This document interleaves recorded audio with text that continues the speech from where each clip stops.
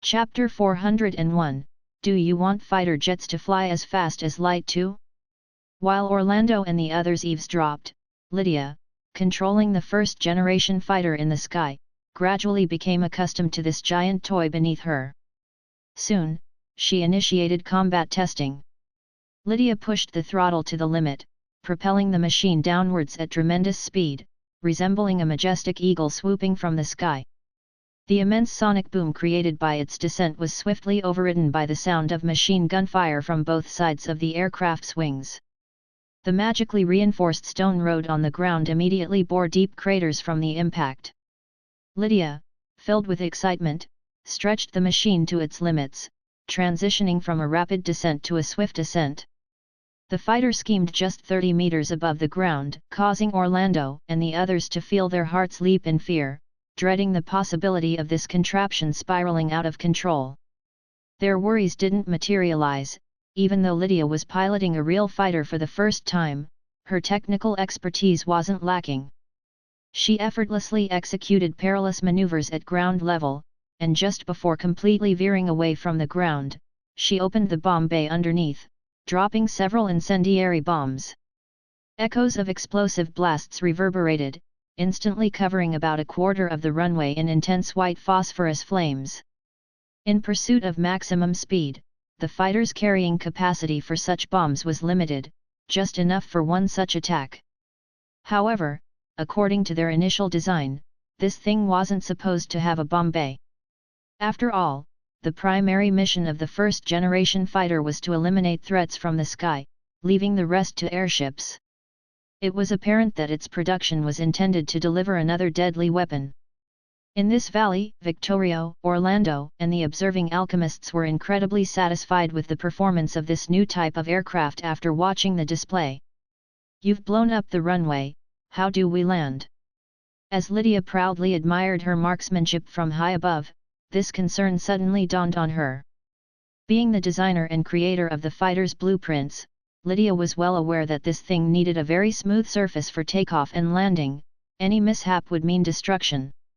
Yet, this valley, aside from the magically reinforced runway, was filled with soft, uneven soil and obstructive trees, hardly suitable for landing.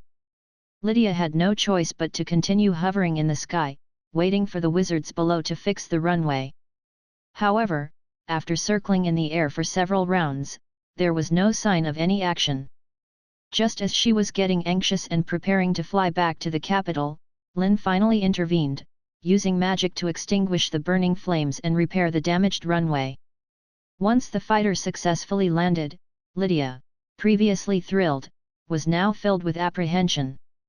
The speed of the fighter is incredibly fast, which is its strength and sometimes its weakness.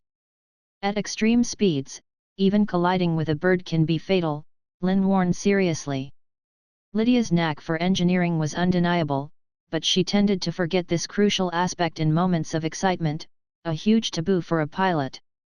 Perhaps they should consider adding a parachute or something similar, just in case, coupled with magic for a softer landing, to ensure the pilot's survival in dangerous situations. Most of the time, the person controlling the weapon is much more critical than the weapon itself. This becomes increasingly true as technology advances. The ascent and descent of this new aircraft rely on a runway, which is quite a significant flaw, Victorio suggested. Since the aircraft was made of metal, maybe they could experiment with adding electromagnetic magic to the fuselage, using electromagnetic propulsion to lift the fighter directly into the sky. "You mean an electromagnetic launch into the air?" Lynn immediately understood Victorio's suggestion, yet still shook his head, vetoing the idea. "The speed of this aircraft is too slow for that. The instantaneous acceleration is far from sufficient. Being launched straight into the sky will only result in a fall. The ones capable of using electromagnetic launch technology are jets that move at several times the speed of sound, even reaching supersonic speeds, utilizing jet propulsion, capable of accelerating instantly to sustain flight. This kind of propeller aircraft won't cut it." Seeing Lynn reject his proposal, Victorio wasn't particularly bothered. What puzzled him was Lynn's belief that the new fighter's speed of 360 km per hour was too slow. If this was considered slow, what on earth could be considered fast? Could they really expect this flying steel box to travel at the speed of light, circling the continent 7.5 times per second? Orlando and the others also chimed in with various improvement suggestions, precisely why Lynn had invited them. Some suggestions were far-fetched and lacked logical sense, but others held practical value. For instance, optical invisibility, already achieved on airships, and the addition of laser emitters on the fighter. Both could significantly enhance the fighter's survivability and combat abilities without compromising much on weight or affecting its performance. The happiest among them was naturally Lydia. To her, the biggest drawback of this fighter wasn't its need for a runway but rather its poor combat endurance. It could only use one set of incendiary bombs, and if the machine guns were used continuously, the ammunition would last for just 1 minute, rendering it defenseless after. It could only be used for reconnaissance or had to return for resupply. That's what they called flying for hours and enjoying only a minute of action. However, if equipped with laser emitters, it would be different. After expending the ammunition, it could engage in close combat with enemies, much like a bayonet on a musket. That's the kind of battle that ignites one's spirit. Under the brainstorming and suggestions of the alchemists, a magical improvement plan was formulated in just 2 hours. Of course, drawing alchemical arrays on the fuselage and subsequent adjustments would take another week. But then we might miss the upcoming battle, Lydia said with frustration. She had stayed up for several days hastily making this just to be ready for the first fight. Reclaiming the kingdom won't require such high-end stuff as fighter jets, Lynn chuckled. Their opponents were merely a group of fickle, opportunistic nobles within the kingdom. When they truly invaded the empire, that's when these machines would showcase their prowess. And what good would one fighter jet do? To ensure air superiority, at least a squadron was required. Chapter 402, Sounding the Horn of Counterattack. Mid-August, in the eastern part of the kingdom of Hadralata, within the steel city of Seltoden, Duke Ulysses has gone without a good night's sleep for over a month now. In recent times, the entire kingdom's situation had been tumultuous, changing so rapidly it was almost unbelievable. Just half a year ago, the lords of the kingdom were taking sides, discussing the succession of the heir to the throne. As a neutral party, Ulysses wasn't particularly interested in who became king, knowing that decrees from the capital had minimal impact on borderland lords like himself. However, he hadn't anticipated that the second prince, Hayder, would dare to conspire with notorious wizards, even going so far as to seize the capital and murder King Basil. This action shook the entire kingdom. Though their newly crowned king claimed externally that it was the Machiavellian act of the cardinal aligned with the elder prince and the church, and he merely righted the wrongs to ascend the throne, this flimsy excuse likely fooled no one. Such an act was bound to incur the wrath of the church. Given this, Ulysses pretended to comply with Haydar's call, seemingly returning allegiance to the kingdom's rule while covertly informing a section of borderland nobles about the downfall of the kingdom. When Edwal led the army to retaliate, Ulysses readily chose to welcome the king's forces. He was well aware of the power held by the empire and the church. While the cultists of those dark gods might have momentarily exerted their influence by committing regicide within the kingdom, the moment the church's forces arrived, they would swiftly be decimated. Ulysses was resolute in this belief. Yet, within less than a month, news arrived of the complete and utter defeat of the church's forces. Once the authenticity of this news was confirmed, Ulysses fell into tremendous panic, faced with an incredibly crucial decision. Should he continue following the church's orders or turn towards the embrace of the new king? As a proper noble, Ulysses wasn't fixated on principles. He was open to employing anyone, whether lowly assassins or infamous wizards, if they served his purpose. As for faith in the divine, he did possess some, albeit minimal. After the crushing defeat of the church's forces, this devoutness diminished even further. The secret to the sustained existence and continual growth of the Ulysses family had always been firmly standing on the side of the victors for hundreds of years. However, ultimately, Ulysses chose to observe. Over this month, the victorious wizards surprisingly showed no signs of action, which made him start to wonder if perhaps these followers of the dark gods had also suffered severe losses in that war, causing them to hesitate to step out of the capital. Ulysses, draped in nightwear, paced through his expansive estate. Before long, news arrived from his scouts. Ignoring the need to change his attire, he hastily summoned them, urgently inquiring, "What's the situation in the capital now? Any movements from King Hater or the wizards?" "Milord, the minions of those dark gods have left the capital. Rough estimates suggest over 30,000 troops split into 3 legions. The whereabouts of 2 of the legions are currently unknown," the burly knight reported in a low voice, half kneeling on the ground. "Unknown?" Ulysses frowned. Concealing the movements of such a massive army seemed improbable. "What about the remaining legion? Don't tell me they got lost too?"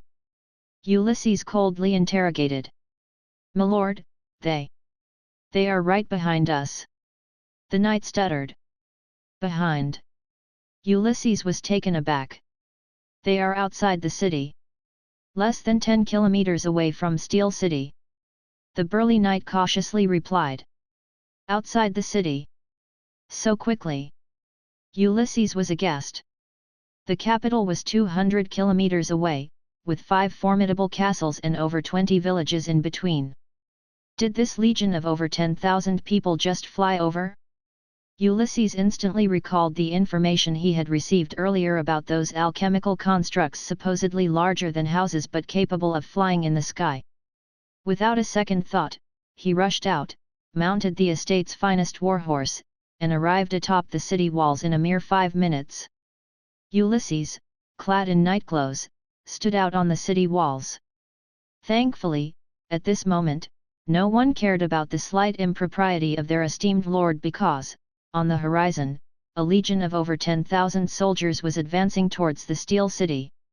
At the forefront were a dozen or so intricate iron boxes resembling carriage compartments, maneuvering swiftly across the wide plains without relying on beasts of burden. Behind them trailed ominous massive cannons. And flanking these were over 10,000 musketeers, marching in impeccable formation, each wielding a long wooden stick with a pointed knife bound at the top. If it were the first time seeing these, Ulysses might have mistaken them for short spears. Yet, according to the scouts, these firearms called muskets were incredibly powerful long-range magical creations, imbued with the power of thunder and flames, capable of effortlessly piercing through armored protection at 100 meters, leaving the Duke's proud cavalry in the dust. The only relief for Ulysses was the absence of those colossal flying alchemical constructs. Even so, their chance of victory was incredibly slim because Seltoten was by no means as fortified as the capital. Especially after the disastrous defeat suffered by the Church's expeditionary forces, let alone these newcomers. Ulysses promptly analyzed the situation, considering whether to surrender or not. He did entertain the thought, but the Grand Bishop of Seltoten and his clergy were right by his side, and remarkably, they seemed to have received the news even faster than himself. "No need to worry too much, Duke Ulysses." The Grand Bishop seemed to perceive Ulysses's inclination towards timidity and reassured him. "I have received divine revelation. Under the leadership of Saint Lucia, we will personally crush these minions of the dark gods who have committed grievous crimes in the kingdom. We need only persist for a while, victory will be within our grasp. When the time comes, I will present your merits to His Holiness, and you shall be the next king of Hadralata," the Grand Bishop stated firmly. Chapter 403, Kingdom Citizens Welcome the Royal Army. Ulysses naturally understood that the title of a king was merely a poisoned bait. However, this bait was too enticing. More importantly, the current situation was unclear. If he were to choose the wrong side, he might lose his life and wealth. Seltoten, known as the City of Steel, owed its name to the abundant iron ore resources surrounding it. Moreover, Lord Ulysses was always cautious. The castle walls were towering, reinforced with pure steel layers on the gates. It took several strong men using pulleys to open or close the gates. There were about 7,000 guards in the city, and additional refugees could be enlisted to assist in defense at any moment. Perhaps they only needed to hold out for a day or two. Just 1 or 2 days would be enough. For now, Lord Ulysses was stable. However, the archbishop knew that if he didn't reveal his hand, both the nobles and soldiers within the city would easily collapse under magical assaults. So, along with several dozen priests, he stood on the walls of Seltoden. The key difference between the archbishop and ordinary bishops lay in their status as elite among the third-ring clerics, candidates for the position of cardinal. They could communicate with the divine to a certain extent and receive aid. Usually stationed in critical areas, in cooperation with several bishops and dozens of priests, they could temporarily resist even a grand wizard. Great Lord of the stars, Goddess of the moon, Creator of earth and life, your humble servant prays here, seeking your blessing upon this land of faith. The fervent prayers echoed atop the city walls, and a strong divine light soon enveloped the archbishop. As the soldiers and nobles touched by the light felt the presence of the divine, Ulysses felt a surge of determination. Suddenly, the vast army below seemed as feeble as chickens and dogs made of clay. He believed that with unity, they could undoubtedly achieve the ultimate victory. May the gods be with us! The archbishop shouted loudly, his Bible suspended in mid-air above his head. A crimson streak of light sped so swiftly that before anyone could react, it pierced through the archbishop's body. His magically reinforced body crumbled like paper, leaving behind a rain of flesh and blood. The fervent prayers abruptly ceased, and the hot blood Ulysses felt inside him turned icy. Some nearby young nobles were so terrified that they screamed for surrender, pants wet with fear. However, it was evidently too late. Several beams of light flashed, and the supposedly impregnable steel gates were blasted open by electromagnetic cannons. Excellent, these artillerymen are getting more accurate. Lynn observed the chaos atop the walls from a distance of 1.5 kilometers, quite satisfied. To precisely hit someone from such a distance was commendable. The landing accuracy of these electromagnetic cannons surpasses that of the conventional artillery, Raphael remarked with a smile. Moreover, that bishop dared to stand foolishly on the city walls chanting prayers. They weren't blind, such a good target shouldn't go unshot. Lynn chuckled as well. In the midst of their conversation, the sturdy steel gates were blasted open by the thunderous artillery. With absolute technological superiority, even the most challenging siege became effortlessly easy. They didn't need to consider tactical maneuvers, this overwhelming feeling was precisely what Lynn had anticipated. The armored vehicles charged at the forefront, their booming gunfire swiftly dismantling the guards attempting resistance. Following them, a squad of musketeers only needed to handle capturing prisoners. In reality, very few had the courage to resist. Upon seeing the steel gates directly torn apart, most guards immediately dropped their weapons. The battle started and ended too quickly. Many citizens within the city of Steel hadn't grasped the situation before armored vehicles armed with machine guns stormed in.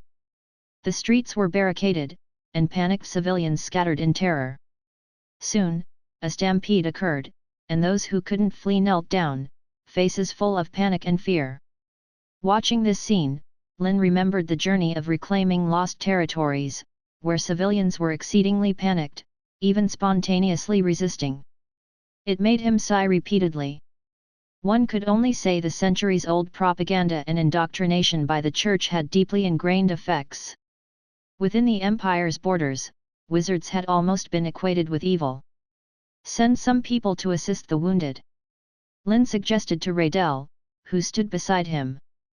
But be cautious of fanatics hiding among the crowd, ready for suicidal attacks. Raydell nodded and immediately led a team of riflemen and a few wizards skilled in herbalism to aid the injured. Not long after the convoy entered the city, their path was blocked. Thousands of city guards all kneeled in unison on the open ground not far from the gates, a spectacular scene. At the forefront, Ulysses and his nobles were covered in blood, holding heavy human heads in their hands. These were the heads of church priests. Exploiting the moment when the archbishop was killed, and the guiding priests were suffering backlash from their spells, Ulysses decisively switched sides, leading his guards in a massacre. This was their declaration of allegiance. As a noble, observing and interpreting cues was fundamental. At a glance, Ulysses identified who held power. He rushed toward Lynn as if meeting a long-lost father, disregarding the rifleman's obstruction, and tearfully pleaded that he was being coerced by the church's bishop, which led to his non-compliance with the new kingdom's call. In fact, he had been secretly accumulating strength these days, waiting day and night for the moment when the royal army returned. "Is that so, Sir Hansen?" Lynn called out behind him with great interest. Several border lords, protected by the guards, approached, looking humble, and hurriedly spoke. "My lord wizard, Ulysses is attempting to deceive you. He is a lackey of the church, a follower of the false gods. Initially, he was the first to suggest sending back intelligence from the royal capital to the empire. We have letters as evidence." At this point, Count Hansen glanced at Ulysses. "Never expected that, did you? We've already reported on you ahead of time." Ulysses was furious. He finally understood why a legion of over 10,000 troops had arrived right under his nose. So, these border lords hadn't resisted at all, they surrendered directly. Clearly, he was the one who had made a declaration of allegiance. Chapter 404, This is the only thing that can counter faith. Ulysses, unable to defend himself, was swiftly bound by a group of gunners akin to hungry wolves. As a bloodline knight, Ulysses held confidence in swiftly dispatching these commoners who dared capture him at such close proximity.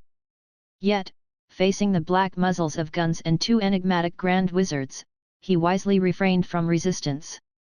Once the Lord of Steel City surrendered, Lynn effortlessly seized this crucial city.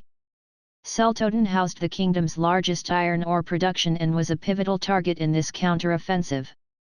Steel was the foundation of industry, its significance self-evident, required in nearly all aspects. Although the capital had established many steel workshops, their output remained insufficient. This explained their extensive research into advanced weaponry without extensive deployment.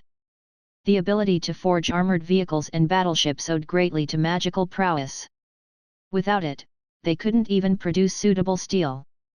However, with the limited number of formal wizards, utilizing these high-level talents for steel production seemed wasteful. Thus, after their victory over the Holy Church, they needed to promptly establish the entire industrial chain. After days of relentless assault, the army temporarily rested in Celtoden, resuming the play of redistributing land from the nobles. Lynn enforced strict discipline. Hoarding or harming the commoners meant dismissal or severe punishment. Fostering good military discipline often required relentless training, easily disrupted by occasional indulgence. The plundered wealth and measured lands were distributed among the oppressed peasants. Land redistribution, financial aid, public criticism, and aiding the wounded constituted their four methods to change the image of poverty. These tangible benefits stood as the only counter to faith. Though most peasants lacked education, they weren't ignorant. Each reasonably intelligent person understood that if the church reclaimed power, their possessions would be reclaimed. As Raphael witnessed chests of treasures being distributed among the impoverished, he marveled at Lynn's generosity, astonished by the magical prodigy's benevolence. Even the Iota school wizards expressed reservations, unable to comprehend such lavish spending. "Money holds value only in circulation," Lynn clarified, noting their confusion. The value of money was subjective, its true worth manifested through exchange. Empire coins couldn't purchase airships or fighter planes, for the empire lacked such commodities. Thus, goods produced held real value, money merely serving as a means of exchange and valuation. Money without purchasing power rendered one as destitute. Transforming these peasants into workers, producers, and consumers would likely circulate the money given to them, forming a positive cycle. Employment for the impoverished, economic development, and increased production arose through Lynn's rudimentary economic theories. However, Raphael and others found this concept perplexing. "You devil's minions, shameful traitors! The great Lord will cast you into hell, incinerating your souls in its fiery abyss," shouted the arrested nobles, witnessing their treasures seized and given to the lowly peasants. "If they yearn for that false god so dearly, let's send them to heaven." Lynn waved, commanding elite guards to escort these nobles away. "Traitors, shameful scum, the disgrace of nobility." Before being taken away, the Celtotan noble scions continued their frantic tirade, now directed at Hansen and others. Compared to the inherently evil wizards, these nobles turned betrayers were more detestable. Count Hansen paid no heed to these shouts, believing that given the chance, these loudly protesting noble scions would also readily betray for survival.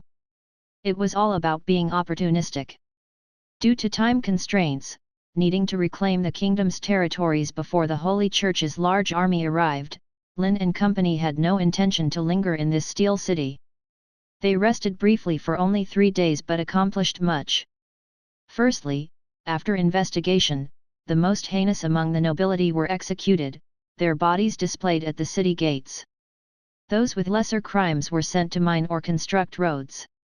Only a handful of nobles with decent reputations retained their lives and properties, stripped of their noble status.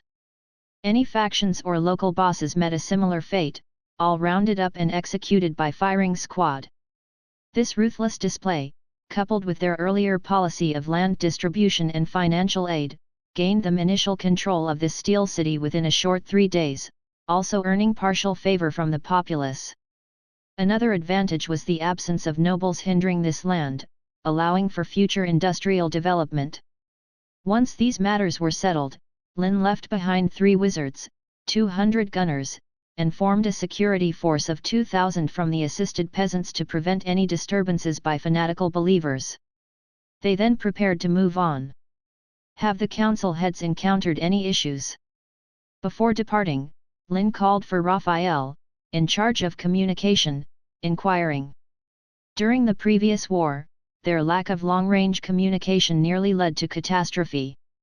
Had it not been for Aurora coincidentally encountering the Empire's expedition fleet, their home might have been razed after the kingdom's war concluded.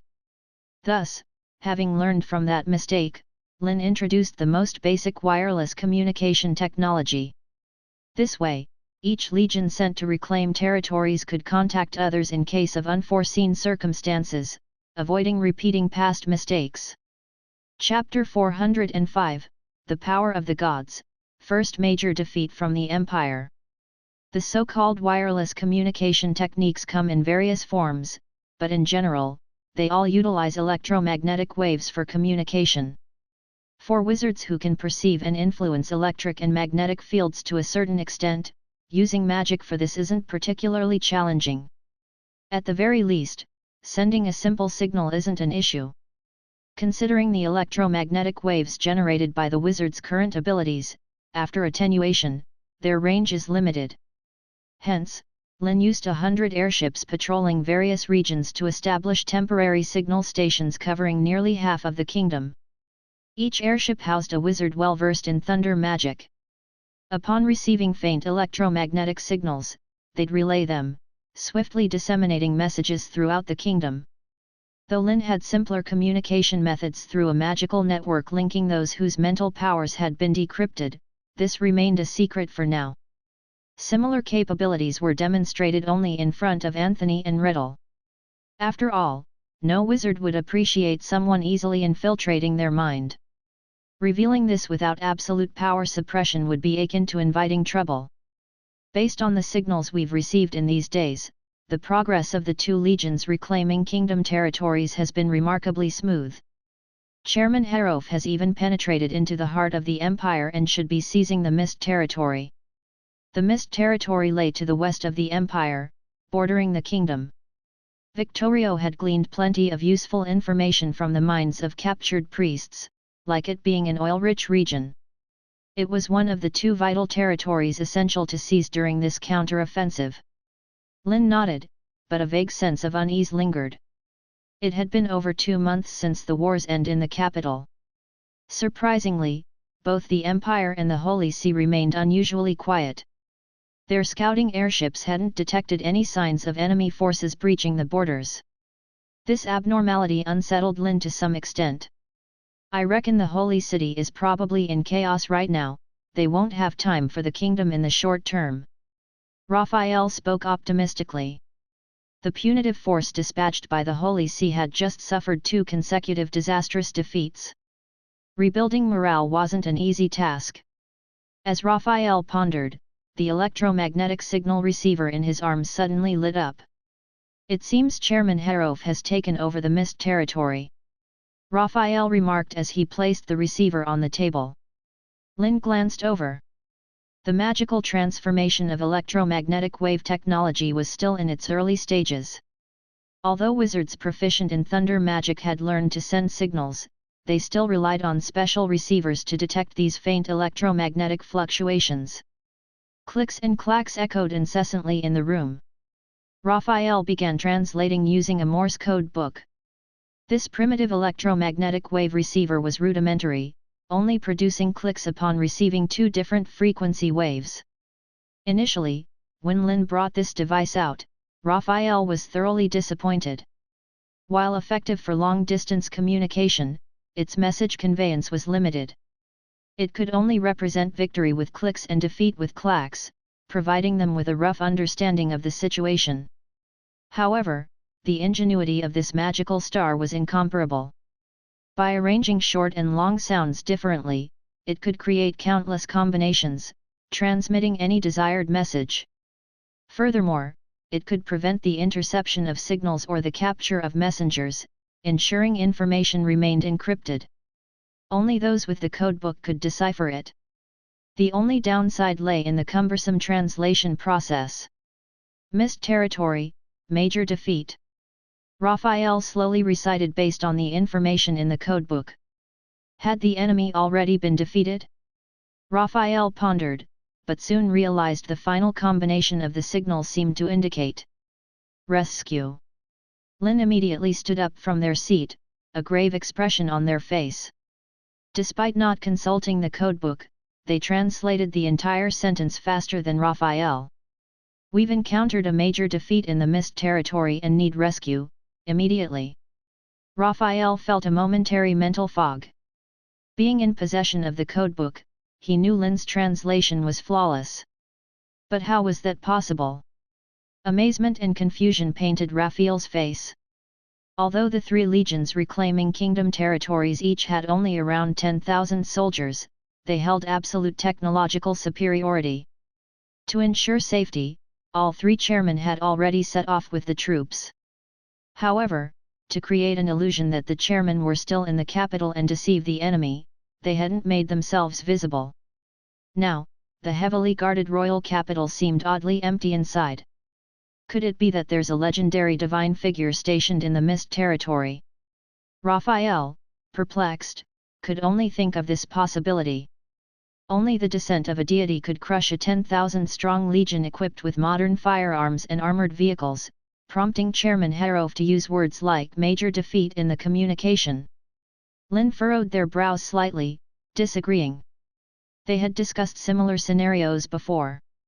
Whichever legion encountered a legendary divine figure during this counter-offensive would abandon their assault immediately, opting to defend and await reinforcements, or even retreat. Using the divine descent came with a price tag. Without going all out, the enemy shouldn't have a reason to use it recklessly. In terms of high-end combat power, both sides would be at a standstill. Moreover, upon encountering a legendary divine figure, Harov should have immediately sent a distress signal, not waited until retreating to request rescue. Lynn inferred that the situation must have swiftly reversed for this to happen. Most crucially, the message received didn't mention the use of divine descent at all. There's another possibility: the Empire's punitive legions suddenly appeared in the Mist territory, maybe even launching a surprise attack. Aurora's figure emerged from the side, suggesting the most plausible scenario. This implied that the Empire's legions had eluded the airship surveillance, arriving right under their noses without their knowledge. It wasn't an implausible scenario.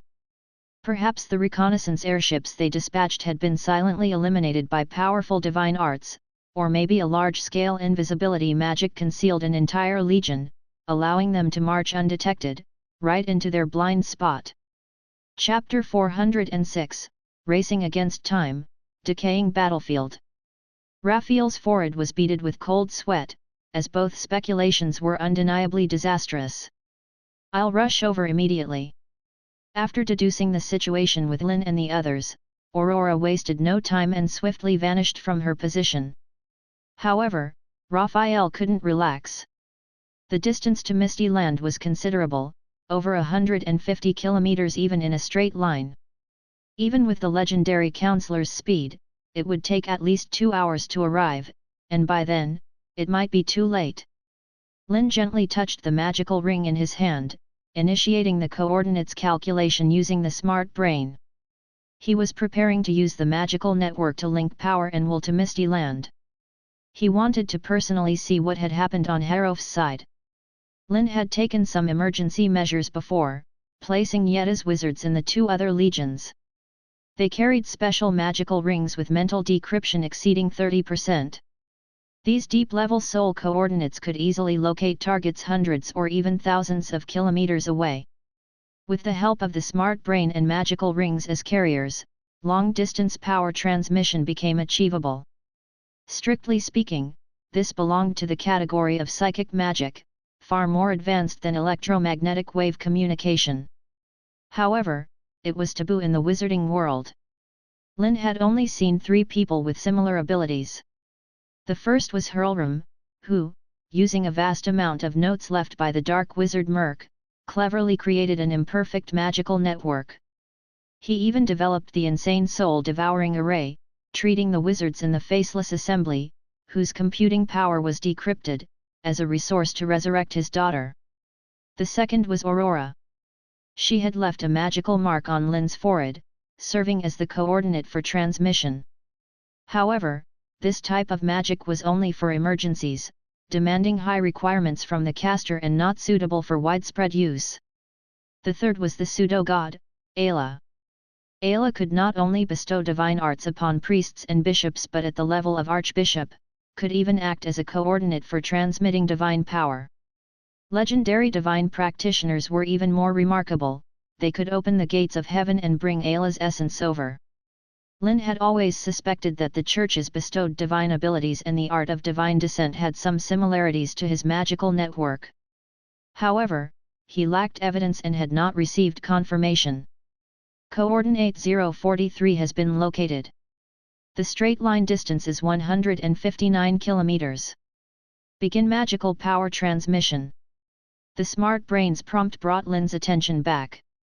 Without hesitation, he silently nodded. Yes. Meanwhile, at the border of the Sekka's empire, within Misty Land, a fierce battle was unfolding on the battlefield. Kill these devil's minions! For the glory of the Lord! Knights clad in silver armor charged forward, their eyes filled with fanaticism and the color of slaughter. They wielded long spears, thrusting them repeatedly and killing several gunners who were still loading their rifles. However, their onslaught quickly encountered resistance. Groups of fireballs sped towards them, and the resulting explosions created flashes of fire and smoke, momentarily halting the approaching cavalry. Soon after, several armored vehicles blocked their path. The thunderous roar of machine guns echoed in the ears of the soldiers. The tongues of fire leaping from the barrels were like the scythe of death. In their wake, blood and flesh flew, tearing apart both the divine shields bestowed upon them and the sturdy armor. Under such relentless attacks, the large cavalry quickly dispersed, causing the earth to shake violently. A towering giant soon appeared before the group of wizards, standing over 7 meters tall. Clad in iron armor and wielding a massive iron shield, it defiantly withstood the machine gun barrage, flipping an armored vehicle in the process. However, in the next moment, it was pierced through by several crimson streaks from a distance. The electromagnetic cannon had undoubtedly scored another victory. The giant's massive body crashed to the ground, crushing the two battling teams beneath it. Crimson blood sprayed out, staining the surrounding soil red.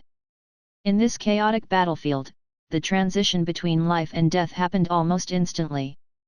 However, there was not just one of these towering giants. They quickly appeared all over the battlefield in large numbers. With thick skin, resistance to both physical and magical attacks, and well-equipped armor, neither firearms nor low-level magic could cause significant harm. Even the electromagnetic cannon, after piercing through layers of special shields and armor, failed to deliver fatal blows unless targeted precisely or focusing on vital spots. Harrow utilized force field magic to tear apart two towering armored giants, but it was not enough to reverse the deteriorating situation. The Imperial Legion's timing was too perfect. Just as they were besieging the city, the enemy suddenly appeared behind them, launching a surprise attack. Neither airships nor the wizards responsible for sensing detected anything until the Imperial legions approached, and the ground started shaking. By then, it was already too late. The artillery positions in the rear collapsed under the onslaught of thousands of divine punishment cavalry, and the wizards stationed there were unable to stop the knights, each imbued with the power of beasts. Not to mention the priests and bishops of the Holy See, mixed among the knights in silver armor, sporadically casting troublesome divine arts. For the gunners, the most crucial aspect was the formation. Once the formation collapsed, their ability to deliver concentrated firepower would be greatly reduced, especially in a flat area facing a large number of divine punishment knights. Following their previously conceived tactics, encountering a large enemy force in a plain required relying on armored vehicles for interception, supplemented by machine guns and artillery fire. Combined with the bombardment from airships, achieving air-land integration and keeping the enemy 50 meters away was essential. Now, this plan had clearly failed. In the disrupted formation, forced to directly engage, their only option was to do their best to preserve their remaining forces and retreat, the only thing left to do. Chapter 407, Lynn Maxwell, the true executor of magic is the sun. Lords of the Council, we can't wait any longer. Let us stay behind to hold them off, Sanchez urgently suggested as he witnessed the array they had painstakingly assembled being crushed once again. In their current state, waiting for reinforcements seemed unlikely, and the optimal solution was to leave a contingent of elite forces to fend off the enemy. Otherwise, they would all perish on this battlefield. No, relying solely on you might not be enough to stop them, Harrow solemnly remarked. The Imperial Legion that suddenly appeared behind them numbered 5,000 to 6,000, undoubtedly including legendary divine practitioners, perhaps more than one. Harrow was cautious, not recklessly expending magical power but being prepared for any adversary. With the power of Sanchez and the others, it was likely insufficient to hinder the enemy even a bit. The only one capable of holding the rear was Lynn himself. Just as Harrow was about to speak, a voice unexpectedly sounded in everyone's ears. You retreat first, I will block them. Harrow and the others immediately turned to look, surprised to see an unexpected figure before them. According to intelligence, Lynn, who should be in the Steel City of Seltoden, had appeared here. If reinforcements arrived, uniting the Lords of the Council, they could launch a fierce counterattack. Harrow, however, quickly deduced that Lynn was not physically present but probably projecting himself through magic, much like Aurora's projection. As expected, Lynn soon clarified, no, the reinforcements have not arrived yet. The two Lords of the Council will take at least 2 to 3 hours to reach here. If we wait for support from the other two legions, it will be even later. Although they had airships for transportation, mobilizing large armies was no easy task. In your current state, how much power can you unleash? Harrow couldn't help but interrupt. While acknowledging Lynn's strength as a four-ring wizard, Harrow wondered if Lynn had brought the ingredients for casting a nuclear explosion spell. Thinking of this possibility, Harrow raised a glimmer of hope, only to have it shattered in the next moment. In fact, with this projection, I can only cast a four-ring spell once, That's it," Lynn honestly stated, cutting off any questions before they arose. "But I believe it should be enough." Seeing the confidence in the magical prodigy, Harof, despite having many questions, refrained from immediate rebuttal. Instead, he straightforwardly asked about Lynn's plan. "Anyway, I need some assistance from all of you. To separate the enemy and us, avoid friendly fire," Lynn rapidly explained. He then glanced at the chaotic battlefield and sighed. "Looks like we'll have to sacrifice some of our own." Under organized command, the scattered wizards quickly gathered, launching the largest counterattack possible. Everyone unleashed their magic without reservation. Harof took the lead, channeling massive magical power into the ground.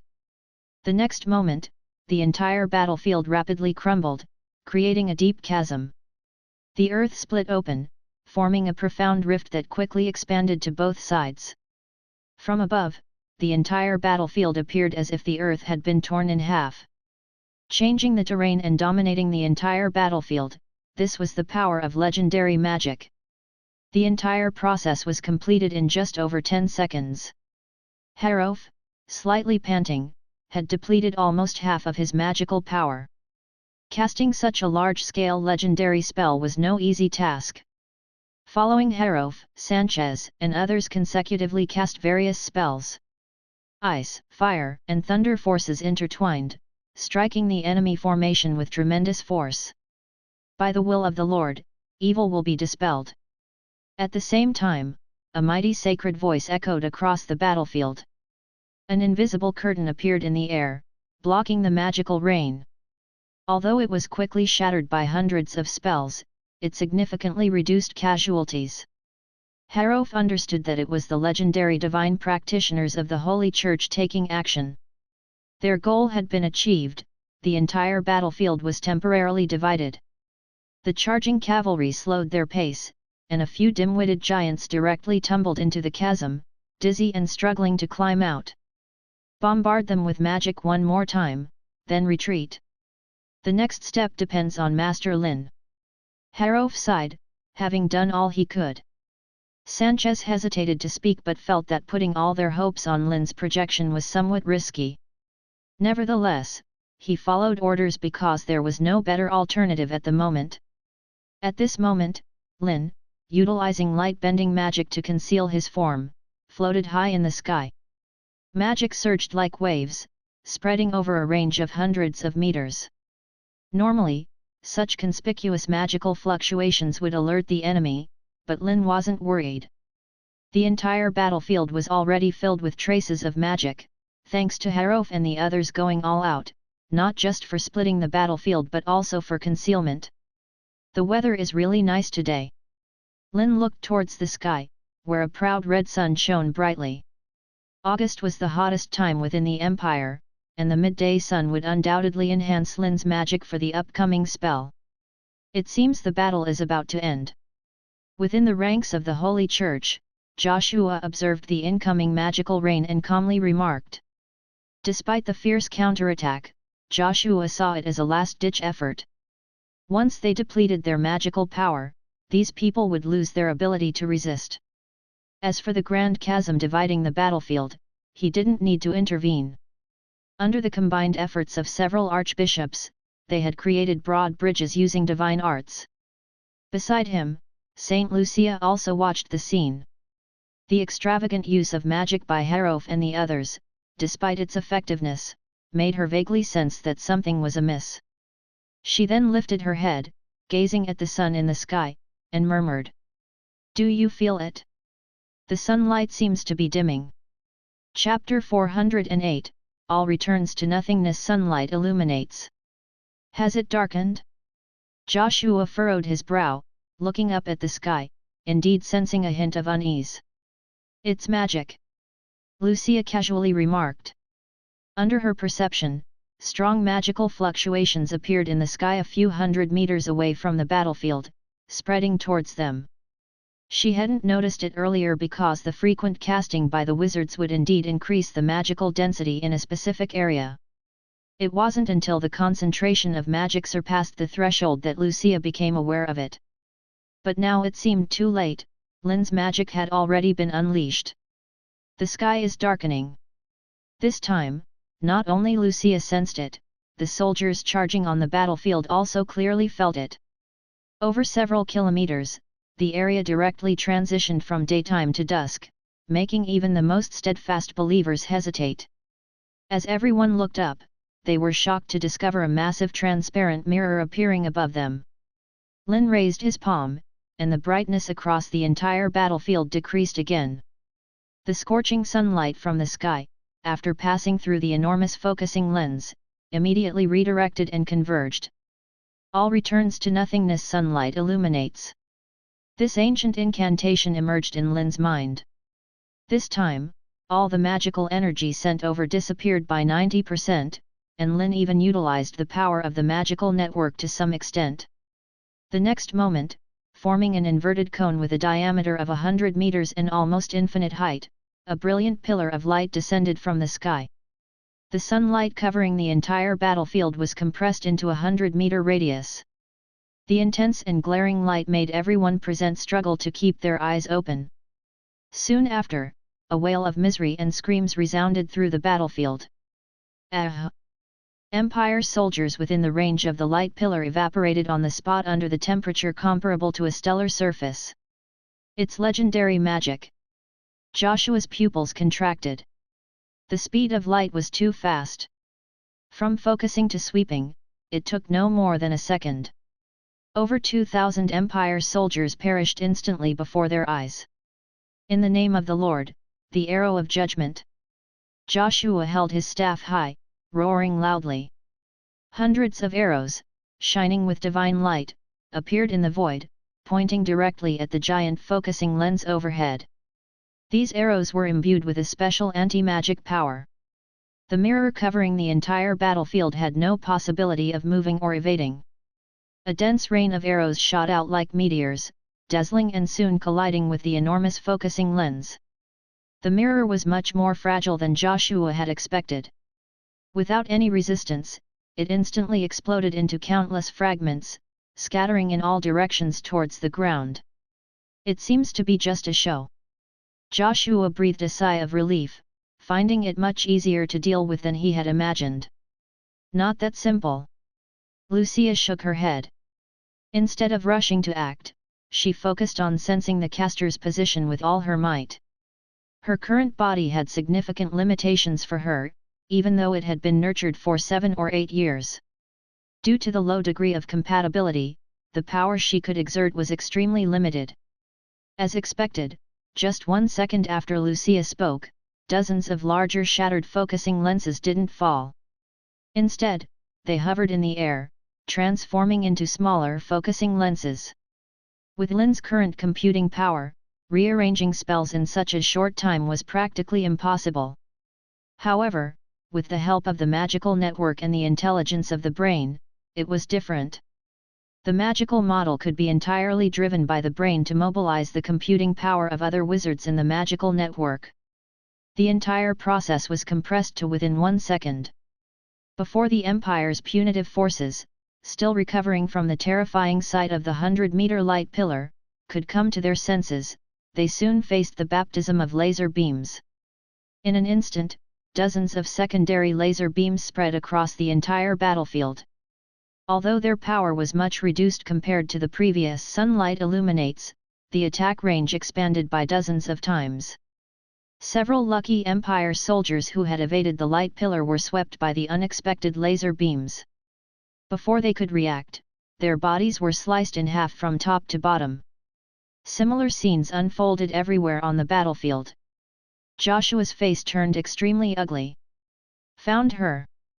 Lucia looked towards a distant direction in the sky, extending her right hand and gripping it suddenly. Relying on polarization magic to hide in the high altitude, manipulating the focusing magic, Lynn, whose entire body began to distort and deform, would probably burst if there were a physical form. Even so, as the core of the secret ring of magic began to crack, the explosion occurred in an instant. Good perception. Lynn was quite surprised. After all, he was now just a mass of magical projection, able to hide well in a magically dense area. He thought the opponent would need some effort to find him, but unexpectedly, it happened so quickly. Before the secret ring of magic as the basis completely shattered, Lynn, using his last bit of strength, manipulated a massive concave mirror, directing the converging light towards the strongest point of divine magic fluctuations. That was where Lucia was. Before the beam of light fell, she had already raised her hand. A smooth mirror appeared in front of her, and the powerful laser beam was directly reflected back at an unimaginable speed, piercing through Lynn's body, shattering the secret ring of magic at its core. It seems it can only end here, Lynn thought, but he also saw the woman who had rebounded the laser. About 23 or 4 in appearance, crowned, dressed in a white holy robe, with star-like sparkling emerald eyes. Combining the information collected earlier, Lynn immediately guessed her identity. The body formed by magic quickly dissipated without support. Chapter 409, A Solo Stand Against the Crusade, a battle worthy of history. As the casters vanished, the continuous beams of light raining down from the sky ceased. The battlefield was now a chaotic mess, with countless shattered rocks and mud strewn about. Scorched earth covered the ground, and over 10,000 soldiers bore the marks of light, some already unconscious, others barely holding on, all having lost their fighting spirit. What was initially a well-prepared surprise attack, turning the entire Imperial Legion into a fleeing mess, resulted in heavy casualties. Some soldiers, lacking strong faith, even developed fear and panic towards the sunlight. When the warm rays touched their bodies, they screamed in terror. Soon, a soaring hymn echoed across the brutal battlefield. Under the scorching sun, a verdant rain began to fall from the sky. The wounded, wailing in pain, gradually calmed down as the drops of rain touched their faces. Their grimacing expressions turned serene, and they drifted into unconsciousness, their burned injuries slowly healing. This was the legendary divine spell, the Rain of Blessings. Cast personally by Lucia, it had a range sufficient to cover the entire battlefield. The surviving Imperial soldiers, whether burned or mutilated, were rapidly recovering. Fluorescence also appeared on the bodies of the deceased. The second effect of the Rain of Blessings was to guide the souls of the departed to the divine realm. Lucia, performing the divine spell, quickly tallied the casualties within a minute. Approximately over 4,000 soldiers died under the impact of the magic, and the number of wounded exceeded tens of thousands. The only good news was that most of the casualties were ordinary soldiers. The Divine Punishment Knights, clad in reflective silver armor and equipped with multiple layers of protection, could largely resist the power of the laser. However, under the previous sunlight illumination, they suffered casualties exceeding 1,000. Under the crown of Lucia, should we continue the pursuit? Joshua asked, looking at the chaotic battlefield. First, tend to the wounded. Lucia shook her head. Although she healed the injuries of these people, the morale of the Imperial Legion had already been severely damaged. Moreover, in this short time, the scattered musketeers had already regrouped and orderly retreated out of sight. Continuing the pursuit would obviously yield no favorable results. Do you have information on this sorcerer? Lucia suddenly extended her hand, and a water screen appeared in front of her. In the water screen was a young sorcerer with brown hair. If I'm not mistaken, he should be called Lynn, a great wizard. The followers of those dark gods refer to him as the Star of Magic. Rumor has it that all the new and strange things emerging in the land of wizards are somehow related to him. Joshua said with a serious expression. After Edwal led the crusade to defeat the sandstorm in the kingdom, they increased their focus on gathering intelligence. Although most of the scouts sent out were discovered by the other side, they still obtained a lot of useful information. It was rumored that all the changes in the land of wizards, including firearms, cannons, airships, and those running iron boxes, were the handiwork of this Star of Magic. The reward offered within the Holy See for his head had exceeded 1 million. Lucia silently noted down this name. Then, with a thought, a musket flew over from a distance and landed in her hand. She was quite interested in the new weapons displayed by these wizards. However, Lynn's sunlight illumination just now was evidently targeted, melting all the armored vehicles left on the battlefield and fusing the cannons in the positions into a pool of molten iron. Their only gain was these things called muskets. Meanwhile, taking advantage of the chaos in the Imperial Legion, Harov had escaped several kilometers away. Seeing that the enemy showed no intention of pursuing, he couldn't help but breathe a sigh of relief. It seemed they were temporarily safe. "Is this the four-ring magic master Lynn mentioned?" Sanchez's expression was somewhat strange. While he had been running away, he had been paying attention to the battle behind him. In fact, as long as one wasn't blind, anyone could see the giant light pillar with a diameter of 100 meters. The power could only be described as terrifying. Even legendary spells were no match. At this moment, they didn't know the outcome of the battle, but it was certain that the enemy had suffered considerable casualties. In the short term, the Holy See wouldn't be concerned about them. It really hasn't exceeded the scope of four-ring magic. Harov shook his head. He was equally astonished by the power of that spell but discerned that it wasn't Lynn's innate power. It used the principles of light refraction and focusing. That mirror magic was like a lever, leveraging the power of the stars above their heads. In other words, the one who released this legendary magic wasn't Lynn, but the sun above their heads. It was summer, and magic was particularly powerful. Under Harov's explanation, Sanchez finally understood.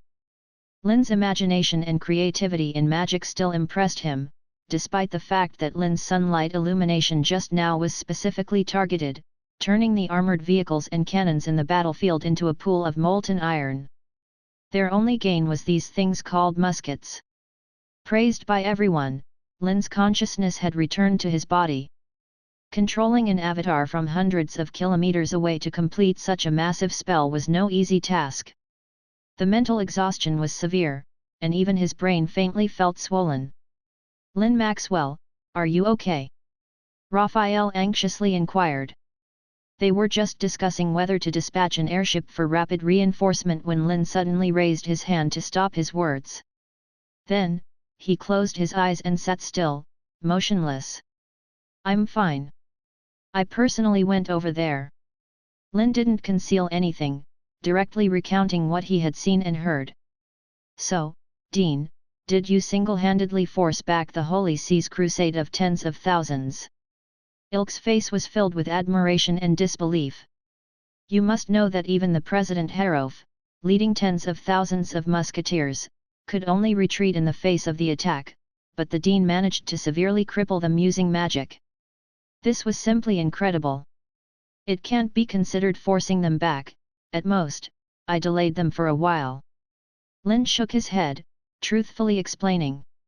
However, in the eyes of Raphael and others, even this was already extremely exaggerated. With just an avatar, he managed to stall tens of thousands of crusaders and at least one legendary divine professional. This would undoubtedly be a battle worthy of history. Chapter 410, Thanks to you, otherwise, we would probably all die on the battlefield. Unfortunately, if it weren't for the interference of that Holy Church saintess, you alone could have annihilated the entire Imperial Expeditionary Force. Raphael expressed regret. Ilk, standing beside him, curiously inquired, "Lord Headmaster, with such powerful magic, why haven't we seen you use it before?" "Sunlight illumination has strict requirements on weather conditions, and the first time usage has the best effect," Lynn explained. If the situation hadn't been urgent this time, he had intended to use it in a more critical location. After all, this magic, while powerful, had a long preparation time and many drawbacks, such as requiring clear weather and light that can be refracted, emitted, or absorbed. The enemy was not foolish. After experiencing a setback, they would surely be on guard. This time, the laser he shot was bounced back. Clearly, the Holy Church had learned its lesson and found a way to counter laser magic. Of course, Lynn didn't think the enemy had the ability to create a mirror that could reflect light 100%. As long as the laser's intensity was high enough, even a reflective surface would be instantly cut. Although he temporarily repelled the Holy Church's attack, he didn't rule out the possibility of pursuit. Immediate reinforcement was necessary. Raphael and the others nodded in agreement. In fact, they were also preparing to leave the Steel City, and all supplies were already prepared. Due to the need for communication stations and daily patrols, nearly 40% of the airships were assigned to tasks. They had only 40 ships, which were not enough to transport over 10,000 people together. After a brief discussion, Lynn quickly made a decision. He and Raphael would take an airship, leading a portion of the people to the destination. Redel, along with 2 Grand Wizards, would lead the remaining forces and slowly catch up. The Steel City of Seltoten was about 159 kilometers in a straight line from the Imperial border. Normal marching, including detours over mountains and rivers, would take several days at least, while air travel only required a little over an hour. Continuous intelligence from various sources across the kingdom flowed through electromagnetic communication technology, reaching the receiving devices and then being translated. Raphael couldn't help but marvel at the convenience of this technology. Messages sent from any location could reach the entire kingdom in a matter of minutes. Summarizing all the information, there were essentially 2 key points.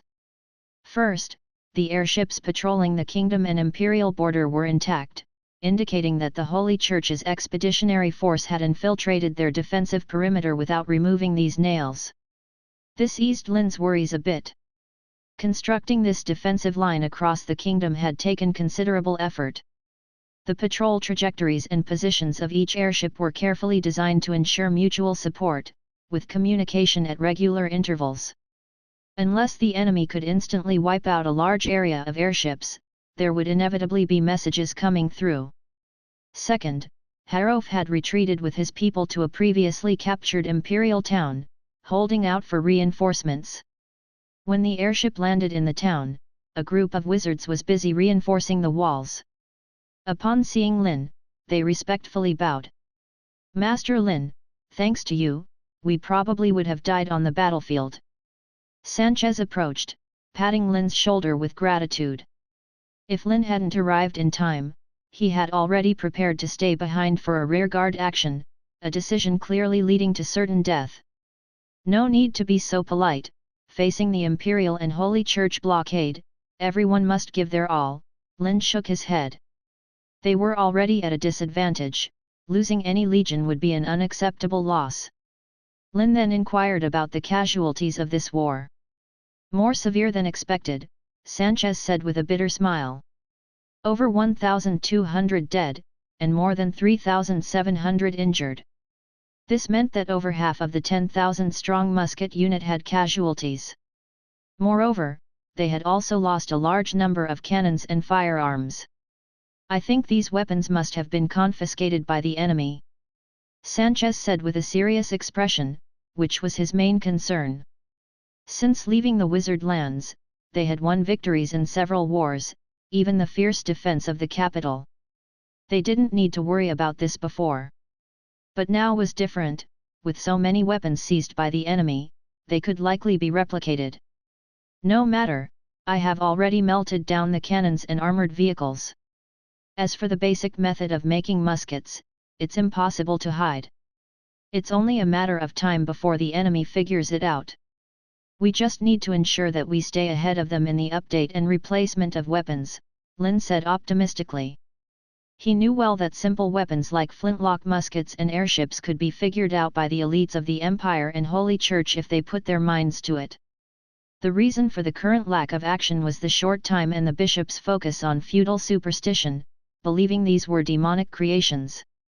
Of course, more advanced devices like internal combustion engines, without blueprints, were impossible for them to recreate, no matter how hard they tried. While talking, Sanchez led everyone into a mansion.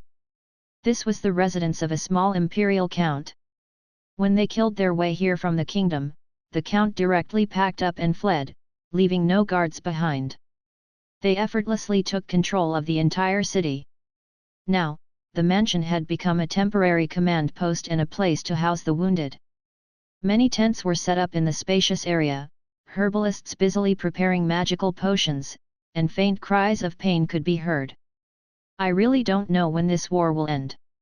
Johnny, following the two, looked at the tents and sighed. Probably when we completely defeat the Holy Church, Ilk continued with anticipation. We will bring down the gods from the sky, build towers for wizards in every corner of this continent, spread knowledge, eliminate ignorance, and shower the glory of magic across the land. This was the war propaganda commonly used by the council. For many young wizards with aspirations and untamed blood, it was highly motivating. Someday, for sure. Ilk said confidently. Lynn also nodded, smiling, perhaps sooner, if this battle goes well. Chapter 411, Seizing the Opportunity Against the Holy Church. Sanchez led Lynn and others to the meeting room. Hundreds of wizards were gathered, engaged in heated discussions about the recent disastrous defeat. Aurora, who had set out first, had already arrived. Even Victorio had reached the place, evidently rushing here upon receiving the news. Once Lynn and the others were seated, Harof silenced the debates in the meeting room and solemnly spoke, "This defeat is indeed my negligence. The timing of the Holy Church's attack was precise, and the mystical art that allowed the Legion to approach invisibly was quite extraordinary. However, with enough vigilance, they shouldn't have been caught off guard. It seems the prolonged victories have made us all a bit complacent." Victorio shook his head. However, Harof had been cautious enough. Before the war, he had dispatched most airships to scout the surroundings. No one could have expected a legion of tens of thousands to slip in so silently. Even he, in the same situation, might have fallen victim. How did they manage it? Aurora was intrigued. With her control over light magic, she could make a few hundred or even 1,000 rifle troops disappear from sight during covered marches, but a legion of tens of thousands was a different challenge. Could it be the divine realm? Lynn suddenly suggested. Possibly. Victorio nodded. If that were the case, it wasn't good news. If they could expand the divine realm on such a scale, their strength was undoubtedly much greater than expected. Master Lynn, when you stayed back alone, you probably probed the enemy's details, right? Harof asked, his expression serious. Lynn's use of sunlight illumination, both in range and power, astonished even him. Anyone capable of dispelling that magic, projecting magical power to disrupt it in such a short time, had to be a legendary divine practitioner. The other two counselors also looked over, especially Aurora. When Harof mentioned Lynn single-handedly holding back the Holy Church's army, she was the most shocked. After contemplating for a moment, Lynn's right hand swept across the table, creating a watery curtain with two figures reflected on it, a man and a woman. A man around 50, dressed in a golden robe, with a solemn demeanor. "This is Joshua, the Chief Justice of the Holy Church. He should be the one I faced in the Misty Sea." Aurora identified one of them. The wizards present nodded in agreement. This Chief Justice was indeed one of the Church's 5 legendary divine practitioners, confirmed by their intelligence. As for the other, Saint Lucia, I didn't expect her to possess legendary-level power too, Harof said in surprise. They had collected portraits and information on all key figures above the Archbishop within the Church, including the saint. According to their intelligence, the position of the saint rotated every few years, held by a nun in her early teens. The only commonality was their extraordinary appearance, serene and beautiful. To imagine such a figure wielding legendary magic was beyond belief. It's probably not that easy, otherwise, the Church's legends would be rampant, Victorio interjected. The selection of the saint was frequent, perhaps because they couldn't bear such immense power and were forced to rotate. The previous saints had disappeared according to the Church's account, likely meaning they had died. But they only sent 2 legends over, this is quite Victorio's expression was strange, neither happy nor sad. Maybe there are other forces yet to arrive. Anyway, this is good news. Harof's face eased slightly. It meant they temporarily held an advantage in high-level power. It was best to take the initiative and strike before the enemy's reinforcements arrived, defeating them in one fell swoop. According to Harof's speculation, the pseudo-god was the source of these magical practitioners' power. Solving this issue would crumble the empire and the church without direct confrontation. The key to this battle was forcing them to open the gates to the divine realm at the right moment. The location of the final battle should be as open as possible to avoid accidental harm, Harof added. If we can lure the saint or the chief justice out, that would be even better. The wizards immediately began discussing these points, needing a well-thought-out plan and contingency measures. Raphael suggested they could follow Edwell's example, digging tunnels to infiltrate the petroleum city. They could feign an attack from outside while the counselors and Lynn, the star of magic, executed a decapitation operation. Even though the risk of magical uncontrollability was present, the casualties would be limited to the Imperial Legion and civilians inside, avoiding harm to their own people.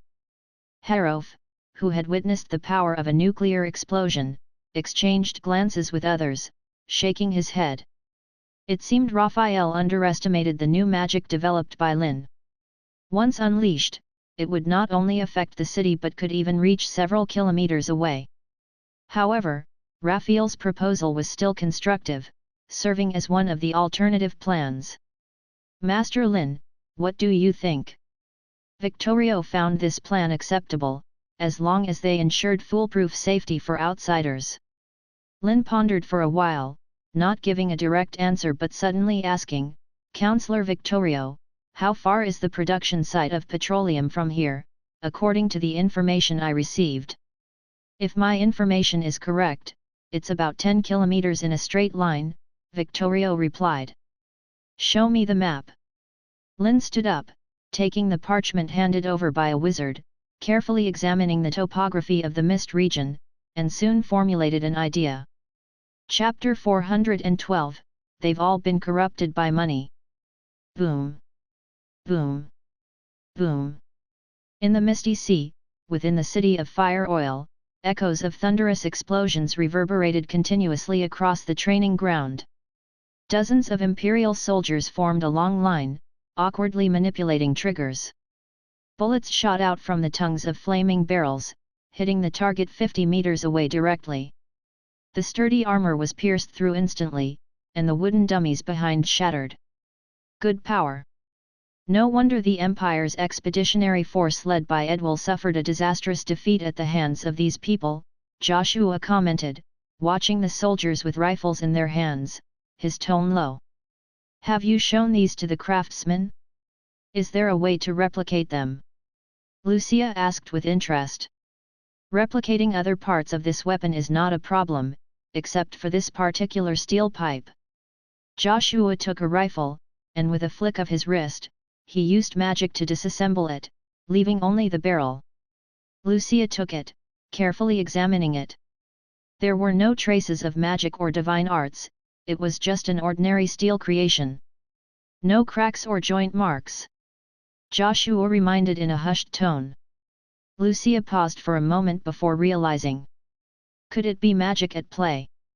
Archbishop Cyriad suggested from the side. Not very likely.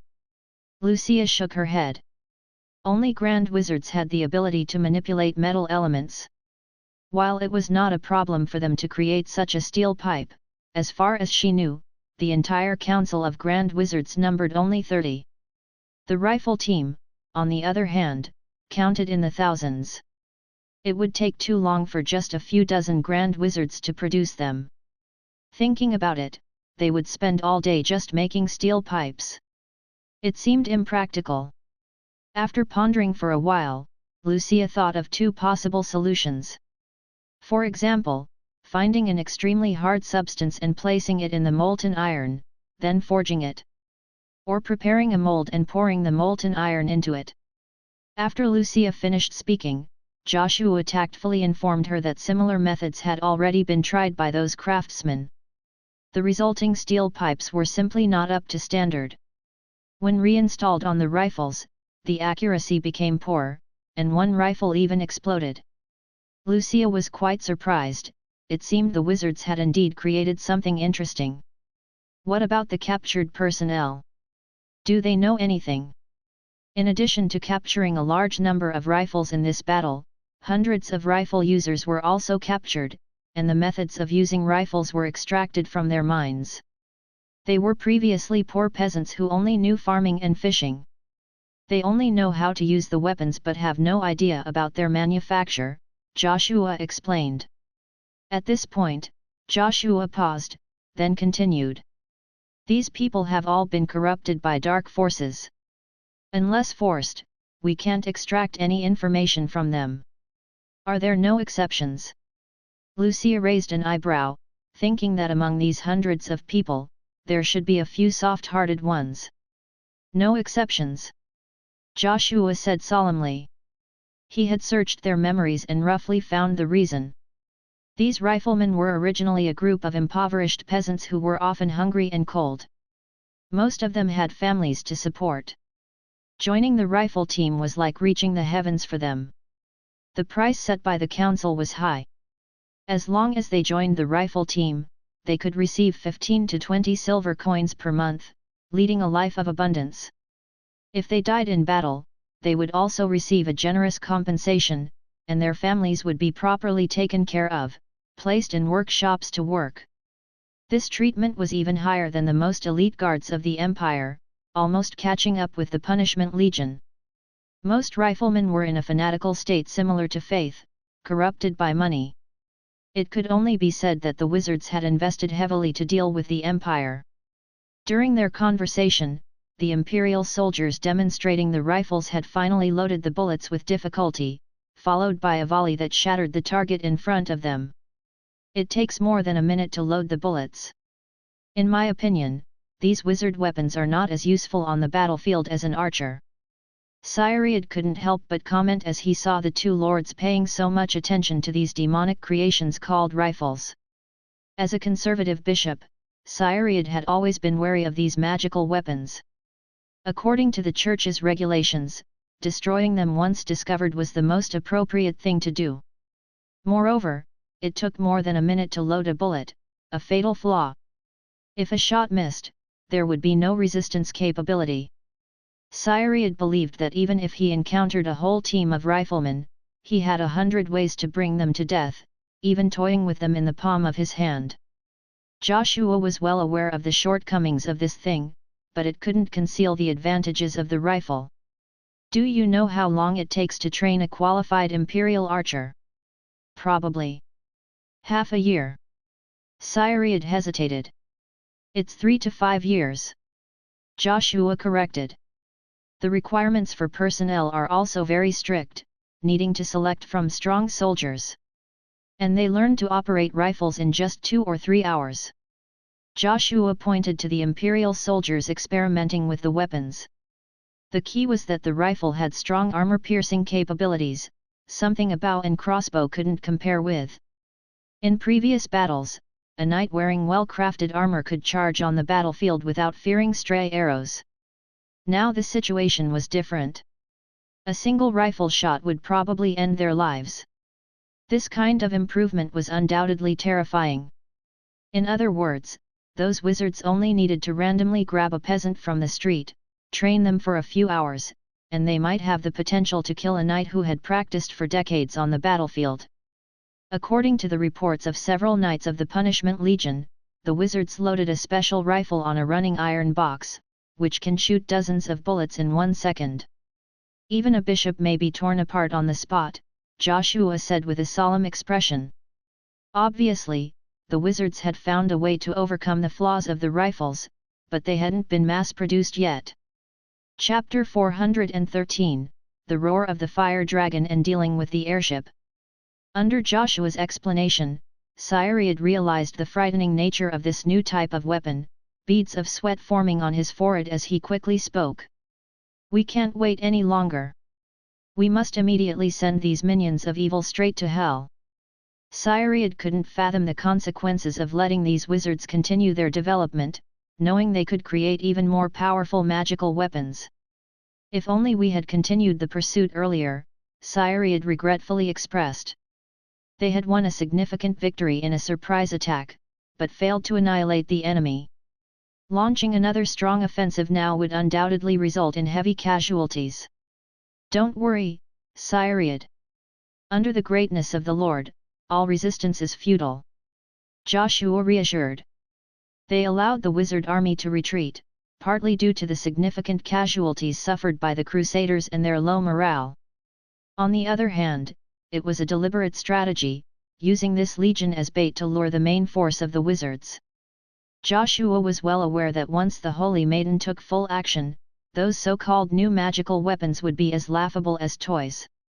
Yet, after this battle, the embodied avatar couldn't be used anymore, requiring a replacement and several years to regain strength.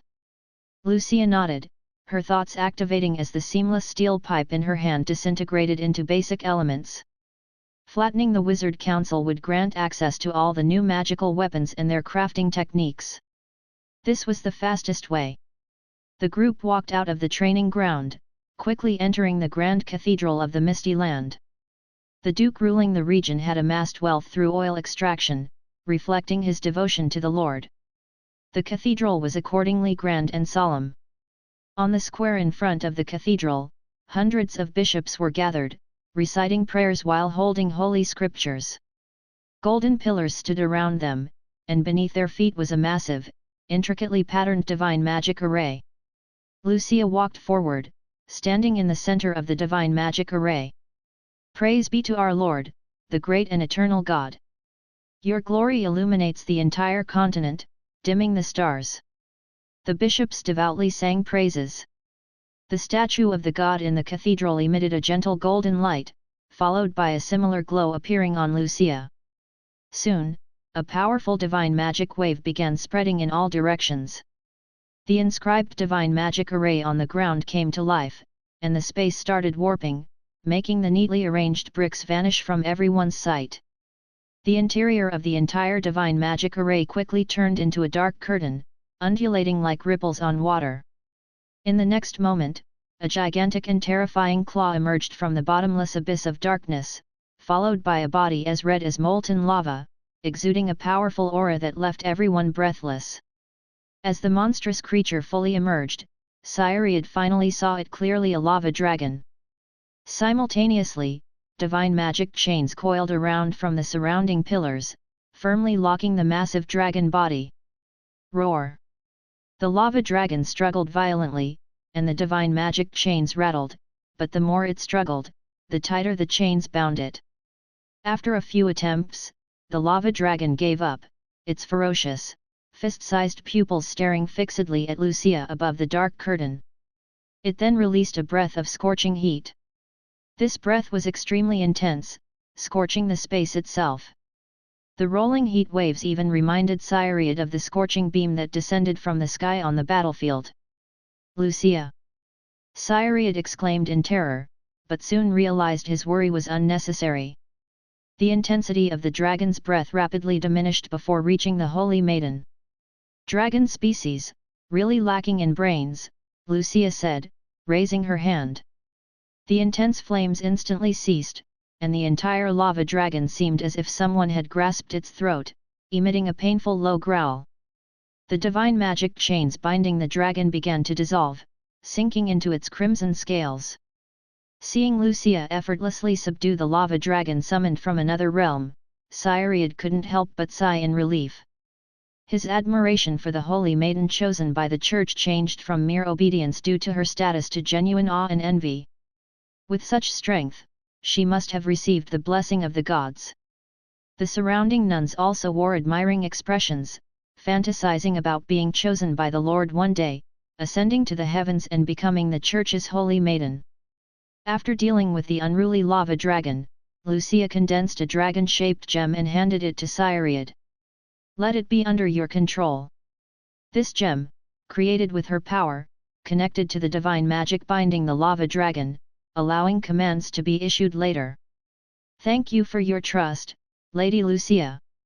Cyriad took it with pleasant surprise. He understood that the church had put in considerable effort to summon a lava dragon from another realm. Clearly, the purpose was to counter those airships. Cyriad had heard about these colossal alchemical creations with high maneuverability, moving at speeds exceeding 100 km per hour. They could unleash a powerful beam, wiping out hundreds of griffin knights, making them the wizard's most crucial aerial power. Now, with the assistance of the lava dragon, the situation would change. This superior dragon not only surpassed airships in speed but also excelled in aerial combat with its breath and innate magical abilities. Against the slow-moving airships, the lava dragon turned them into living targets. "How are our soldiers? Have they recovered?" Lucia turned to Joshua, who was nearby, inquiring. "Your Highness, after the priest's divine magic purification, they have overcome their fear of those sorceries," Joshua replied. "In that case, let's set out tonight," Lucia declared decisively. The midday pillar of light that pierced the sky had left a profound impression on her. Although Lucia had figured out the principles of this magic and found ways to counter it, the most sensible approach was to play to the enemy's strengths, not giving them a chance to use it. Chapter 414, The Holy Church's Surprise Attack and the Defeat of the Garrison. Midnight, Misty Ridge. 50,000 Imperial troops quietly arrived at the city under the cover of the legendary divine art, the illusory realm. "It seems these wizards have quite some skills," Joshua muttered as he looked at the towering city walls in front of him. Last time he was here, the small border town had walls less than 3 meters high. Now, before them stood a 7-meter-high sturdy wall. In just half a day, the wizards had worked a magical miracle. Above the walls, campfires burned brightly. More than 1,500 guards stationed on the walls seemed not to have noticed their presence. The number of guards was much less than Joshua expected, but considering the heavy casualties suffered by the riflemen in the previous battle, most of them should be recovering from injuries. Combined with the remaining riflemen guarding other parts of the city, the numbers didn't differ much. A cold smile played on Joshua's lips. Those wizards probably couldn't imagine that, just 10 hours later, the Imperial Guards would be fully restored, launching a surprise attack under the cover of night. "Under Lucia's crown, Lord Inquisitor, shall we launch the attack now?" Cyriad respectfully inquired. The distance of 700 meters was already the limit. Approaching further, even within the illusory realm, would raise suspicions. Lucia extended her right hand, boundless divine light gathering in her palm, condensing into a thumb-sized sphere. It shot directly towards the towering wall 700 meters away. Soldiers on the wall could only see a bright firefly drifting towards them in the dim night, moving at an incredibly fast speed. The 700 meters were covered in an instant. Even before they could shout, the glow expanded rapidly, then exploded. A thunderous explosion echoed through the entire castle, and the towering wall shattered under the intense blast. The city gate was blown open, debris flying, creating a misty rain of rocks. Dozens of patrolling guards on the wall were knocked down by the shockwave of the explosion, blood splattering, and cries of agony echoing continuously. At the moment Lucia took action, the illusory realm was instantly shattered. Over 10,000 divine punishment knights shouted, "For the glory of the Lord!" and rushed through the open gate with raised scimitars and long swords, cutting down the guards within the city. Perhaps their attack was too sudden, or maybe these people had not yet recovered from the morale-shattering defeat in the noonday battle. Under this unimpeded assault, the Holy Church's expeditionary force had already entered the city. Too smooth. Joshua felt a thick sense of unease. After entering the city, they found torches placed on every street, and guards were set up, but they encountered no effective resistance. No rows of rifle shots, no cannons, and no wizards. The entire city was eerily quiet, with guards scattered and fleeing in fear. Eerily quiet to the point of being frightening. What's going on? Cyriad was puzzled, unable to understand the situation. Where were their enemies? Those wizards? Just as everyone was wondering, a group of brave divine punishment knights brought the leader of the guards to them. He was a man in his 30s, slightly slender, with slightly chubby cheeks. He knelt in fear, repeatedly bowing, his voice trembling as he spoke. "Lord Bishop, I surrender. I surrender. I beg you to forgive my sins. It's those damned wizards who cast spells on us, forcing us to guard this town for them." "Enough!" Joshua interrupted the man's defensive words, coldly asking, "Tell me, where are those wizards?" They left 15 minutes ago, riding on a flying house of some kind," the middle-aged man answered hesitantly. "You mean they've escaped?" Joshua frowned, surprised. While not impossible, it was strange. The Empire and the Holy Church's combined forces far surpassed these minions of darkness. Wizards had just suffered a defeat, carrying wounded, fleeing was normal. However, the timing was so perfect, exactly 15 minutes before their arrival. Their luck could only be described as terrible. "Do you know which direction those wizards went?" Lucia suddenly inquired. "Why, yes. To the north." The middle-aged man replied hesitantly. At this statement, the bishops present were all shocked because the kingdom was to their west. If they wanted to retreat, they shouldn't be flying north. "What's in the north?" Lucia asked in confusion. "It's the oil." Joshua's expression turned serious. After searching the memories of the captured prisoners, he had suspected this. Because the wizards, in launching this counter-offensive, should have first reclaimed the lost territories of the kingdom. The fact that the other two legions had been staying within the kingdom's borders also proved this point. The legion they encountered was the only exception, actively infiltrating the Empire's territory and aiming for Misty Ridge. Most likely, it was for the oil. These wizards must want to seize or destroy the Empire's war weapon. Cyriad exclaimed indignantly. The importance of oil was self-evident. In recent years, in wars against barbarians and dealing with demonic creatures, it played a significant role in reducing casualties. Lucia shook her head, not agreeing with Cyriad's speculation. While oil was useful, it paled in comparison to the wizards' cannons. They must have found another use for the oil, Lucia speculated. In the last battle against the kingdom, the Griffin Knights led by Avidal had taken a considerable amount of oil, most likely confiscated. After researching it, these wizards might have discovered some secrets, urgently wanting to obtain it. Perhaps they believed it could affect the outcome of the war to some extent, hence their sudden search for the oil. Chapter 415, Lynn's ingenious plan. As the group pondered the secrets concealed within the oil, a continuous stream of divine cavalry reported the information gathered within the city. Just as the captain of the guards had mentioned, there were no more enemies in the entire town. All the wizards had evacuated, and the defense was now handled by a hastily assembled guard. Each person was said to be under an evil curse. Disobedience would result in their bodies festering and decaying. The so-called tight defense and heavy military presence were all illusions. The wizards relied on an empty city to deter any pursuit. They even built sturdy walls only on the side facing the oil, leaving the other three sides merely for show. "No wonder," Joshua said with a cold tone. He had suspected that reinforcing all four sides of the city walls in just a few hours was impossible. Clearly, they had been deceived. "Wait a minute, if all those wizards have evacuated, then what is the magical energy I sense?" Lucia paused, suddenly realizing this.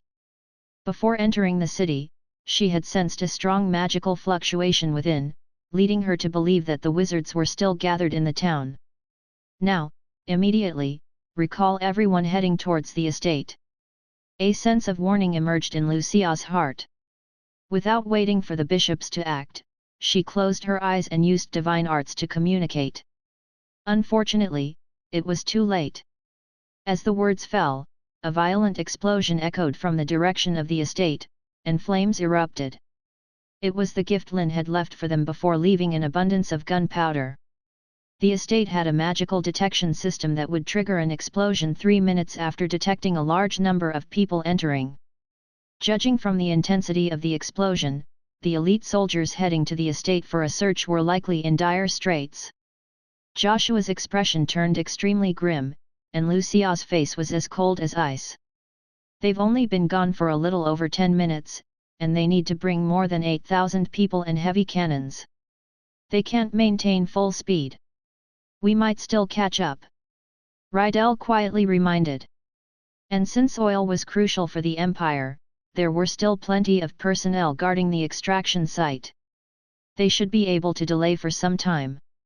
Seeing Rydell suggesting departure, the captain of the guards burst into tears, pleading desperately, "Lord Judge, under the crown of the Holy Lady, I am the most devout believer. I attend the church every week to listen to teachings. Please, I beg you, save me." Joshua approached, placed his hand on the captain's head, and after a few seconds, his expression became even more unpleasant. "Fool, there's no curse on you at all." The guard captain was dumbfounded. He had witnessed a colleague violating the wizard's orders, and that person had melted into a pool of blood amid screams of agony. "That was just an illusion, a trick by the wizards to scare you," Joshua explained, then turned to Lucia, urging her to pursue immediately and eliminate these deceitful wizards. Once they obtained the oil, new troubles might arise. They needed to prevent any further complications. "Rydell, you act as the vanguard. Intercept those airships. No need for a strong attack, just slow them down." Lucia suppressed her anger and instructed sternly. "I understand, Holy Lady. I won't let those wizards take away the Empire's weapon," Rydell responded firmly, kneeling down. A massive lava fire dragon descended from the sky, crushing the sturdy bricks beneath its heavy body. Its fiery red eyes stared hatefully at the bishops in front, filled with resentment, but its body and consciousness were still firmly bound by divine arts. After applying a protective divine spell on himself, Rydell leaped onto the dragon's back, controlling its body to soar into the sky. Behind him, hundreds of Griffin Knights followed. Meanwhile, outside the city, Lynn and others in hiding witnessed the giant dragon taking off. "Tisk tisk, what kind of monster is that, so huge?" Ham exclaimed in amazement. "It should be a dragon," Rydell uncertainly replied. Although they had never seen a dragon, it was a common subject in operas and bardic tales, known for its fierceness and strength. It seems Lord Lynn was right. These people indeed went after them. Rydell watched as they entered the city, then swiftly emerged, heading north for the expeditionary force. It was exactly as Lynn had predicted. "Shall we act now?" Ham rubbed his hands excitedly. "No, wait a little longer," Rydell shook his head, cautious. "Let them move a bit farther. We should at least send a message first." "Sorry for the trouble, Lord Anthony." Rydell turned to Anthony beside him. The latter nodded, closing his eyes and manipulating the surrounding electromagnetic field to send out electromagnetic signals. As the airships had only been in motion for about 20 minutes from departure, and the distance was not far, they didn't even need a relay station. Their speed was extremely fast. The moment after Anthony cast his spell, Lynn and others on the airship received the message.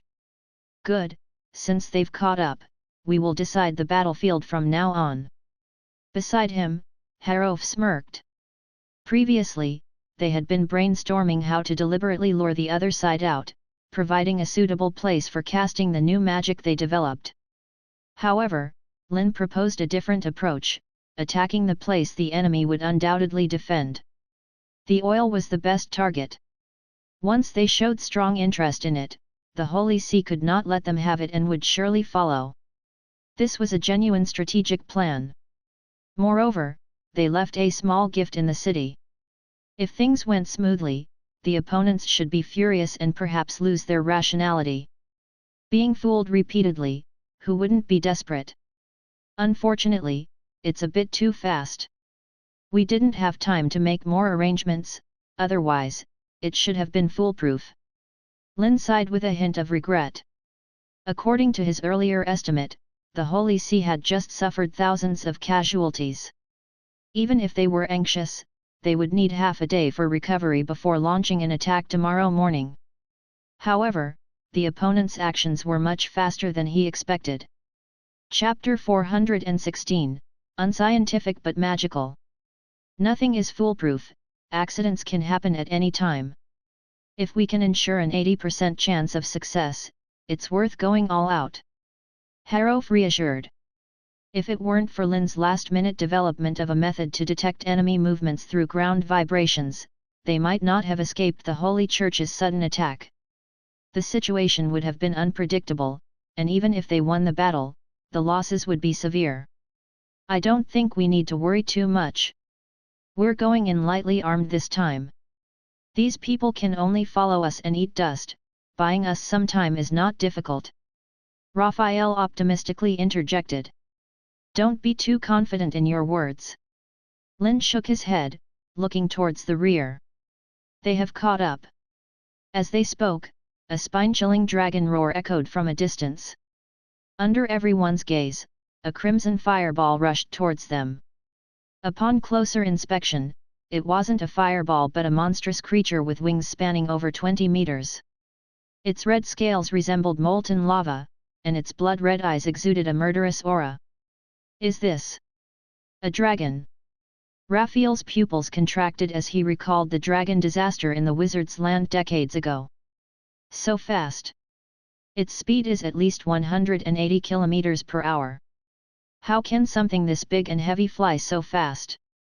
Lynn expressed surprise.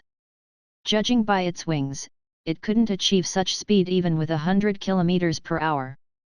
Harov and the others looked at Lynn strangely, not understanding why the magic prodigy would say such things.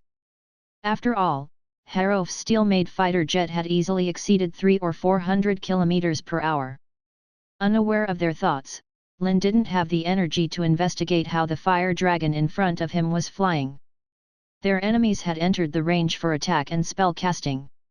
Machine guns mounted at the rear of the airship immediately opened fire. The dense bullets poured like a torrential rain towards the molten fire dragon. However, the dragon, despite its massive size, was more agile than they had imagined. With a light flutter of its wings, it effortlessly dodged the incoming barrage. They should have anticipated and aimed ahead. Lynn shook his head. These machine gunners were too inexperienced, possibly due to the short training time and the urgency of deployment.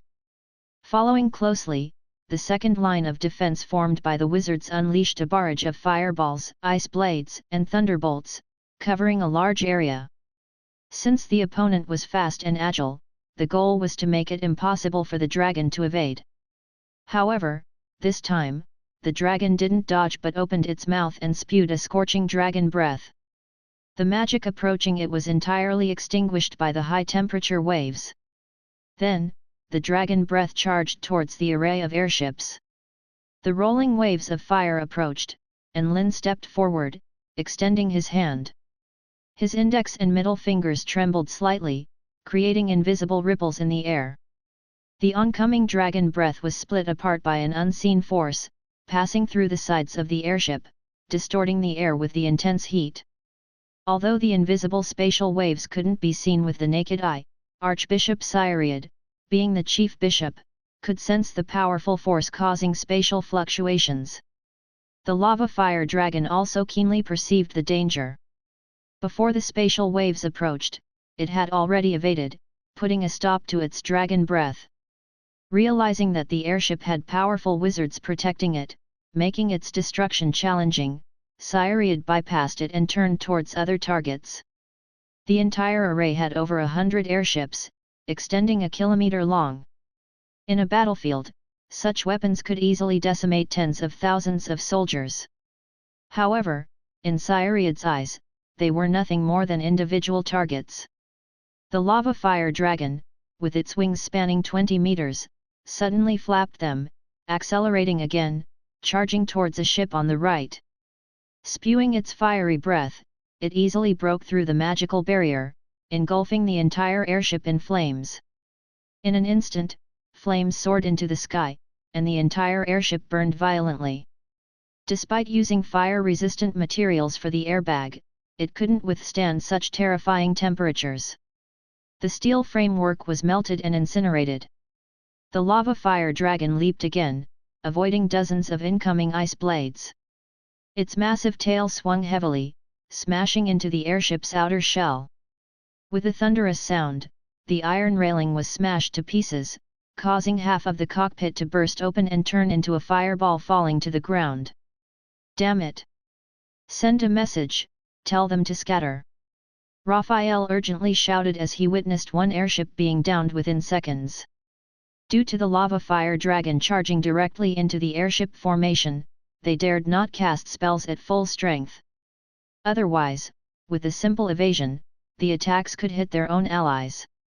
In fact, there was no need for Raphael's reminder, the airships gathered together had already started dispersing. Seizing this opportunity, Cyriad, controlling the lava fire dragon, weaved through the array of airships. Waves of fire rose, painting the sky in shades of red, all within a matter of seconds. As a pilot, Alec watched helplessly as a nearby airship was turned into a fireball by the scorching dragon breath, feeling a mix of anger and fear. In the past, they had manipulated enemies with their extraordinary speed, but now the situation had reversed. The enemy's flight speed was faster, and they were more agile. "Damn it!" Alec muttered through gritted teeth. Then, he turned to look at Sanchez, the chief wizard of Plasturgy, who was beside him.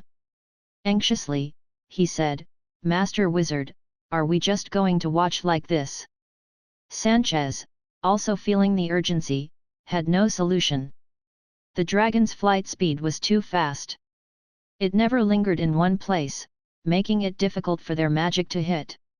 Chapter 417, Debut of the First Generation Fighter. The rhythmic ticking echoed continuously on the airship. Sanchez's mind shook as his urgent expression gradually cooled down after decrypting the information. He immediately spoke. "Now, everyone, turn around." Alec, filled with anger and joy, along with the other airship operators, heightened their focus and steered the airships for a change in direction. It was time for their counterattack. While Cyriad rode a massive fire dragon wreaking havoc in the sky, he failed to notice that these airships were not simply fleeing. Several dozen airships quietly changed course, quickly forming an array under Lynn's command, and one after another, lightning illuminated each airship. Chain lightning. Thunder prison lightning storm. Over 50 thunder wizards simultaneously cast spells, creating an electromagnetic field covering a radius of hundreds of meters in an instant. By the time Cyriad realized something was wrong, the blue-purple lightning had already filled his entire field of vision. The magical barrier around him cracked under the violent arcs, and the speed of his lava fire dragon, beneath him, slowed down. Subsequently, dozens of concentrated laser beams swept in from all directions. The lava fire dragon, unable to dodge due to paralysis, was like a massive target and was quickly hit. The most powerful laser, originating from Lynn, struck the dragon's neck, tearing through the tough scales, and lava-like blood sprayed, dyeing the sky red. So resilient! Lynn marveled inwardly.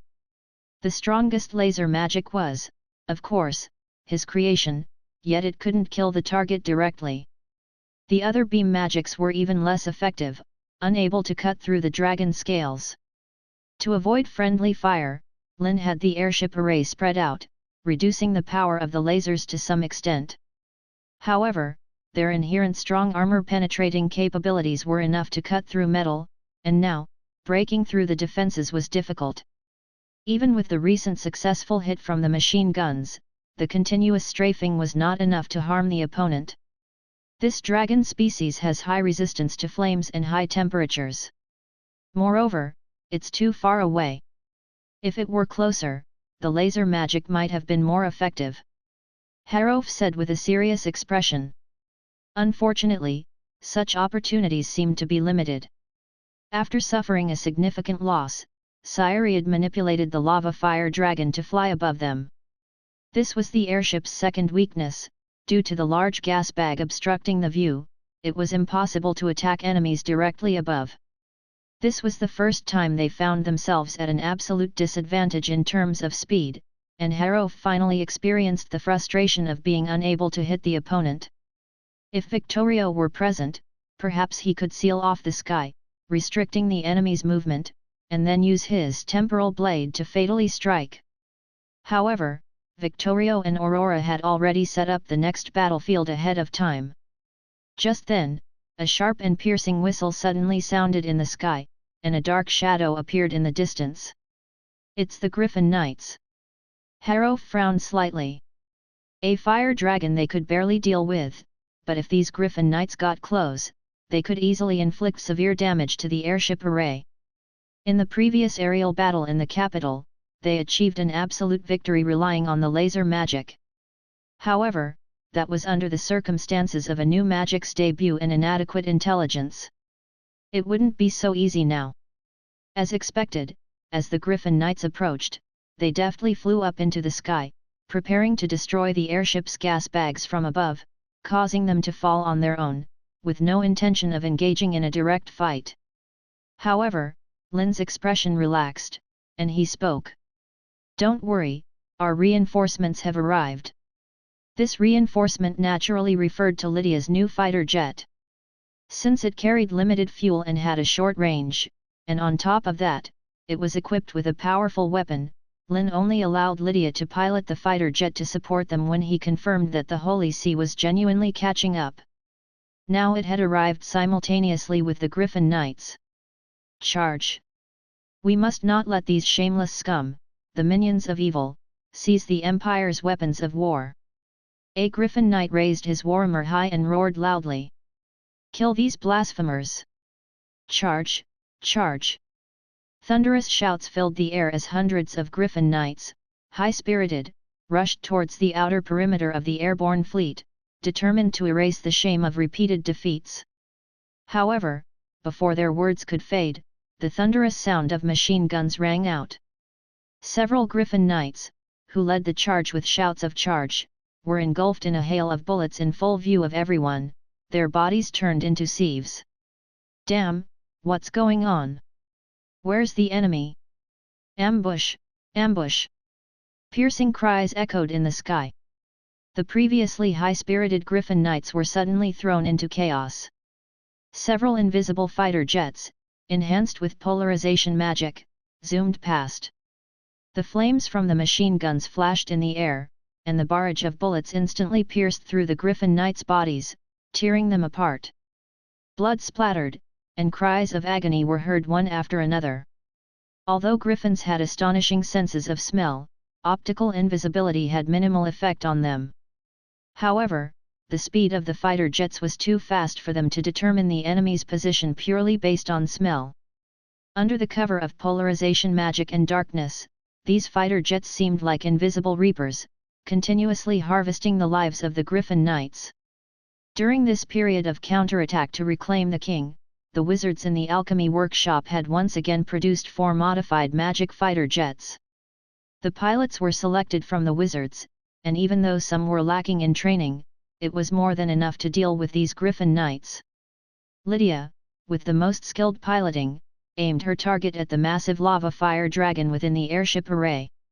As the button for firing the machine guns was pressed, the guns mounted on the wings opened again, and the linked barrage kept striking the dragon's spine. Sparks splattered, emitting a muffled clash of steel. "So tough!" Lydia exclaimed similarly to Lynn. After all, the fighter jet's machine guns used not lead bullets but more powerful fixed ammunition, yet it failed to pierce the dragon's scales. However, Lydia was not discouraged. She directly increased her speed to the extreme and charged straight at the gigantic fire dragon in front of her. Chapter 418, First Generation Fighter vs. Lava Fire Dragon. The continuous barrage of bullets did not catch Lord Lynn's attention, as the lava fire dragon, while destroying airships, also faced the wizards' counterattacks at every moment. As for Lord Lynn himself, the majority of his focus was on suppressing the lava fire dragon beneath him and constructing protective spells. He couldn't spare much attention to sense the origin of the incoming attacks. However, his underestimation proved fatal. The fighter jet, traveling at a speed of 360 km per hour, moved like a gust of wind. In the blink of an eye, it covered a distance of several hundred meters. Just before colliding with the colossal dragon body, Lydia desperately maneuvered the aircraft, pulling the red lever beside her to the lowest point. In the moment of intersecting with the dragon body, a powerful laser beam shot out from the front of the aircraft. The top of the fighter jet resembled an almost infinite and unstoppable divine sword. The distance between them as they passed each other was less than 30 meters. Lydia could even see the intricate magic patterns on the dragon's red scales, resembling chains.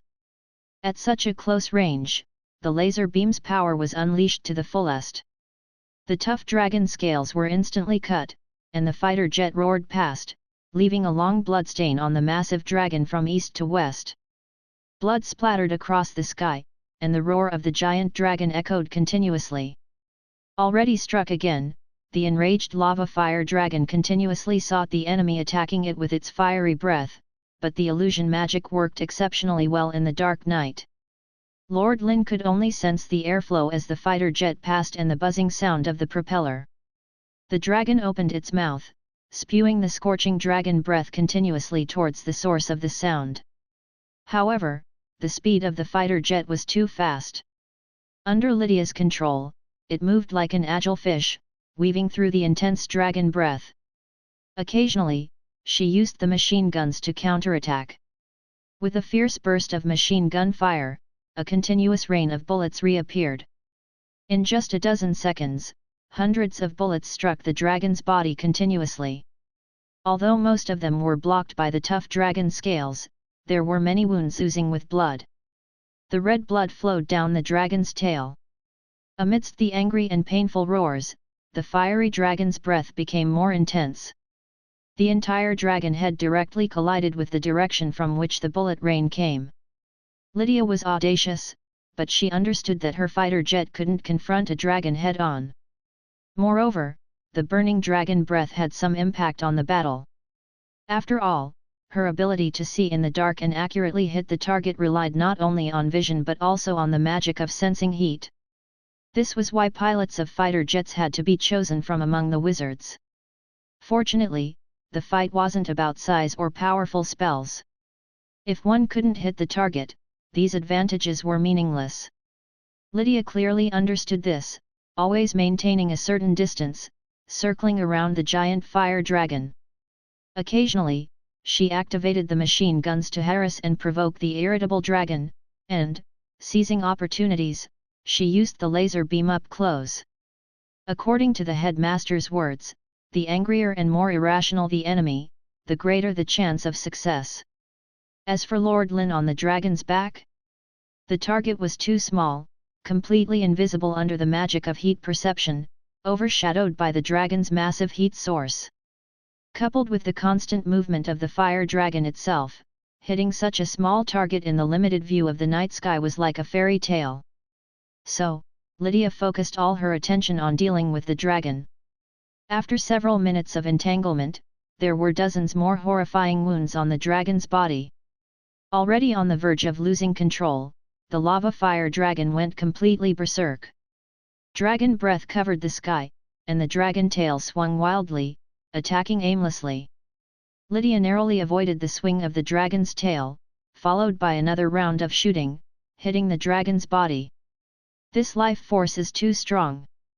Lydia, watching the still howling but not falling lava fire dragon, was secretly shocked. She had never seen a creature endure so many laser beams and machine gun shots and still be so vital. The fighter jet's reserve of 4,000 ammunition rounds had already consumed 80%, and the energy supply for the laser beam was less than a third remaining. It seemed she had to conserve ammunition, slowly deplete the opponent's stamina and vitality. Lydia didn't believe this thing had immortality. The fighter jet still had more than half of its fuel, and she was confident that she would emerge victorious if she dragged the battle on.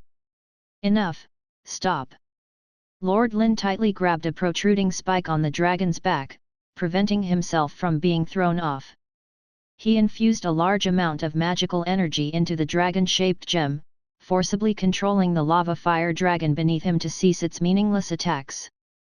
Their goal wasn't to engage in a pointless battle with an unseen and untouchable target here, it was to delay time and destroy the airborne airships as much as possible. These alchemical creations carried the main forces of the wizards. Each shot-down airship meant the deaths of hundreds of riflemen and wizards. Under Lord Lynn's constant urging, the frenzied lava fire dragon redirected all its rage and frustration towards the airships that had not yet escaped.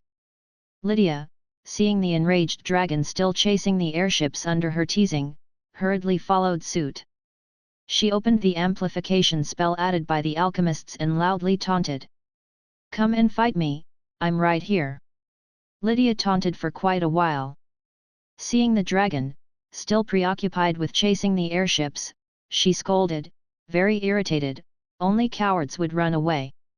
Lord Lynn ignored Lydia's words, controlling the fire dragon beneath him to continuously change positions, reducing the frequency of being hit by the laser beam. Although the lava fire dragon still looked lively, Lord Lynn, who could sense the opponent's state through the dragon-shaped gem, understood that these injuries were gradually draining its vitality. It just didn't show because of its fury. While the lava fire dragon could still hold on, he needed to destroy as many airborne airships as possible and prevent them from reaching the oil-producing area. Chapter 419, Dragon Slaying Technique, 5th Level. Seeing another airship submerged under the dragon's breath, Lydia was furious to the extreme, but she had no solution. Machine guns and forward laser beams were the two main weapons of the fighter jets. However, it was evident that these couldn't inflict fatal damage on the fire dragon, they could only injure it. Lydia involuntarily shifted her gaze to the control panel, specifically to the inconspicuous black button. The prototype she was riding was quite special, having undergone significant modifications, including an additional bombing function compared to other fighter jets. However, the Dean had warned her before departing that the payload on the jet was extremely powerful and dangerous. Using it without caution could lead to irreversible consequences, and it could only be employed when receiving a command in the most critical situations. Though Lydia wasn't clear on the specifics, she was certain it was something formidable. The situation seemed to be reaching a crisis, right? If things continued like this, everyone would be overwhelmed by the dragon. Just as Lydia hesitated, a voice sounded beside her. The sudden voice startled Lydia, and the fighter jet almost collided with the nearby airship. "It seems your piloting skills need double the training," Lynn, who mysteriously appeared in the co-pilot seat, said disappointedly. Lydia rolled her eyes. She had been fully focused on how to deal with the dragon when a voice suddenly popped up beside her. It was strange not to be scared. However, Lydia didn't argue or complain but rather exclaimed in surprise, "Dean, how come you're here?" "I had some alchemists enchant this fighter jet with a little magic. It can send a portion of magic power and willpower when necessary," Lynn explained. The fighter jet was one of his contingency plans, and he had provided several suggestions for its modifications. "So, what should we do now?" Lydia asked, frowning. The dragon was incredibly challenging to deal with, she had exerted all her efforts and still couldn't defeat it. "I'll prepare a spell to kill this dragon. You get as close as possible and buy some more time," Lynn stated directly. "All right." Lydia's tense expression instantly relaxed. She had complete trust in the Dean. With that, she piloted the jet once again towards the looming lava fire dragon. Lynn, on the other hand, began disassembling the energy system of the laser emission device. He took out a red gem placed inside. The laser device mounted on the jet could release a 4th-level laser beam with a diameter of about 0.3 mm, a custom-made level of intensity that could easily tear through steel.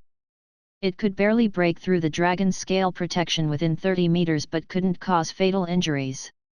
The defense of this creature was indeed formidable.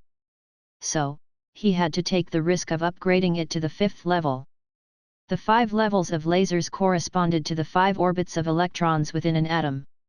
The principle was that electrons absorbed energy, jumped from a low energy level to a high one, and then fell back from the high level to the low one, releasing the absorbed energy in the form of light. He hadn't attempted to raise the laser beam to the highest level before because controlling the 5th level was challenging. If the absorbed energy slightly exceeded the threshold, the element would directly turn into a plasma state. If it was a bit lower, it would immediately drop back to the 4th level. Now, to deal with the fire dragon, he had to try his best. Fortunately, the fighter jet had a high-quality ruby suitable for casting laser magic. Otherwise, in his current state of magical incarnation, it would be impossible to unleash such a powerful spell. Lynn closed his eyes, focusing on casting the spell. The fist-sized ruby rotated continuously between his closed hands. Then, layers of reflective coatings appeared around the ruby, enclosing it. While Lynn was casting the spell, Lydia had already taken action, approaching the massive lava fire dragon again. She didn't conserve ammunition anymore, and the intense gunfire echoed once more. A series of sparks burst out, hitting the already blurry body of the dragon. Its scales continued to fall off, revealing flesh like molten lava. The infuriated dragon couldn't control its anger, swinging its tail to drive away the reptile while pouring more rage onto the airship. In just half a minute, all remaining ammunition was exhausted, and the distance between the two sides was extremely close. Lydia quickly called out, "Dean, is it ready yet?" "Ready.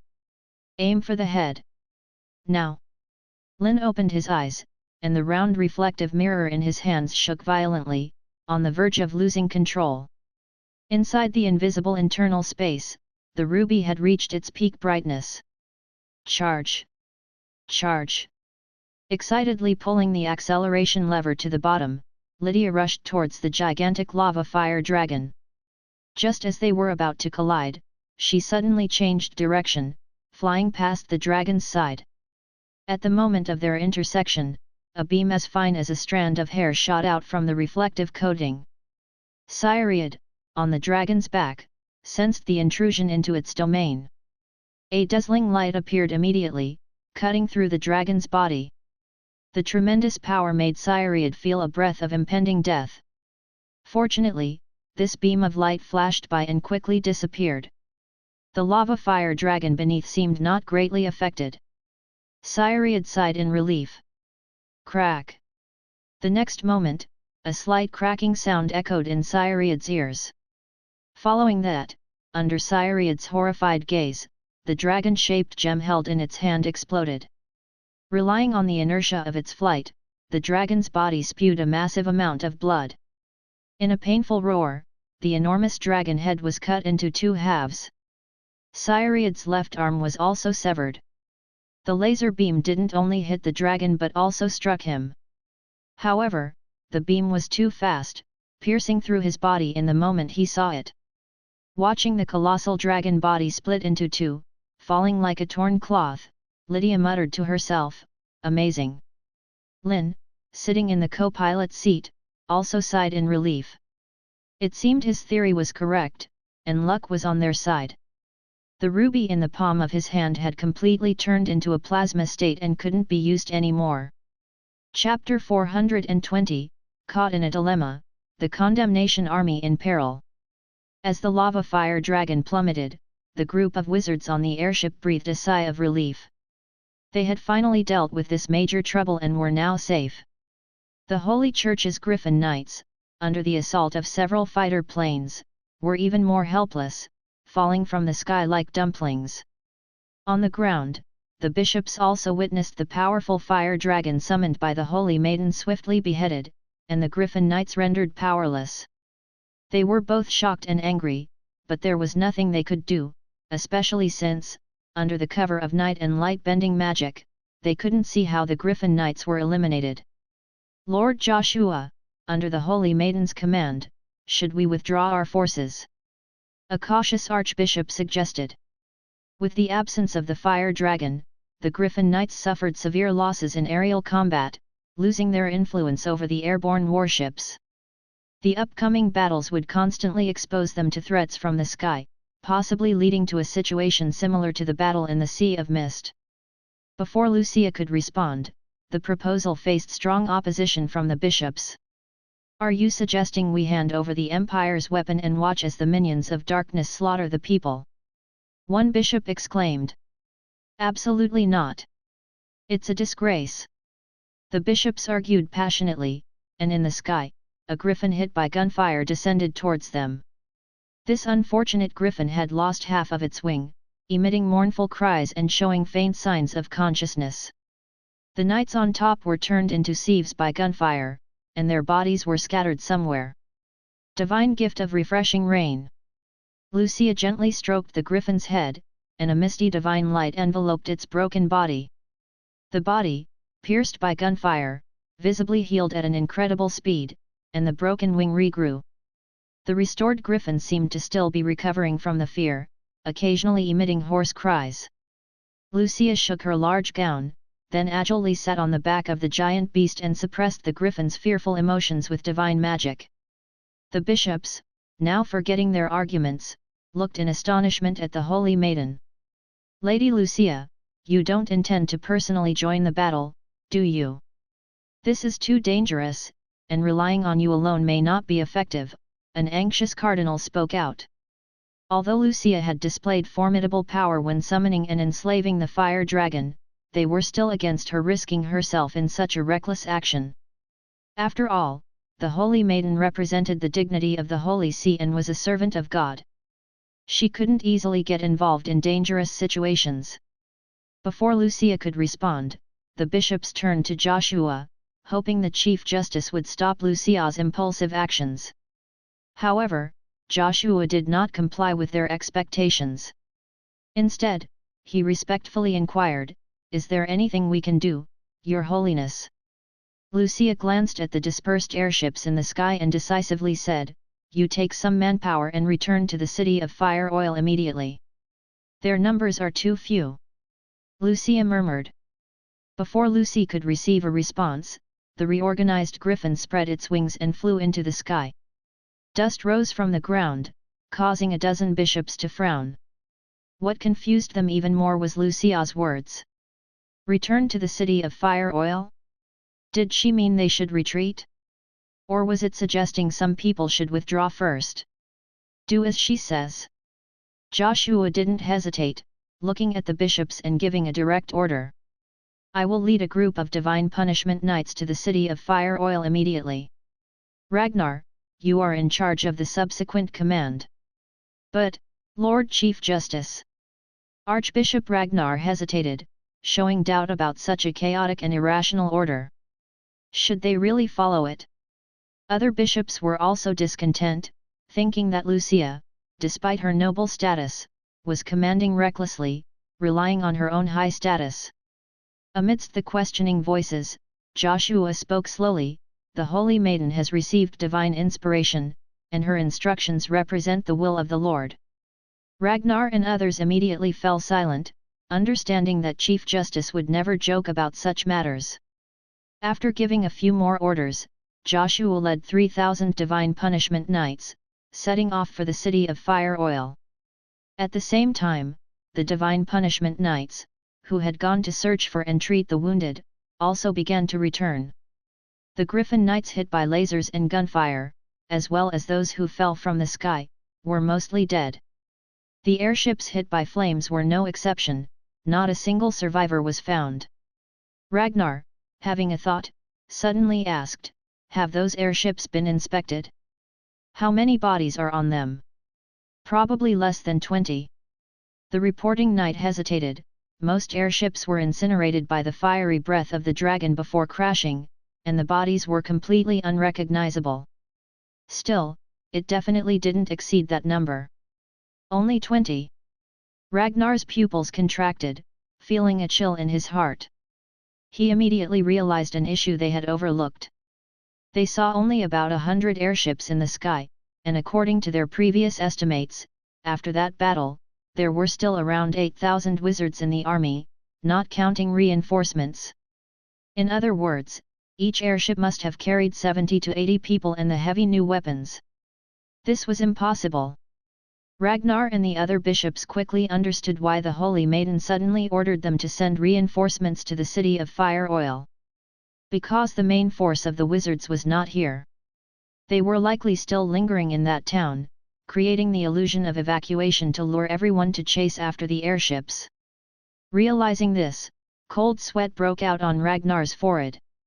On one side was the critically important oil field, and on the other side were the fortresses and strongholds in the western part of the empire.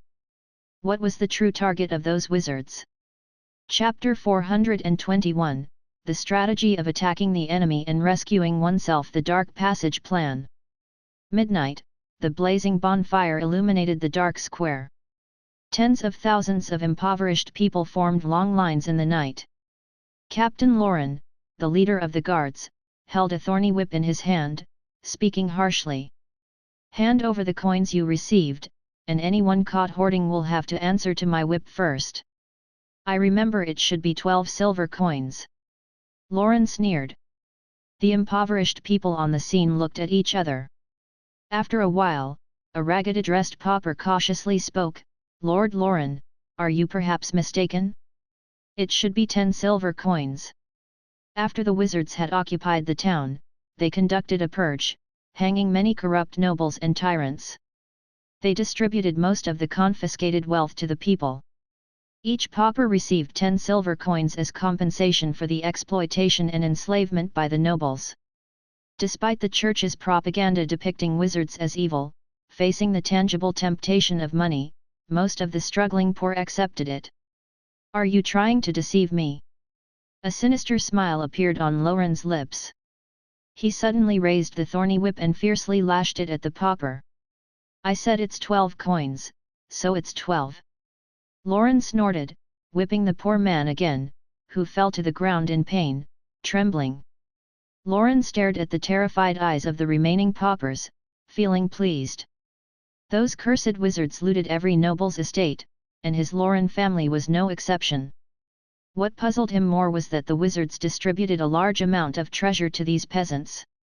Lauren believed that some pauper must have conspired with the wizards in secret, informing them to receive such rewards. Otherwise, who would complain about too much money? Considering this, Lauren reported the collusion between these paupers and the wizards to the bishop, expecting punishment for the paupers and reclaiming the right to the looted wealth. He also planned to give these rebels a taste of punishment, and the extra 2 silver coins would be part of the penalty. Under Lauren's threat, the subdued commoners reluctantly handed over their meager possessions. Those who couldn't pay faced a severe beating. Paying 2 extra silver coins might seem insignificant, but most paupers were already destitute, making it a life-threatening demand. One pauper couldn't even afford 1 silver coin. As a devout follower, he firmly believed that the wizards had malicious intentions, surely enchanting the money with evil magic. Thus, he refused to accept any compensation. Regardless, Lauren didn't care. He thought no one would reject the silver coins offered. He swung his whip mercilessly, pouring his anger on these paupers. Forgetting that just half an hour ago, he himself knelt, begging for forgiveness under the judgment of the High Inquisitor and Saint Lucia. In just a minute, Lauren had severely beaten the devout follower to the brink of death. As he prepared to beat him to death to intimidate the other lying paupers, a sudden and intense artillery sound erupted from outside the city. This sound. Was it artillery? Lauren was startled. A deep fear emerged from within because a few days ago, those wizards had used such powerful artillery to breach the sturdy city gates. But how could this be? Didn't those wizards use airships to attack the oil fields? They should be in chaos now, fleeing from the papal forces. Could it be that the papal forces were defeated? Lauren refused to believe this possibility, but soon he saw hundreds of city guards abandoning their armor and fleeing towards him. "Run! It's the wizards are coming back!" Several city guards shouted desperately, only to be shot down by a volley of muskets. In the moonlight and the glow of the bonfire, thousands of riflemen, fierce as wolves, advanced toward them. Loren's soul shivered with dread as he ordered his guards to intercept them, grabbing a warhorse to escape himself. The enraged paupers were not about to let Loren leave so easily. They swarmed, pulling him off the horse, unleashing a barrage of punches, kicks, bites, and scratches. "Get away! You lowlifes!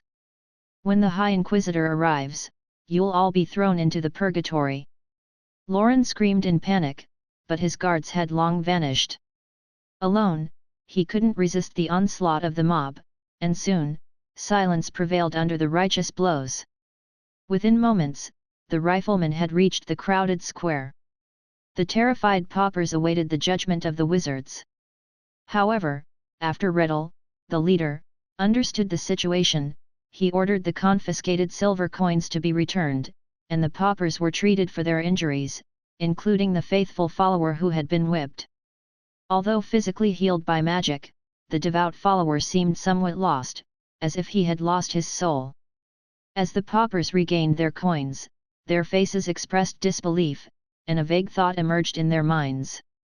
Perhaps under the rule of wizards, things weren't so bad. At least, no one tried to take away their meager savings. In a surprise attack, the riflemen quickly regained control of the city. With the papal forces busy chasing them and the defending forces left weak after the takeover, they suffered minimal casualties. Lynn, the dean, really predicted everything. Redel couldn't help but marvel inwardly. In the noon battle, they lost many cannons and armored vehicles, along with nearly 3,000 wounded soldiers. A direct confrontation with the papal forces wasn't a suitable option. However, evacuating was equally difficult. With just over 100 airships, it was impossible to take everyone away. So, Lynn proposed hiding the main force outside the city. They would create a grand illusion of airships going to seize the oil fields, luring the papal forces away. Once the papal forces left, and the enemy let down their guard, they would strike back, even capturing the poorly defended city with oil. According to Dean Lynn's words, they employed strategies such as an empty city, attacking the enemy to rescue themselves, the dark passage plan, and baiting the tiger to leave the mountain. Many wizards were curious about what this magical star did before reaching the land of wizards. Could it be that he was a major lord of the empire, as only then could he understand so many tactical techniques? Chapter 422, This is a battle that only legendary wizards can participate in, we are just burdens. Lord Wizard, shall we head to the city of Fire Oil now? After gathering the poor on the square, Redel turned to Anthony and asked. Yes, it's better sooner than later. There shouldn't be many defenders in the city of Fire Oil now, Anthony nodded, then added with a smile, they would never expect us to launch a counterattack now. Everything was going smoothly with the plans. The Holy See had deployed its elite forces for tonight's decisive battle, and there should be no more than 3,000 defenders in the city of Fire Oil. Most importantly, the two legendary clerics should be absent, and no one could stop their attack. But what about Headmaster Lynn? Redel hesitated and asked. The main enemy forces were diverted, and their side of the battle was indeed going very smoothly, but Redel couldn't help but worry about the situation on the other side. With less than 2,000 troops on the airship, how could they withstand the assault of the Holy See's 50,000 expeditionary army? Don't worry, Master Lynn has a plan. Anthony reassured. And in a sense, this is a battle that only legendary wizards can participate in. We are just burdens. Anthony shook his head, realizing this during the discussions on how to deal with the Holy See's expeditionary army. The leaders had great confidence in the power of Lynn's new magic, to the extent that they didn't even consider the Holy See's tens of thousands of expeditionary troops. The decision to use the airship as bait was also because it was faster. If everything goes well, we might be able to go back and get a glimpse of Master Lynn's new magic. Anthony said with anticipation. Redel was also curious. What kind of magic could give Master Lynn the confidence to defeat legendary clerics capable of casting divine spells and tens of thousands of expeditionary troops? While Raydell led the musketeers to assault the city of Fire Oil, the aerial battle in the sky underwent new changes. Hundreds of Griffin Knights were quickly demoralized under the pursuit of the new-style fighter aircraft, scattering in all directions. Some considered chasing the airship, thinking it might be better to face the enemy and die together. However, without the harassment of the fire dragon, they couldn't catch up with these rapidly moving alchemical creations. Yesus, proficient in shape-shifting magic and possessing flight experience, was selected as the pilot for the first batch of fighter aircraft. He was quite interested in this new type of alchemical creation. Its speed far exceeded any flying creature he knew, 3 times that of an airship. To describe it as swift as lightning was an understatement. Yesus pushed the magic of thermal sensing to the extreme, turning the scattered Griffin Knights into large red dots, highly visible in the night sky. They just needed to aim and open fire with the machine guns. Just as Yesus selected the next target, ready to send them on their way, a Griffin Knight appeared from below, flying towards him. Lucky? Going against the tide, quite brave. Yesus praised, thinking it was one of the Griffin Knights they had shot down.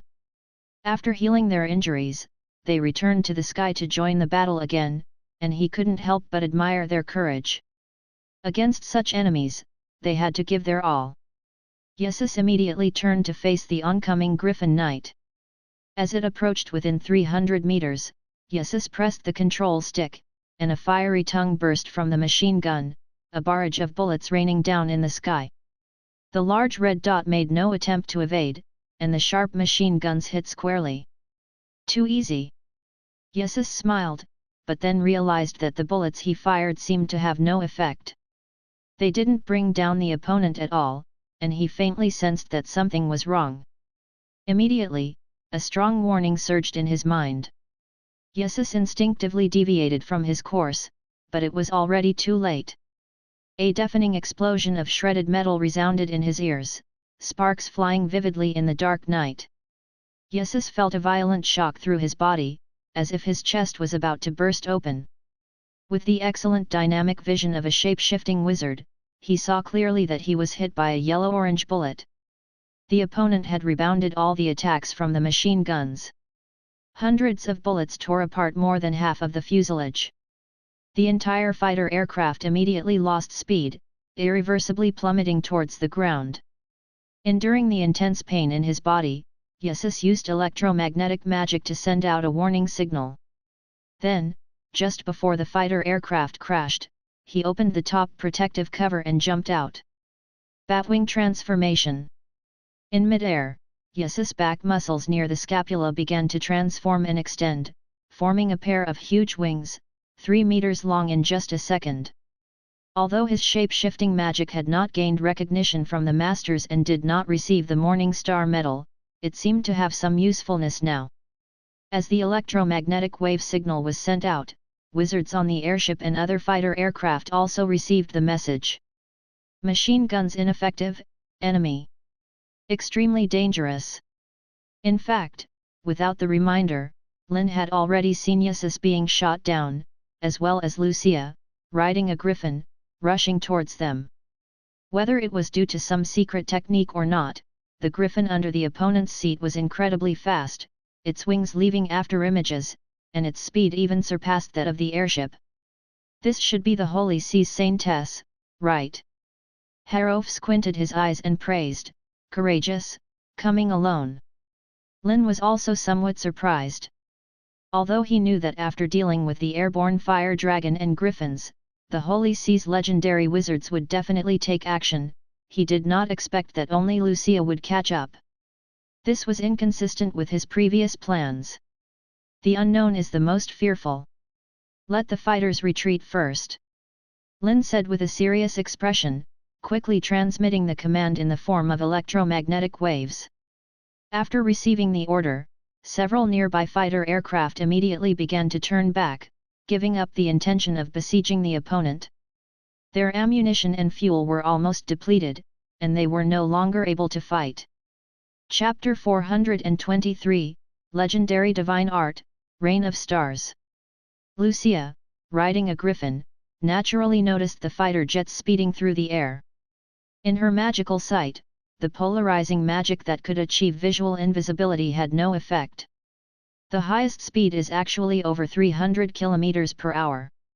Lucia quickly estimated the opponent's speed through the maneuvers of the fighter jets in the air. If quantified, a mere 300 km per hour wouldn't count for much, but in their current state, these new alchemical creations might pose a threat.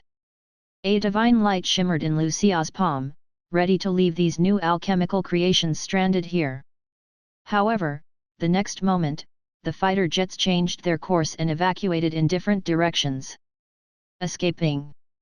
Lucia furrowed her brows, not bothering to pursue further. Instead, she raised her hand towards the sky, and a brilliant divine light instantly spread, piercing through the entire sky. Powerful magical fluctuations made Lynn and the others a kilometer away stand on end. Subsequently, under their gaze, numerous dazzling starlights descended from the sky. What is this? A meteor shower. Harof's expression turned solemn, sensing a strong sense of danger from these falling starlights. The range covered by the starlight was as much as 3 kilometers. The fighter jets, with their high speed, swiftly raced through and successfully left the area before the starlight descended. However, the slower airships weren't as fortunate. The falling starlight immediately revealed its terrifying power, effortlessly piercing and dissolving the characteristic leather of the airship's envelope. Even the wizards on board were not spared. Their protective magic was thinner than paper and quickly melted in the rising star flames. In an instant, more than 20 airships crashed thunderously, causing more destruction than the harassment and breath of a fire dragon. This was the legendary divine art Rain of Stars. Lynn's airship was also within the range of Rain of Stars, but the difference was that all these starlights were blocked by the spatial barrier created by Harof. However, they were powerless to aid the remaining allies and could only watch as ship after ship sank into the sea of starlight. Having resisted the Rain of Stars, Harof didn't have half a moment to catch his breath because Lucia, riding a griffin, was now less than 200 meters away from them. This meant that the enemy had entered the range of the laser. The pilot responsible for controlling the laser immediately launched an attack. Lynn, on the side, immediately thought of something but couldn't stop it in time because light is just too fast. At the moment the button was pressed, a powerful laser shot out, directly targeting St. Lucia. With a speed of 300,000 km per second, there was almost no possibility of evasion. However, Lucia didn't plan to dodge. She had already witnessed this peculiar laser and naturally wouldn't be unprepared. An invisible curtain appeared in front of her, and the red laser, like passing through the water's surface, deviated from Lucia's side. Immediately, Lucia opened her mouth and uttered, "Reflect." The moment the words fell, the transparent curtain immediately solidified. The approaching light rapidly changed its angle, creating a beautiful arc in the void, and then struck towards the airship. Fortunately, at the moment Lynn sensed something was wrong, he quickly pulled out the red gem used for casting the laser, just in time to stop the spell and avoid the risk of being killed by his own magic. The information about the church's saint being able to counter laser magic had been discussed in meetings with people like Aurora. However, the drivers of these airships apparently weren't qualified to attend that meeting. Stellar radiance. Lucia spoke again, and an infinite sea of starlight manifested around her, rushing towards the massive airships. Neither Lynn nor Harof dared to be negligent under such a powerful force. They immediately used their most potent protective magic. Space barrier. Indestructible shield. The boundless river of starlight was weakened layer by layer under the barrier of force magic. Then it collided with the rising eternal flames, erupting into a deafening roar. The interweaving of starlight and fierce fire caused the airship, 100 meters away, to shake violently. Lynn and Harof showed expressions of shock, as Lucia, riding a griffin, emerged from the brilliant starlight and the endless flames of eternity. What kind of monster is this? Lynn was completely stunned. Lucia was surrounded by the eternal flames, so powerful that it could devour all known elements, making even the trifluorochloride seem fake, causing no impact on the crowned saint.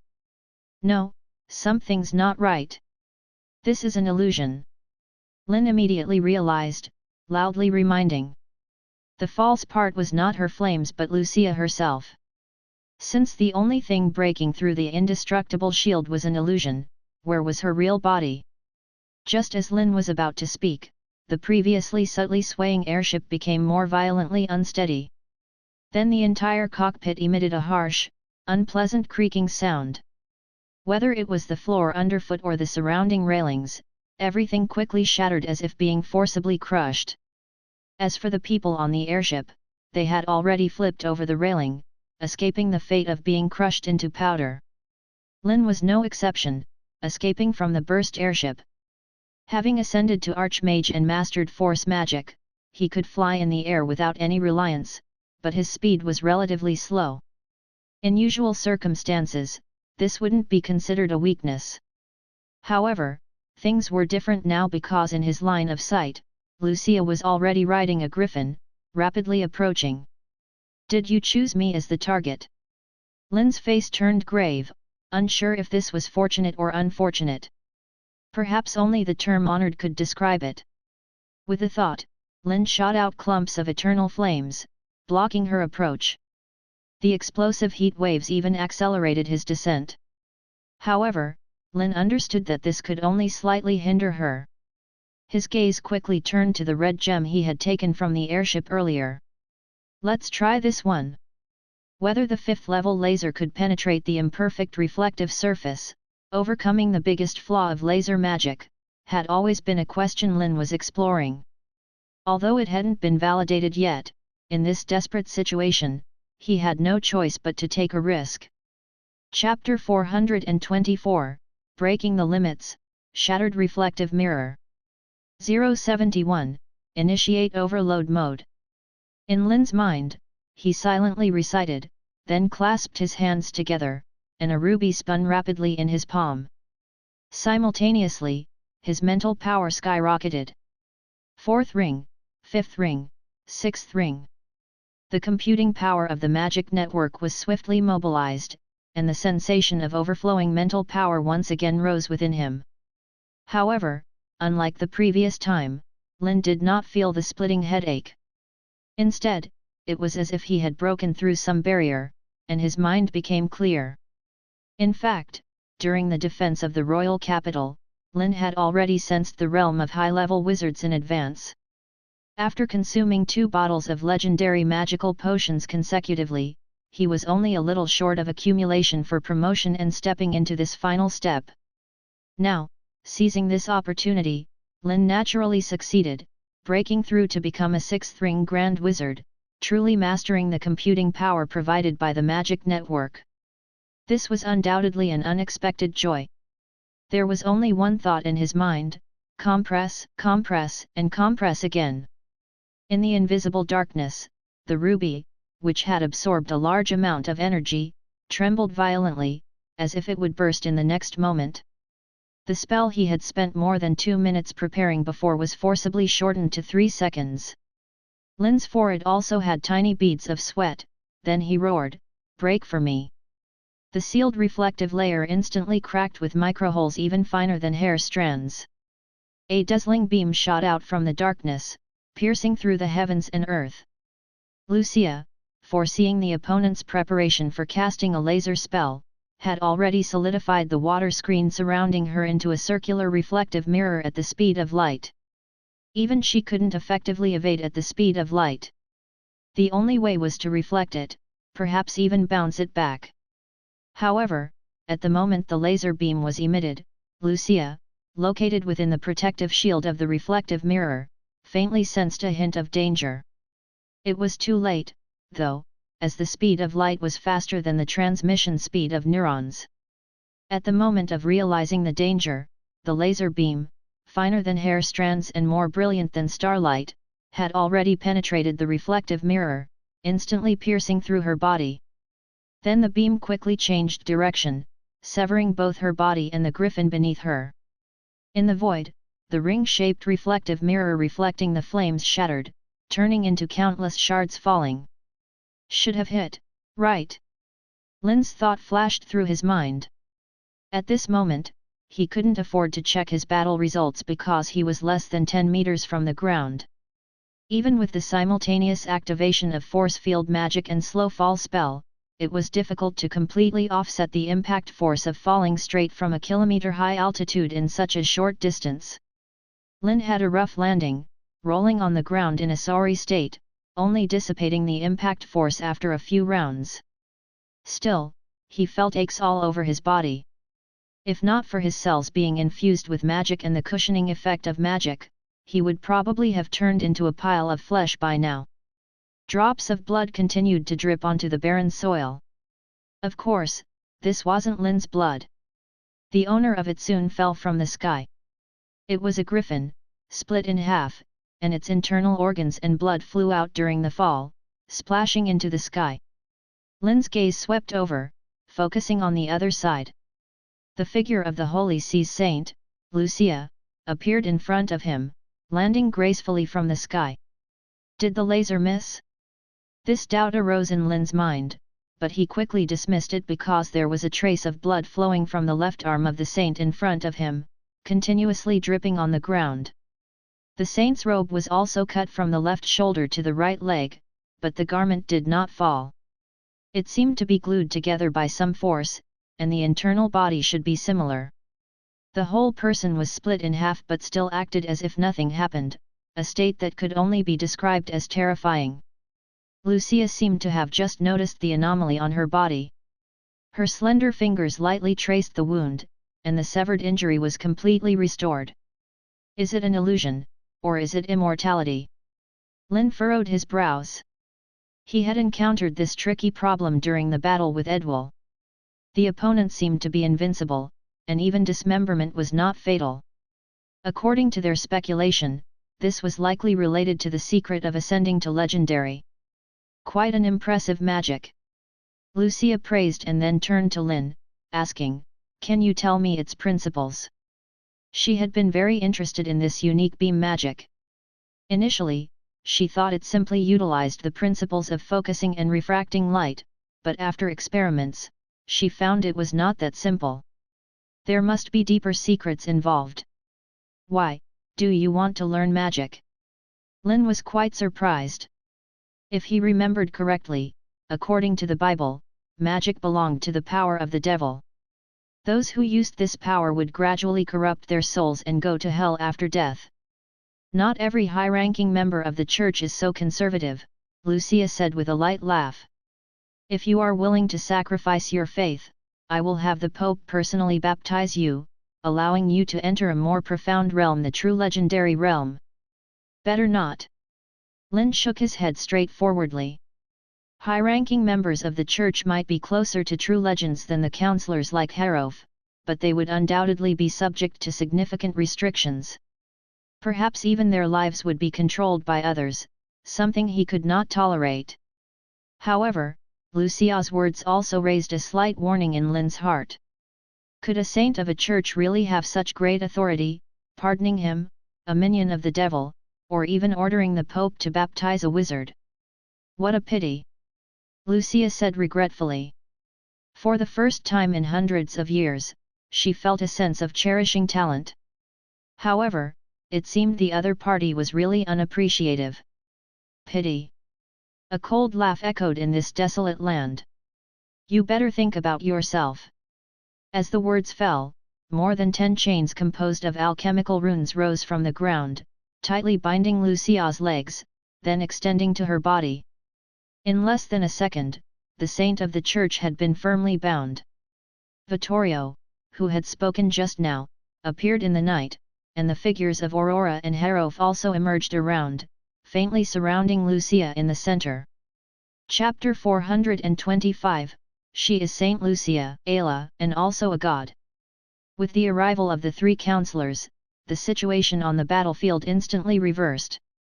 Lucia was tightly bound by alchemical runic chains, her expression unchanged as she calmly spoke, "It seems your target isn't just the oil." "Of course, we'll take the oil, but after dealing with you," Harof sneered in response. Their airship wasn't flying aimlessly, heading to the oil location was just a diversion. The importance of oil was undeniable, but it couldn't serve as a battlefield for that reason. Why is there only one person? Where is the High Judge? Victorio was surprised. According to their plan, Lynn and others would try to lure both legendary figures of the Holy See for a joint resolution. Dealing with just this one isn't bad, Aurora said with a hint of a smile in her eyes. If it were 4 against 2, there might be room for error. If the enemy forcefully broke through, that would be troublesome. But now it was 4 against 1, the advantage was ours. Is this all you planned for tonight? Lucia spoke, sounding somewhat disappointed. The wizard's goal not being the oil indeed surprised her. However, using polarization magic, she had sensed Victorio and others hiding here, as well as the alchemical arrays laid underground. She didn't pay much attention, though. For her, whether facing one person, 4, or 10, it made no difference. Now that everyone is here, let's settle this together. Lucia's gaze turned cold, a terrifying magical aura surged around her, and the chains binding her suddenly trembled. Projection Divine Realm. A grand hymn echoed through the night sky. Following that, the desolate land saw a surge of plant life, vines winding out, destroying the alchemical arrays on the ground. Lucia floated in the air, her eyes sparkling like stars. The chains binding her shattered instantly, and everything within sight, the entire barren land, transformed into a divine sanctuary. Lynn stepped back hastily but was still enveloped by the divine realm. What shocked him more was that Lucia didn't use holy words to unleash the divine realm. Previously, when she used power beyond the archbishops, she didn't seem to pray like Edwal did. In an instant, all the information converged in his mind, and the earlier confusion was suddenly unraveled. You're not the Holy See's saint. Lynn's pupils contracted, and he spoke decisively, you're A.K.A. That, pseudo-god. In the entire Holy See, only one person had the ability to command the Pope to baptize wizards as evil and mobilize the power of the divine realm without using holy words. That person was A.K.A., the god revered by the Holy See. What? Harof, Victorio, and Aurora looked at the floating Lucia in shock. With Lynn's reminder, they all quickly realized. The saint chosen from among the nuns, rotating every few years, living a comfortable life in the holy city, couldn't possibly possess such power. Perhaps it was some kind of divine descent. What chilled them even more was that she was conscious, extremely sharp in thought, completely different from their previous assumptions. This was undoubtedly the worst situation. Have you found a way to eliminate the poison of faith? Victorio asked, his expression both horrified and filled with intense desire. The faith-turned magic was a shortcut to a higher realm, a path they had abandoned due to the obstacle of the poison of faith. It would corrode one's will, assimilating them completely into the imagined god of the believers. Lucia ignored the title of pseudo-god, looking down on them. Her star-like eyes swept over the 4, finally focusing on Lynn, saying coldly, "This is the last chance, regret is still an option now." In response, a flame that seemed to burn eternally appeared around Lynn.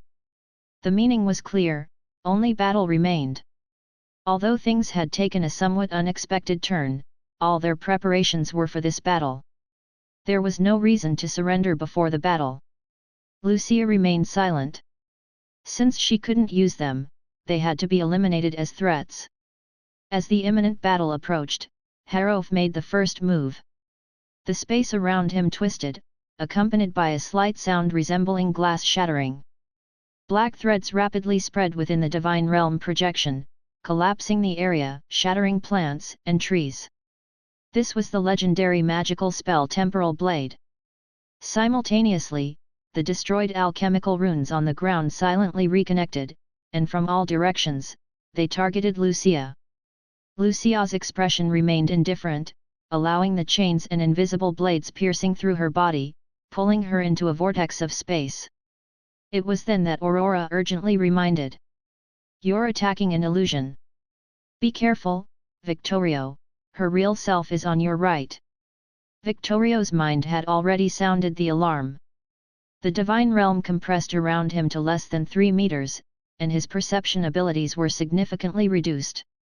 Unknown when, Saint Lucia's figure had appeared to his side. Her right hand, gleaming with magical radiance, had already penetrated his protective magic. A fear aimed at the depths of the soul surged in Victorio's brain. The intense sixth sense made him realize that once hit, he was doomed. Fortunately, Lynn and the others had already reacted. A strong beam of laser shot through the air. Though he couldn't instantly unleash a 5th-level laser without the ruby as a focus, risking reflection, Lucia didn't dare to gamble on that probability. Layers of rippling water screens appeared, diverting the beam, but also missing the opportunity to kill Victorio. Grand Disintegration Spell. Death's Touch. Harof and Aurora, working together, shattered the layers of water screens. The intense laser beam slashed out again, and Victorio took advantage of this moment to distance himself, breaking free from her control. Chapter 426, Realm of Despair, The Mighty Saintess. As soon as they engaged, everyone present realized how formidable their enemy was this time. Although constrained by the limitations of the physical body, Lucia couldn't unleash much power, but it was still beyond the reach of these pseudo-legends. With just a glance, Victorio almost met his demise. The raging, unquenchable flames surged quickly, blocking Lucia's pursuit. Surviving a close call, Victorio dared not make any further attempts and immediately activated the trap they had set in advance. Accompanied by the sound of earth and stones exploding, the ground beneath everyone's feet collapsed instantly. Whether it was Lucia or Lynn and the others, they all fell helplessly towards the depths at the same moment. Despite reaching the level of Grand Wizards, flying in the air was the most basic ability, but now everyone was being dragged underground by a powerful force, rendering them unable to take flight. This was Harof's greatest achievement in the study of force field magic, combined with Victorio's alchemy to create the gravity domain. The walls around were adorned with intricate alchemical runes. These spells were meticulously arranged by Victorio and over 300 alchemists in just an hour, not just the gravity domain alone. Thunder, come! Lynn raised his hand, a shimmering lightning appeared in his palm, and the complex alchemical runes on the walls lit up one by one. Soon, everyone present was engulfed in a sea of lightning. The thunderous roar echoed through the underground space. The violent power of thunder wreaked havoc indiscriminately in the entire mine, with the white-hot arcs of electricity continuously leaping and flickering, forming a dense network of lightning that encompassed everyone present. This formation was none other than the thunder summoning array he had used in the capital. Although lacking the support of celestial phenomena, with Victorio, the legendary alchemist personally improving and casting it, along with the magical power of 300 wizards and thousands of lightning stones used to charge electromagnetic cannons. Its power was unquestionable. At the moment of descent, Lucia was already enveloped in the lightning, and the elements in her divine realm were directly ionized into a high-temperature plasma. The entire mine became like a sauna with a temperature over 1,000 degrees, enough to evaporate the moisture from the human body in seconds. Similarly, Lynn and the others, struck by thunder, constructed a circular copper mesh around them at the moment of descent. That was the Faraday cage. All thunder was blocked outside, and they could even feel the cool breeze caused by the electron wind. For archmages and legendary mages, using the magical power within their domains to create a Faraday cage was not a difficult task. The difficulty lay in understanding its principles. The rampant lightning continued to flicker. Lynn, Harof, Aurora, and Victorio, after landing, anxiously watched the center of the mine. As the center of the array, most of the power of the thunder gathered there, forming a gigantic vortex of lightning, with white-hot plasma constantly surging, emitting a chilling aura. She might already be dead, right? Aurora said in a low voice as Lucia descended. Maybe. Victorio responded casually.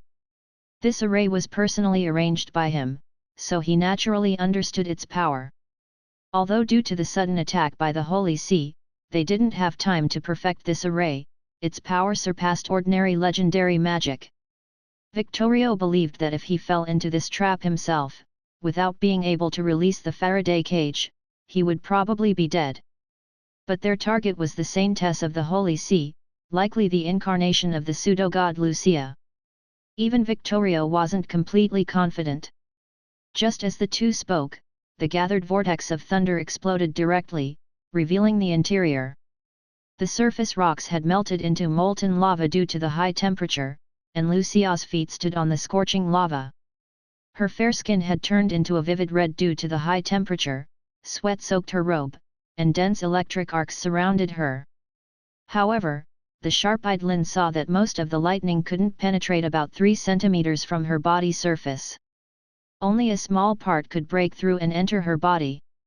Harof, Aurora, Victorio, and Lynn were all shocked, and Lynn felt a sinking feeling. Some kind of insulating material.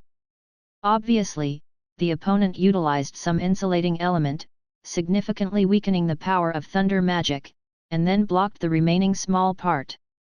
That was why the opponent could stand there intact. This was the conscious and unconscious difference. The former wizard, Ella, was much more difficult to deal with than those ignorant divine art practitioners. Damn, if only he had switched to chlorotrifluoroethylene. Lynn regretted to himself.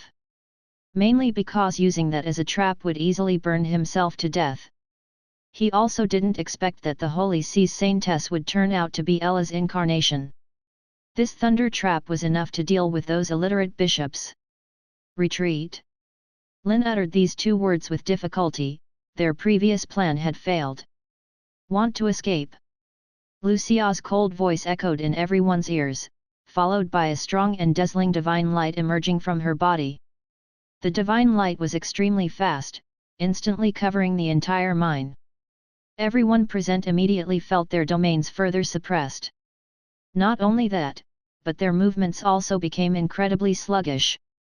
It was the element of air spontaneously hindering their actions. In fact, without the protection of the domain, these elements would turn into deadly weapons, piercing their bodies from all directions.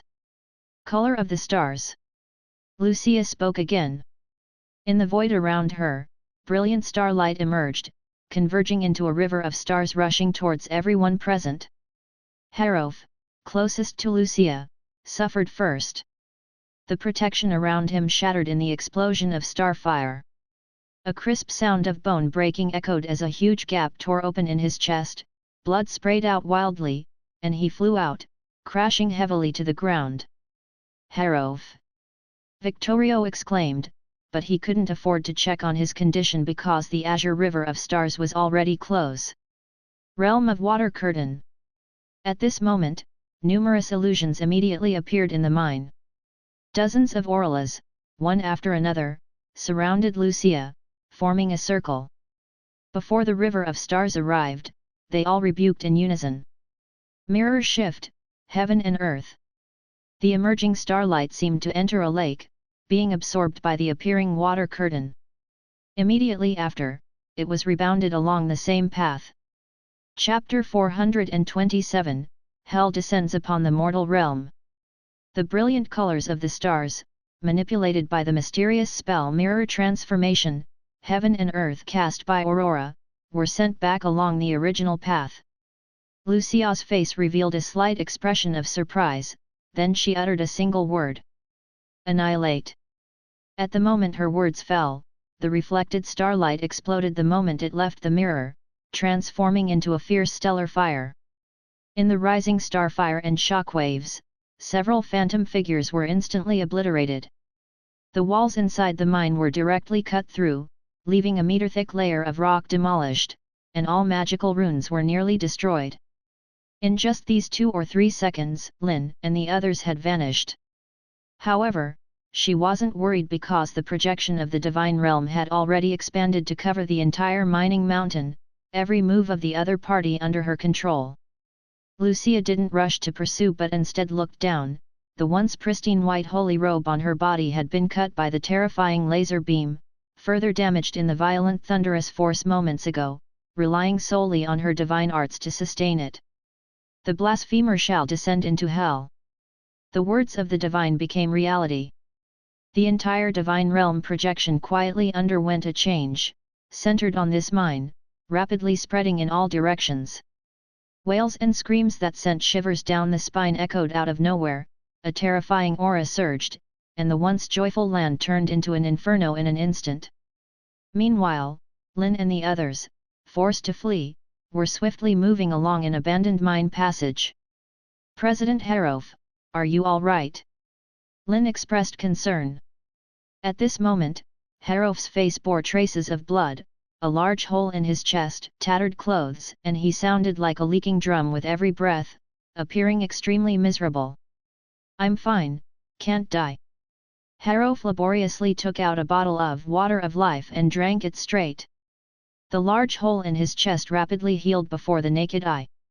This legendary magical medicine was undoubtedly precious, but now was clearly not the time to be frugal. Life was always more important than material possessions. "It seems our planned strategy has failed.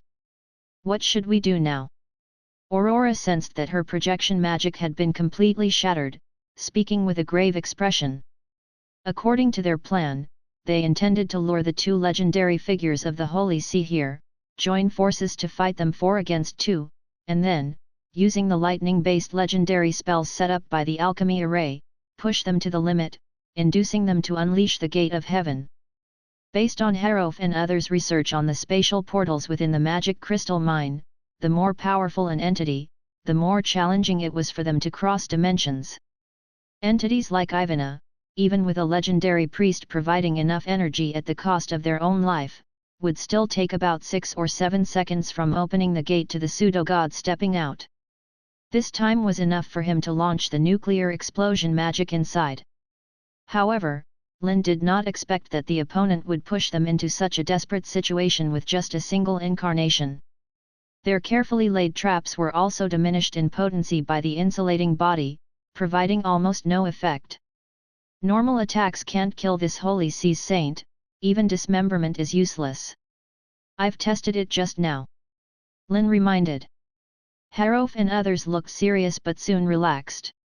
During the Battle of the Royal Capital, Edwil also demonstrated a similar ability to an undying body, but in the end, they still managed to kill him. This proved that an undying body was not truly immortal, it had its limits. It might require a massive amount of energy or have an upper limit on healing capabilities.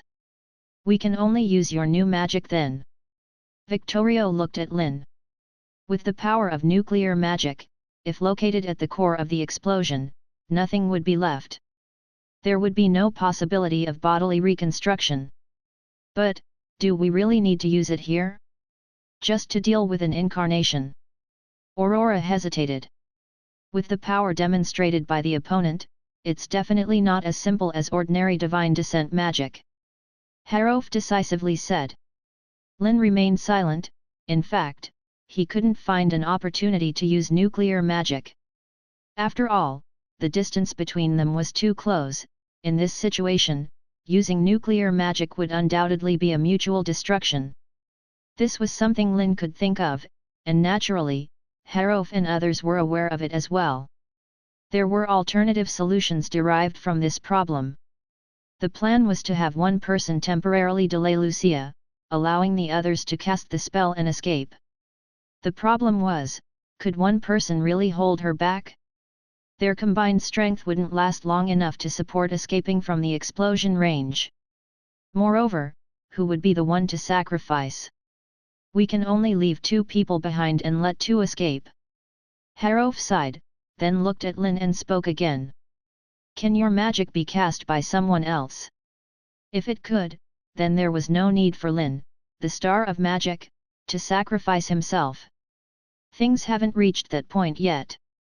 Lynn suddenly interrupted everyone's thoughts. "Do you remember how I had them evacuate?" Harof and others pondered, realizing that when Lynn mentioned them, he was referring to the wizards responsible for Victorio's alchemical array. "In addition, do you have a way to break this divine realm projection, President Harof?"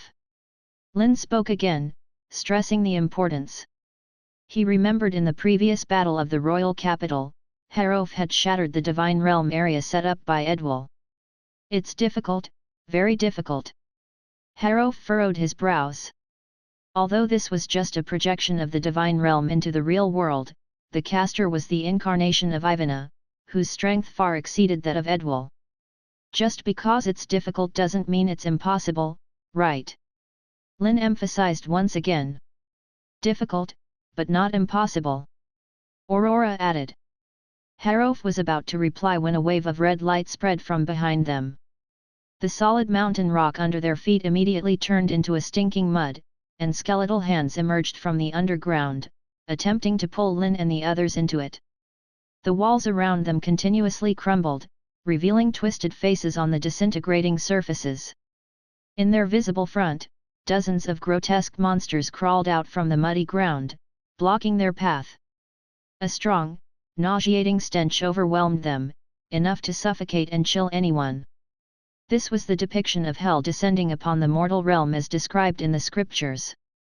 Chapter 428, This is my final magic, Grand Nuclear Explosion Spell. In Lynn's mind, the biblical passage about hell surfaced, one part of which was the skinning purgatory used to punish the gravest sinners. These monstrous beings in front of them were the executioners, their faces bloody with faintly visible orifices, eyes, nostrils, and mouths. Their bodies contorted, as if their skin had been ripped off, leaving only bloody muscles and bones. They held execution tools, resembling a group of walking corpses, moving strangely towards them. If ordinary civilians or apprentices witnessed such a terrifying scene, they would likely be horrified. However, Harof and the others showed no reaction. They understood that these were just cannon fodder used by Lucia to obstruct their progress. However, facing enemies of this level wouldn't make them halt. Disintegration Ray. Harof took action. With a single strike, the executioners blocking their path were torn apart by an invisible force, turning into a mass of flesh. Despite being disintegrated into a blurry blood mass, the pieces still attracted each other as if wanting to gather together. But Lynn soon noticed a towering figure emerging from the surging sea of fire. It was a gigantic monster, unlike the other executioners. Its stature reached the top of the mine, and although its robust form had been eroded into a skeletal structure by the unextinguishable flames, it remained oblivious. It wielded a fiery, meter-long hammer and swung it down towards them like a looming execution. Seal! Victorio murmured. Chains of alchemical runes extended from his domain, binding the giant monster's arms, waist, and neck. Then Harof unleashed a powerful disintegration spell, shattering it into pieces. I sense the power of spirits and dark gods in these monsters, Victorio solemnly remarked. The opponent likely imprisoned the souls of those they once killed, giving rise to these monsters. The purgatory projected matched the biblical description, deepening Victorio's concerns. To possess such formidable power with just an avatar raised questions about the opponent's true capabilities. Snap!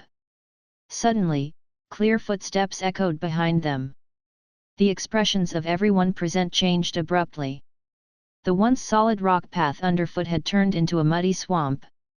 With Lucia's strength, such a glaring flaw shouldn't exist unless either she had no intention of concealing herself, or she deliberately wanted to impose psychological pressure on them. Thinking this, the previously clear path distorted, and blood-colored threads emerged from the walls, completely blocking the way forward. At this moment, Lucia's figure appeared behind them, cutting off their retreat. Harof and the others immediately abandoned the idea of escaping. Clearly, Lucia had control over the entire mine. Even with their best efforts, escaping seemed nearly impossible.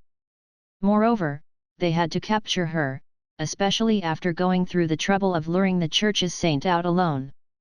Aurora raised her hand, surrounded by a glow of lightning. A terrifying magnetic field formed almost instantly, and dozens of metal bullets hovered in mid-air. Driven by electromagnetic force, they shot out, creating deafening sonic booms. This was the electromagnetic railgun Lynn had invented. Having learned the relevant theory, Aurora could replicate it. Although due to hasty casting, the railgun's speed wasn't as fast as the original, roughly 6 times the speed of sound, it was still lethal. The previously unextinguished flames from the monsters erupted, burning the faces embedded in the tunnel walls. A hot pillar of fire swept towards Lucia. The railgun fired first. With a thrust at 6 times the speed of sound, it covered 50 meters in just 0.025 seconds. However, at the moment the railgun was launched, its speed visibly decayed, as if the elements in the divine projection were spontaneously hindering the bullet's velocity. Facing the incoming railgun shots, Lucia's expression remained unchanged. Instead, she seemed intrigued by the peculiar unextinguishable flames. She had heard of this flame before and encountered it more than once, understanding its tenacity and how to deal with it. Lucia opened her mouth and exhaled gently. Crack! A cold air, seemingly capable of freezing time, spewed from Lucia's mouth, swiftly spreading around. The incoming metal bullets froze in mid-air, and the surging waves of fire were frozen in place, quickly melting and dissipating. This was the legendary divine spell, Eternal Frostland. Although she couldn't immobilize all elements in the divine realm like her true self, she could still manage it on a small scale. After dissolving the unextinguishable flames, the breath of frozen time continued to surge forward, rapidly solidifying everything along the way. Victorio's hand seals changed, and chains of runes emerged from the void, interweaving and connecting to form a solid wall. However, this defense lasted less than 2 seconds, the runes on top froze and disintegrated, losing their intended effect. Fortunately, Lynn's spell was ready. A powerful laser beam materialized in Lynn's palm, shooting out with unstoppable force, piercing through the eternal frostland and Lucia's protection, directly penetrating her forehead. Damn it! Lynn's expression changed as soon as he succeeded. At that moment, he realized something was amiss, for although the freezing field had stopped expanding, the saint pierced by the laser beam showed no signs of being affected. It was apparent that what appeared before them was just an illusion. In fact, Lucia, who knew the power of laser magic, naturally couldn't be unprepared. The deliberate footsteps and the illusion in front of them were just means to deceive them. But this time, even Aurora failed to see through it. Realizing this, a fierce warning had already surfaced in Lynn's mind when he mobilized the elements within the domain without hesitation, and a silver shield instantly condensed. Starry radiance! Lucia's voice almost echoed right in front of him. The continuous battles had made the saint realize that Lynn in front of her was the biggest threat and had to be the first to be eliminated. Fierce star flames immediately exploded, filling the entire space. The silver shield visibly dented, but under Lucia's full force, it remained resilient. Because it was composed of uranium elements. As a highly dense element, the hardness of uranium was self-evident. Before reaching critical mass, it was not an easy task to completely destroy it. And Lynn spread the magical field around him, not even caring about radiation, just to be able to cast the nuclear explosion spell at the most opportune moment. Now, it was being utilized by him to block the imminent starry radiance.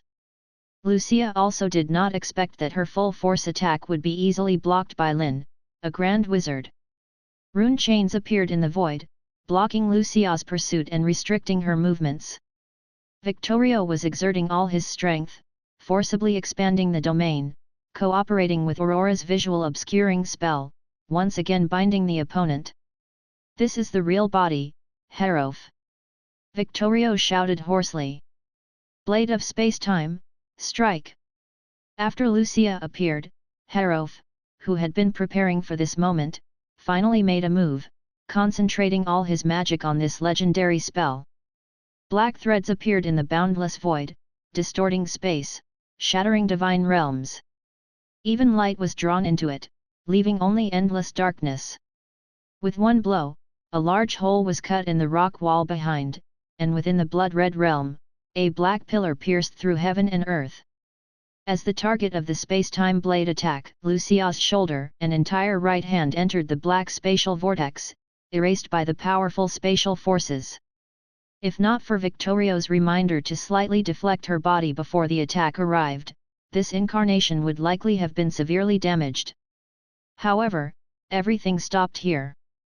Harrow's full force blow did not completely dispel the projection of the divine realm.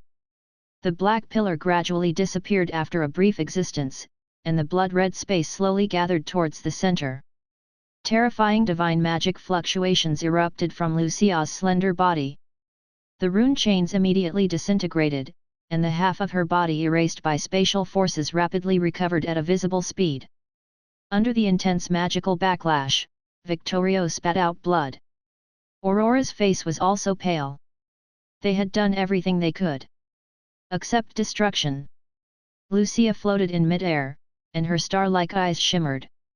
The elements of the entire divine realm became unusually active. Dazzling starlight appeared almost everywhere in this space, impossible to dodge or hide from. At the moment of the attack, Lucia suddenly turned her head. A rushing wind echoed behind her. At the hole pierced through, a massive propeller appeared in front of her. A giant creature with a wingspan of dozens of meters, flying at a speed of 360 km per hour, rushed in through the channel cut by the space-time blade. The front hub fin of the propeller collided with Lucia, carrying her with its weight and high speed toward the depths of the mine. The large wings passed over Lynn and the others' heads, and the strong wind shook their robes. "Now is the time, retreat!" Lynn urgently shouted, ignoring explanations, and directly pulled everyone to jump down from the hole where the aircraft came in. Below this mine was a flowing river. In the current mine, the high-speed aircraft directly pressed against Lucia's body, piercing through the already thin rock wall, rushing deeper into the mine. The one driving the aircraft was only Lynn's magical projection. After receiving the communication from the main body, he used this last resort to quickly send Lydia to a safe place and then returned.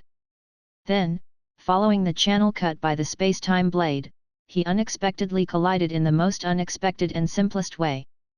Because the aircraft was not within the range of the divine realm throughout, it naturally deceived Lucia's perception. It directly collided when she was casting the spell at full strength. If it were anyone else, under such a violent impact, they would probably have turned into a lump of mud long ago. However, his opponent was the saint of the Holy See, Lucia in the incarnation of Ayla. She had set up protections around her that even the fourth-level laser beams found it hard to penetrate. Although she was carried away by the impact force, she remained unharmed. She grasped the front of the aircraft with both hands, forcibly breaking off the propeller and using it as a weapon against the entire fuselage. Inside the aircraft, as Lynn existed as a magical projection, he was not afraid. In his hand was a peculiar silver sphere. Extracted from the demon stone, uranium-235, enough to unleash nuclear explosion twice. To be safe, half of it was stored in the main body's domain, implementing Plan A. The other half was stored on this aircraft as insurance and a contingency. Now, he had taken it out and, facing Lucia's attack, Lynn directly hurled it at her. "Feel the wrath of the sun!" Lynn shouted. Various names like Big Fatty, Little Boy and other nicknames flashed through his mind, finally naming this magical atomic bomb. "Otherwise, let's call it Little Girl." At the moment the sound fell, the neutron source inside uranium-235 had started to operate, thousands of neutrons scattered, and a chain reaction instantly formed. Grand nuclear explosion, initiated. Chapter 429, The Rising Sun in the Night Sky. From the refining of bronze to the forging of steel, and then the development of gunpowder, human technological prowess continued to advance, conquering the land, sky and oceans. However, even with the roaring of cannons, in the face of true natural disasters like earthquakes, meteorites and volcanic eruptions, they still appeared incredibly insignificant. It was only in the 20th century that humanity made a new breakthrough in the microscopic realm, delving into the study of atoms, using the mass energy equation as a core theory, and developing atomic bombs, granting humanity the power to rival natural disasters for the first time. Now, this power was truly manifesting before everyone for the first time. An unimaginably powerful force erupted from the silver-white sphere.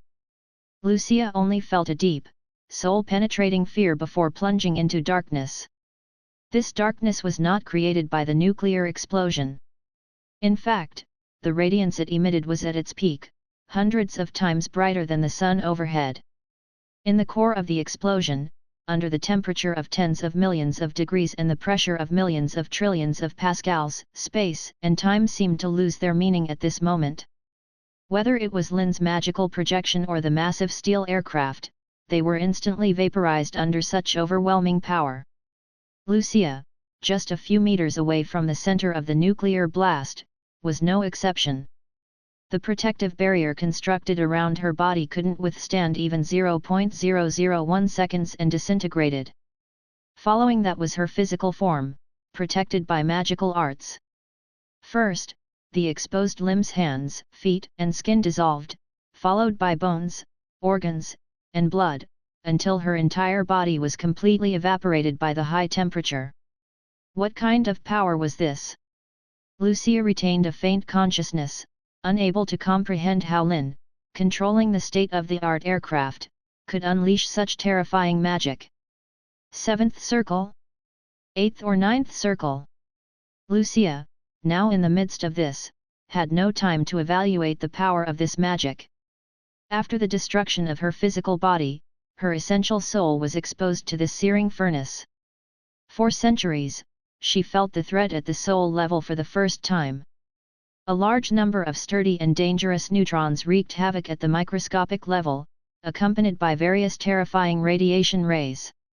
Although the nuclear explosion itself didn't affect the soul, psychic energy was also a form of energy, and matter and energy were inherently connected. Since it interfered with matter, it would be influenced by the material world in return. The soul, now entering the legendary realm, gradually dissipated under the influence of such power after losing the shelter of the flesh. The agony of this torn-apart soul was beyond imagination, far more painful than being devoured by countless poisonous ants.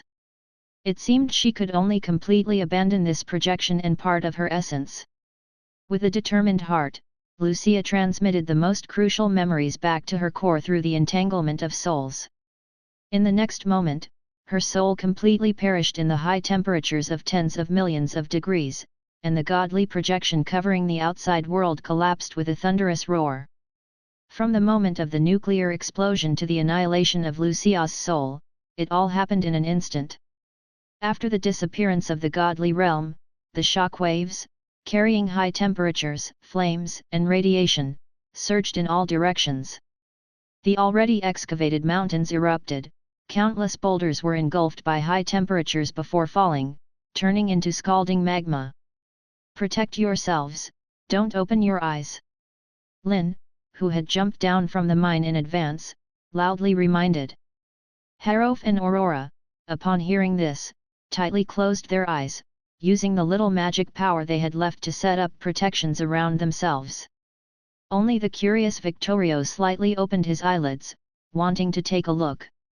But under the terror of the intense light, his pupils shed monstrous tears before losing vision.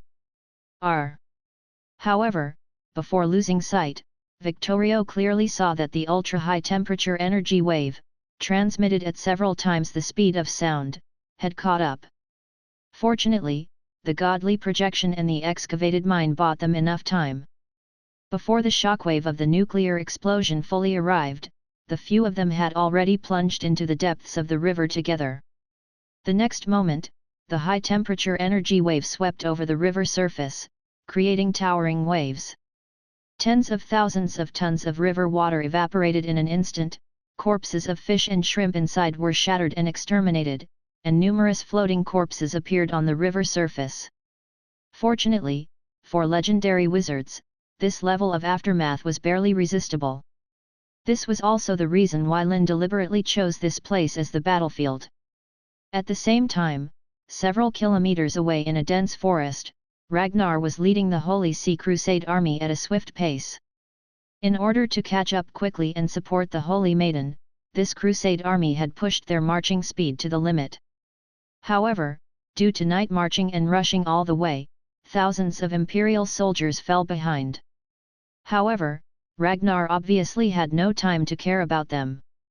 After all, he had a clear view of the battle in the sky before, witnessing Lucia, riding a griffin, shoot down the wizard's airships but getting hit by a laser beam, putting her in a perilous situation. Don't worry, Lord Ragnar. The Holy Maiden has received divine inspiration and will surely triumph over those minions of evil, securing the final victory. The red-robed bishop at his side made a praying gesture, expressing confidence. Ragnar also suppressed the unease in his heart, soon replaced by the warning rising in his mind. Through the cover of the trees, a dazzling light shone in the distance. Was it already morning? Everyone was puzzled, considering they had set out around 1 a.m., far from the time the sun would rise. However, the light continued to grow brighter. In just a second, the entire sky was illuminated in a vivid red color, even brighter than the noon sun. Ah, my eyes! Screams echoed one after another in the formation. The intense radiation, even from several kilometers away, was still powerful. Soldiers who looked up at the sky felt their pupils burning. Then, the whole ground violently shook. Amidst an ear-splitting roar, a massive mushroom cloud rose in the sky. Although obstructed by the forest, they couldn't fully see what had happened in front. Panic inevitably spread in everyone's hearts. Some even thought this was a sign of the apocalypse. Don't panic, everyone! Ragnar shouted loudly, stabilizing the disoriented minds. This must be the power of the Lord. It's the great goddess of the moon, the creator of all, punishing the minions of evil. Ragnar spoke with increasing firmness. The bishops, priests, and devout believers immediately believed because, in their perception, only the Lord could wield such terrifying power, making the heavens and earth change color. They were unwilling to believe that such a powerful force could be the work of demons. Praise you, great Lord! Your power dims the morning star. A bishop fanatically exclaimed. Some enthusiastic priests directly dismounted and knelt on the ground in prayer. The dazzling light quickly approached them, and the red-robed bishop opened his arms to embrace the imminent divine light. However, Ragnar sensed something was amiss. In the approaching light, there was an unbearable heat, and most importantly, he didn't sense any divine power. This couldn't be the Lord's power. A look of horror appeared on Ragnar's face, but in the next moment, the dazzling firelight and high-energy shockwave had already passed through this dense forest. Tall trees were instantly torn apart, and the thick earth turned into endless scorched land. The red-robed bishop, who had opened his arms to embrace the divine light, turned into a charred corpse in the moment the firelight swept over him. Even more unfortunate were the Empire's soldiers. Their unprotected bodies, along with their armor, vaporized, becoming part of nature. About 3 kilometers above them, the remaining 60 or so airships were violently shaking in the enormous wind pressure. Speed up, don't stop. On one of the airships, Philip urged anxiously. At this speed, they might be caught up by the shockwave. This is already the maximum speed, Master Wizard. The pilots, busy manipulating the airship, didn't dare to look back at the light. Only Philip and those with alchemical goggles could witness the splendor of the nuclear explosion. According to Master Lynn, these lights were too intense to look at with the naked eye. However, with alchemical goggles that could resist ultraviolet rays to some extent, they could still see. Even though the brightness was reduced by dozens of times, tears still welled up in their eyes. Is this Master Lin's new magic? Tyke looked at the crumbling mountains, steaming rivers, and the ground turned into glassy scorched earth, his voice trembling. This is simply... Tyke was momentarily at a loss for words, only speaking after a long pause. It's like the sun falling from the sky. Tyke's words expressed the feelings of everyone. They couldn't find any other words to describe it except for the sun falling. Can magic truly possess such power? Doubts arose in everyone's hearts. And this was just the aftermath. The core's power would be even more terrifying. Perhaps only such formidable power could stand against that false god. Fortunately, Taek soon noticed that the speed of the shockwave below was gradually decreasing as the range expanded. It was no longer as fierce as before. With the airships evading in advance at speeds of about 100 km per hour, they should be able to escape the nuclear blast radius. At the moment of the nuclear explosion, several kilometers away in the city of Fire Oil, the battle had already entered a white-hot stage. Anthony and the others' attack was very successful. Due to the main force being withdrawn, the city of Fire Oil, lacking defensive forces, couldn't hold out for more than 10 minutes and was easily captured. But then, Joshua, leading thousands of God's punishment troops rushing to the scene, caught them off guard. There was an insurmountable gap between legends and grand wizards. In just 3 minutes of combat, 2 of the 7 grand wizards besieging Joshua had already fallen. The remaining 5 were all wounded. Anthony suffered the most severe injuries, with a deep wound visible to the bone on his chest. Joshua, on the other hand, seemed unfazed, with only the right side of his robe burned halfway, and half of his staff broken. Those participating in the siege, including Arad, were going all out but still couldn't see any possibility of defeating him. Discouragement began to creep into their hearts. Don't worry, everyone. In a short while, the counselors will handle that holy maiden and return to reinforce. Anthony rallied their spirits. Although their plan had some flaws, as long as they could delay this judgment chief here, Lynn and the others would face much less pressure, making the plan proceed more smoothly. Reinforcements. Joshua sneered and said coldly. You have no idea what kind of opponents they are facing. The bishops and priests of the Holy Church usually considered the Church's holy maiden as a mere attendant chosen to serve the gods, an attractive ornament. But only those at the higher echelons understood the necessity of the holy maiden's existence. Because she was the incarnation of the Lord. These wizards' so-called legends, even if multiplied several times, would still be crushed directly under the might of the Lord. Everything stops here. Joshua's voice became icy. It seemed that without mobilizing some divine power, it was impossible to deal with these wizards in a short time. This place is the realm of the gods, and all evil will dissipate. Joshua prayed loudly. Anthony and the others were serious. They knew the immense power of the divine realm, something they couldn't confront. However, to everyone's surprise, as Joshua's voice rang out, there was no sign of any divine vision. Even the wizards present were puzzled, speculating whether the opponent was deliberately intimidating them. Joshua's face turned extremely ugly. Under the severe backlash of divine arts, he spit out a mouthful of blood. What shocked him even more was that the divine power within him was being drained. The Great Lord had actually interrupted the supply of his energy, causing the premature collapse of the divine realm before it even formed. Chain lightning. Although Anthony didn't know why the opponent suddenly stopped the attack, he didn't let go of this opportunity. Blue-purple lightning instantly struck Joshua down. Arad and the others watched in amazement as the chief judge of the Holy See, who had been invincible just moments ago, was hit by a second circle spell. They wore inexplicable expressions, even suspecting if this was some kind of illusory divine art trying to make them drop their guard.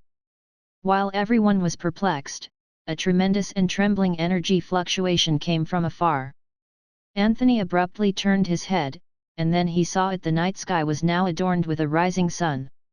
Chapter 430, Nuclear Destruction Zone, wiping out the expedition with one strike.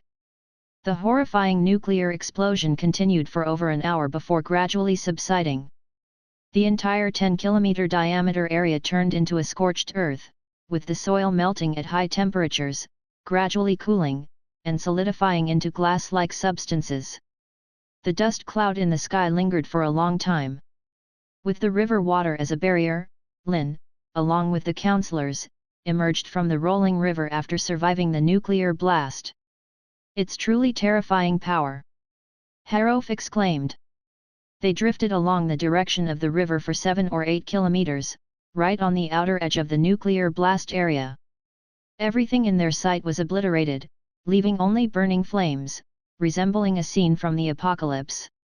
Although Lynn had demonstrated the power of nuclear explosions in their previous encounter, that explosion occurred deep underground, limiting its impact. This time was different. It was detonated on the surface. A hollowed-out mine couldn't effectively withstand the shockwave of a nuclear blast. Aurora, in the best condition, immediately expanded her domain, using magic to construct a circular barrier on the outskirts, tightly composed of lead elements, blocking the radiation.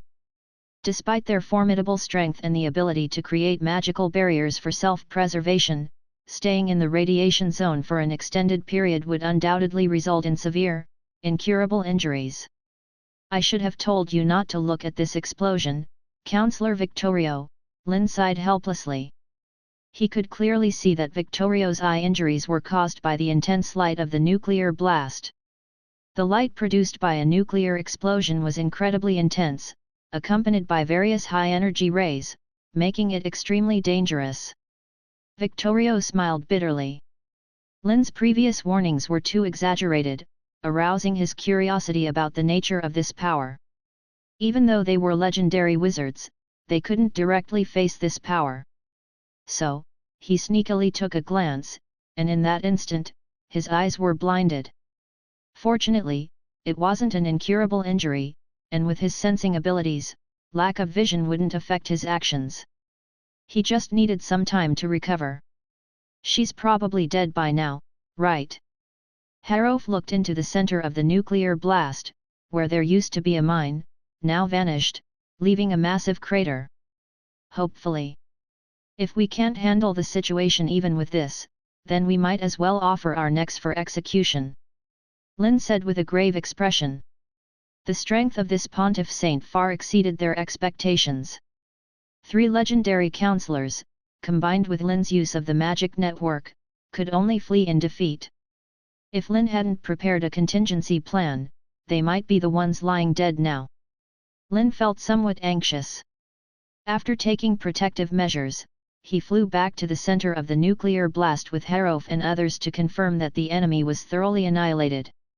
There was no need for a follow-up attack. Although the battle here had concluded, Lynn was concerned about the sudden disappearance of the chief inquisitor of the Holy Church. The opponent probably saw through their plans to secretly attack the city of Fire Oil and went back to reinforce. Anthony and the others might find it challenging to deal with such an opponent.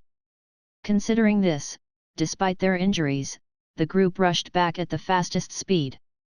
Outside the 10-kilometer nuclear destruction zone, the soldiers of the Imperial Army who lagged behind and did not enter the blast range managed to preserve their lives, but their situation was equally miserable. Some soldiers were burned by flames, others blinded by the light, lying on the ground in painful moans. Some soldiers went insane, kneeling and praying, begging for divine salvation. Aurora sighed and decided to end the lives of those soldiers to spare them from agony. In such circumstances, the chances of survival were slim. More distant soldiers discarded their armor and weapons, fleeing in madness. Harof extended his hand, wanting to eliminate these Imperial guards here, eradicating every bit of remaining life force. Still, Lynn stopped him. "Let them go. We can't kill every fleeing person," Lynn said. "Moreover, these people have completely lost their morale. All they feel is panic. Let them return to the Empire, it might create even greater chaos," Lynn explained. The result of the last battle in the capital was blocked by the Holy See, so the entire empire remained calm, with most civilians unaware that the kingdom had fallen. However, it would be impossible to conceal it this time. With such significant casualties and so many witnesses returning to the Holy City, the news would undoubtedly spread throughout the empire. In the Holy Bible, the Lord is great and invincible, and the messengers following the will of God will surely achieve victory. The reality was that the expeditionary force had suffered consecutive defeats here, with even the Holy Maiden falling into their hands. Once this news spread, it would undoubtedly strike a severe blow to the divine authority system. Lynn was more curious about how the Holy See would handle these soldiers spreading panic. Flying from the center of the nuclear blast to the city of Fire Oil took about 20 minutes. When they saw everything was safe, everyone's tense expressions relaxed. The wizards stationed in the city of Fire Oil also breathed a sigh of relief. At the moment of Lynn and the others' return, they understood that the outcome had been decided. Anthony brought Lynn and the 3 counselors to the Duke's mansion that had been cleaned up, and he asked, "It looks like things went relatively smoothly on your end."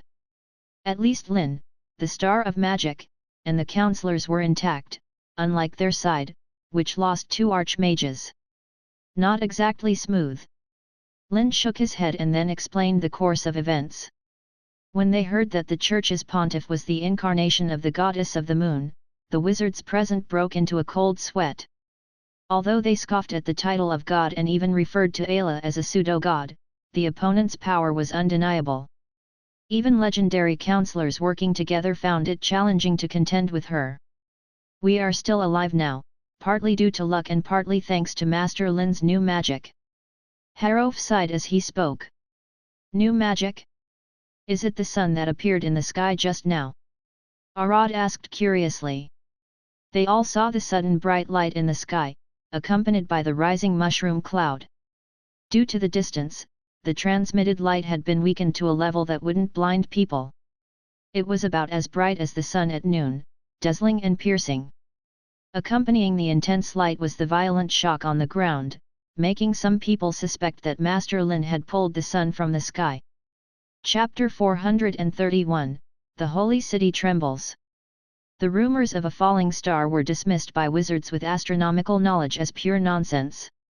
According to the calculations of the prophecy school, the mass of the sun is hundreds of thousands of times that of the planet beneath our feet. Who could possibly move such a colossal entity? Yes, that's the new magic I've researched. I call it the Great Nuclear Blast. Lynn nodded, feeling no need to hide it any longer. As for the Holy Maiden of the Holy See, she has already perished under Master Lin's new magic. There should be nothing left of her but ashes now. Aurora added. Although there were earlier speculations, the wizards present still found it somewhat unbelievable after receiving confirmation. In their eyes, this great nuclear blast transcended the realm of magic and could only be described as a natural disaster. It's worth noting that Lynn, who cast this magic, had only recently advanced to the rank of Grand Wizard a few months ago, making him remarkably powerful in the world of magic. Anthony speculated that Lynn might have regained his former strength, allowing him to unleash this calamitous magic. Arad and others immediately thought that this new magic was likely related to the previously discovered atomic nucleus theory and new elements. Before we captured the city of Fire Oil, everything went exactly as you anticipated. However, afterward, we encountered Judge Joshua, leading the Divine Punishment Army to reinforce. Anthony succinctly explained the situation. Upon hearing that Joshua, under absolute advantage, suddenly lost the ability to resist and was captured by a few grand wizards, the counselors exchanged glances, quickly realizing the impact brought about by the demise of Saint Lucia. This was undeniably good news, proving Harof's speculation was correct, and Ayla's incarnation was crucial, influencing even high-ranking members of the Holy See, such as Judge Joshua. After a moment of contemplation, Aurora suddenly inquired, Master Arad, tonight, I trouble you to verify whether those captured priests and bishops can still perform divine arts. This was undoubtedly the best method to assess the enemy's current state. The restless night quickly passed, but the impact of the nuclear blast magic intensified. The entire western borderlands of the Empire felt a strong shock, and the massive mushroom cloud rising in the night sky could be clearly seen from dozens of kilometers away.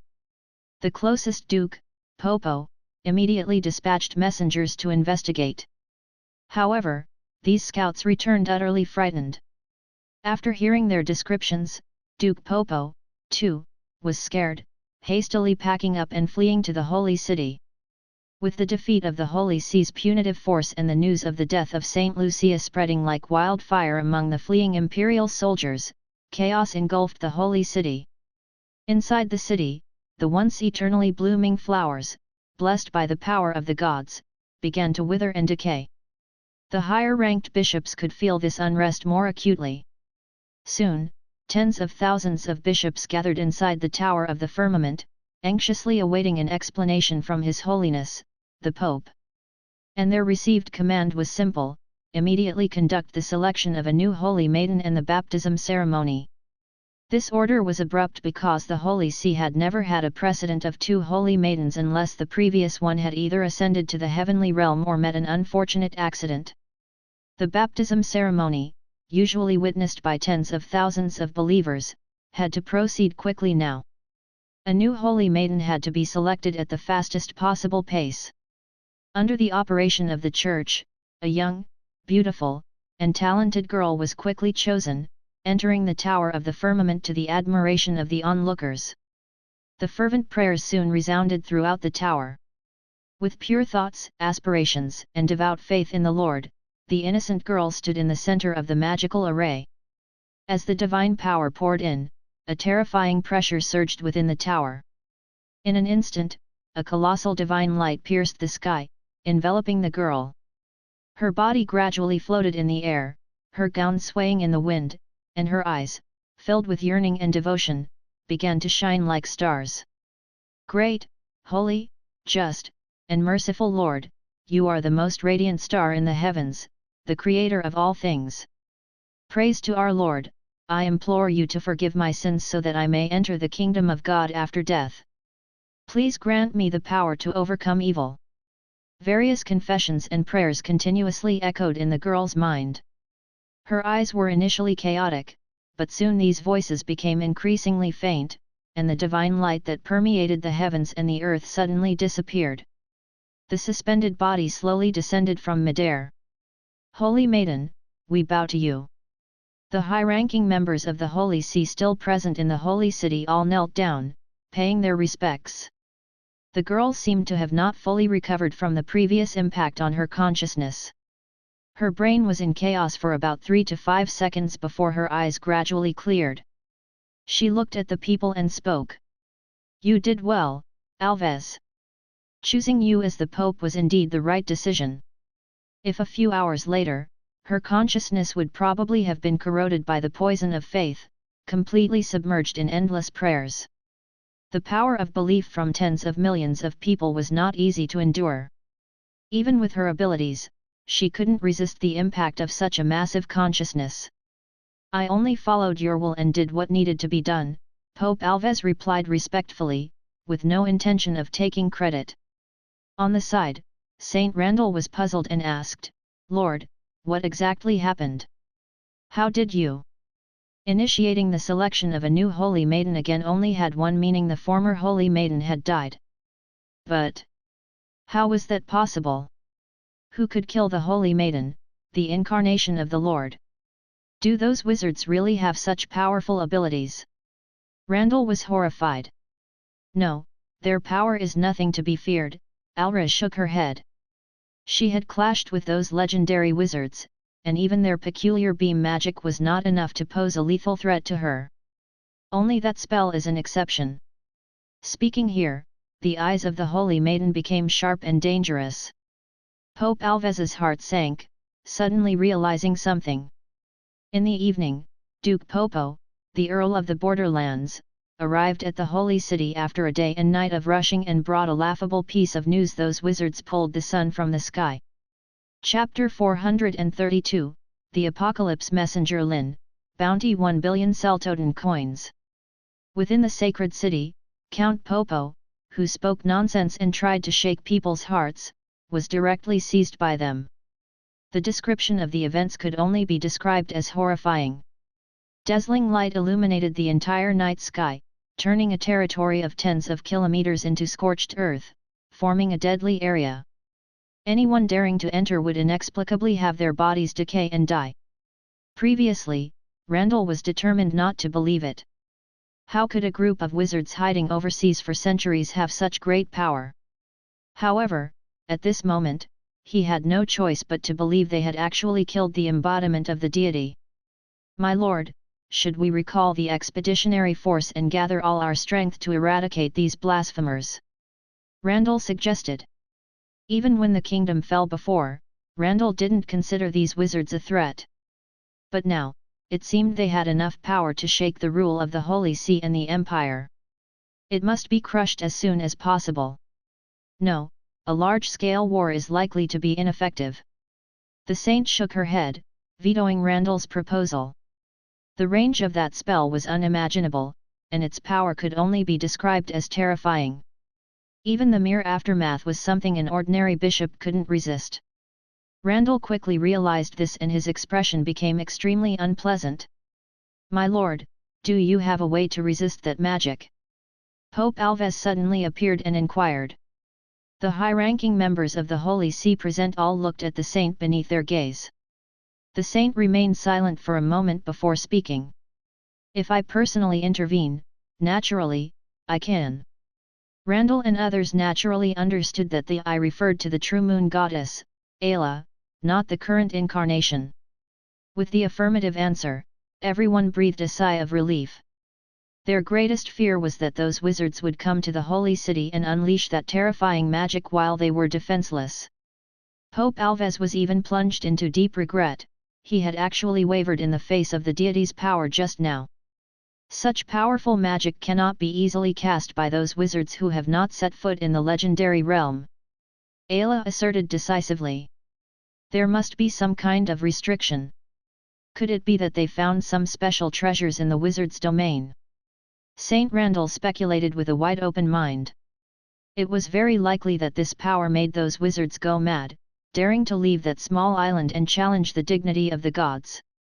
The saint nodded. Indeed, that was a possibility. Due to the extremely critical situation on the battlefield earlier, she had lost some memories in the process of transferring her consciousness back to her true self.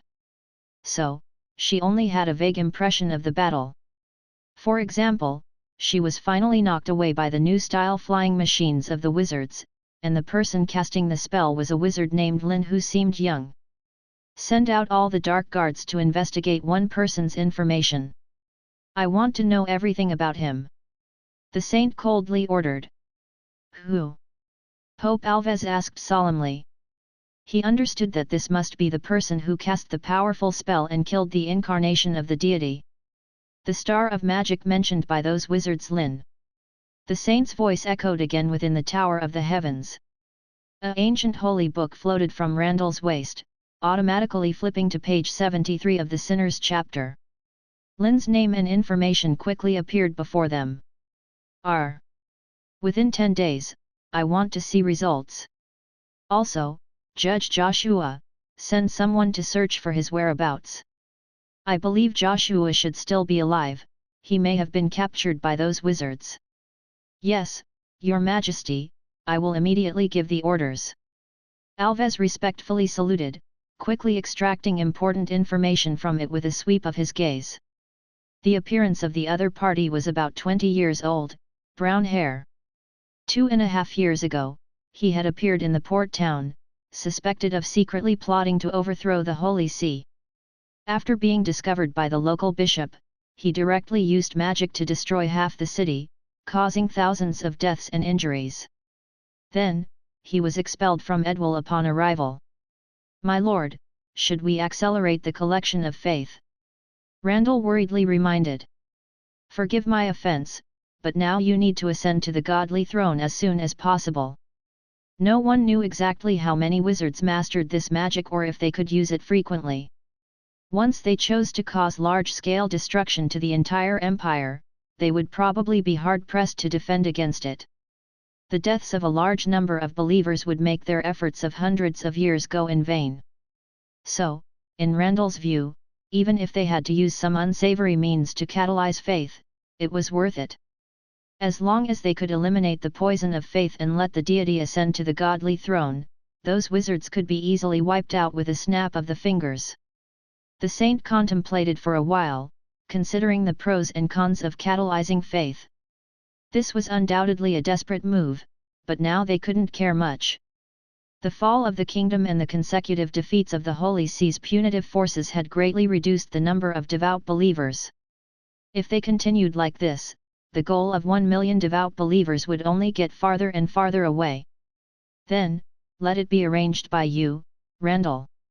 The saint quickly made a decision. I obey your will. Randall lightly tapped his chest with his right hand and responded solemnly. My lord, what about the news of the fall of the kingdom and the defeat of the punitive forces? Should it continue to be blocked? Pope Alves asked. Both of these pieces of news were undoubtedly shocking. Once exposed, they would inevitably cause a stir within the empire, severely damaging the reputation of the Church, and even making believers doubt their faith in the deity. However, the impact of this war was too significant. The death zone spreading 10 kilometers could not be concealed. No, there is no need to continue the blockade. The saint indifferently said. Go and tell them that the apocalypse is imminent, and those wizards are the culprits causing the catastrophe. Apocalypse. The high-ranking members of the Holy See present were all shaken, but soon they realized that this was indeed a soothing method. The saint then looked at the opened holy book and gently passed her fingers over the pages. The information recorded about Lynn was written months ago by Edwell and was already outdated. Under the radiance of divine light, new information quickly appeared on the paper. Name, Lynn. Extremely dangerous, messenger of the apocalypse. Crimes, causing the disaster of the apocalypse, annihilating the Holy See's punitive forces, leading to the fall of the kingdom. Bounty, Seltoten coins. 1 billion. Chapter 433, Shattering the Unbeatable Myth of the Holy See. 3 days passed in the blink of an eye, and news of the devastating defeat of the Holy See's punitive army, the disappearance of the chief inquisitor, and the death of the former Saint Lucia quickly spread throughout more than half of the empire. Various rumors and speculations ran wild within the holy city, leaving the devout followers of the Lord unable to believe that such news could be true. The mighty and revered saint and the chief inquisitor, the messengers of the gods in the mortal realm, falling into the clutches of those demonic minions. The wizards and nobles who had hidden in the shadows, discontent with the Holy See's rule, fueled the spread of these rumors. In just a few days, the entire holy city became aware of the shocking revelations. On the morning of the third day, Pope Alves delivered a divine proclamation, announcing to all the faithful of the empire a sorrowful message: the judgment day was approaching. Upon hearing this, whether nobles or commoners, everyone was in utter shock, plunged into great panic.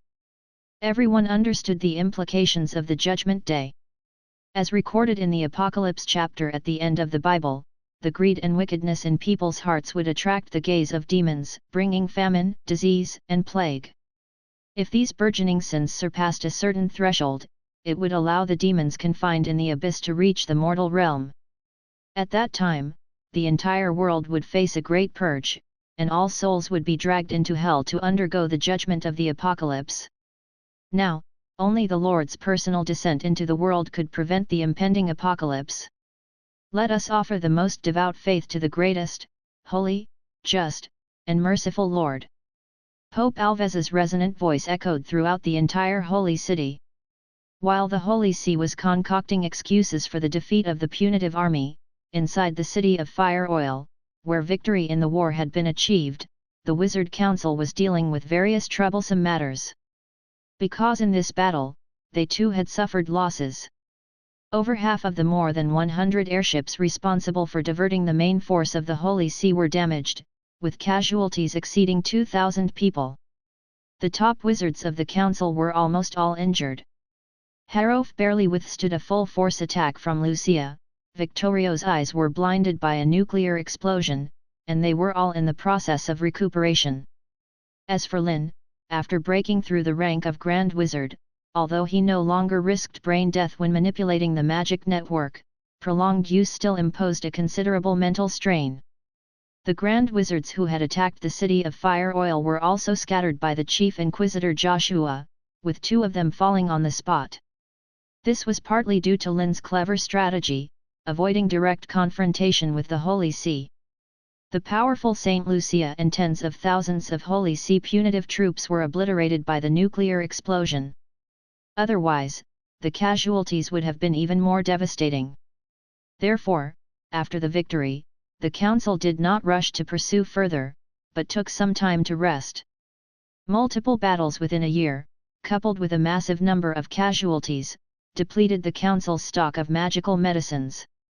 Not to mention the urgent radiation issue that needed to be addressed. The city of Fire Oil was less than 7 kilometers from the nuclear blast zone. Such proximity meant they would inevitably be affected by radiation, and the nearby river could no longer be used for irrigation or drinking. In recent days, many wizards suggested abandoning the city or even demolishing it. However, Lynn vetoed this idea.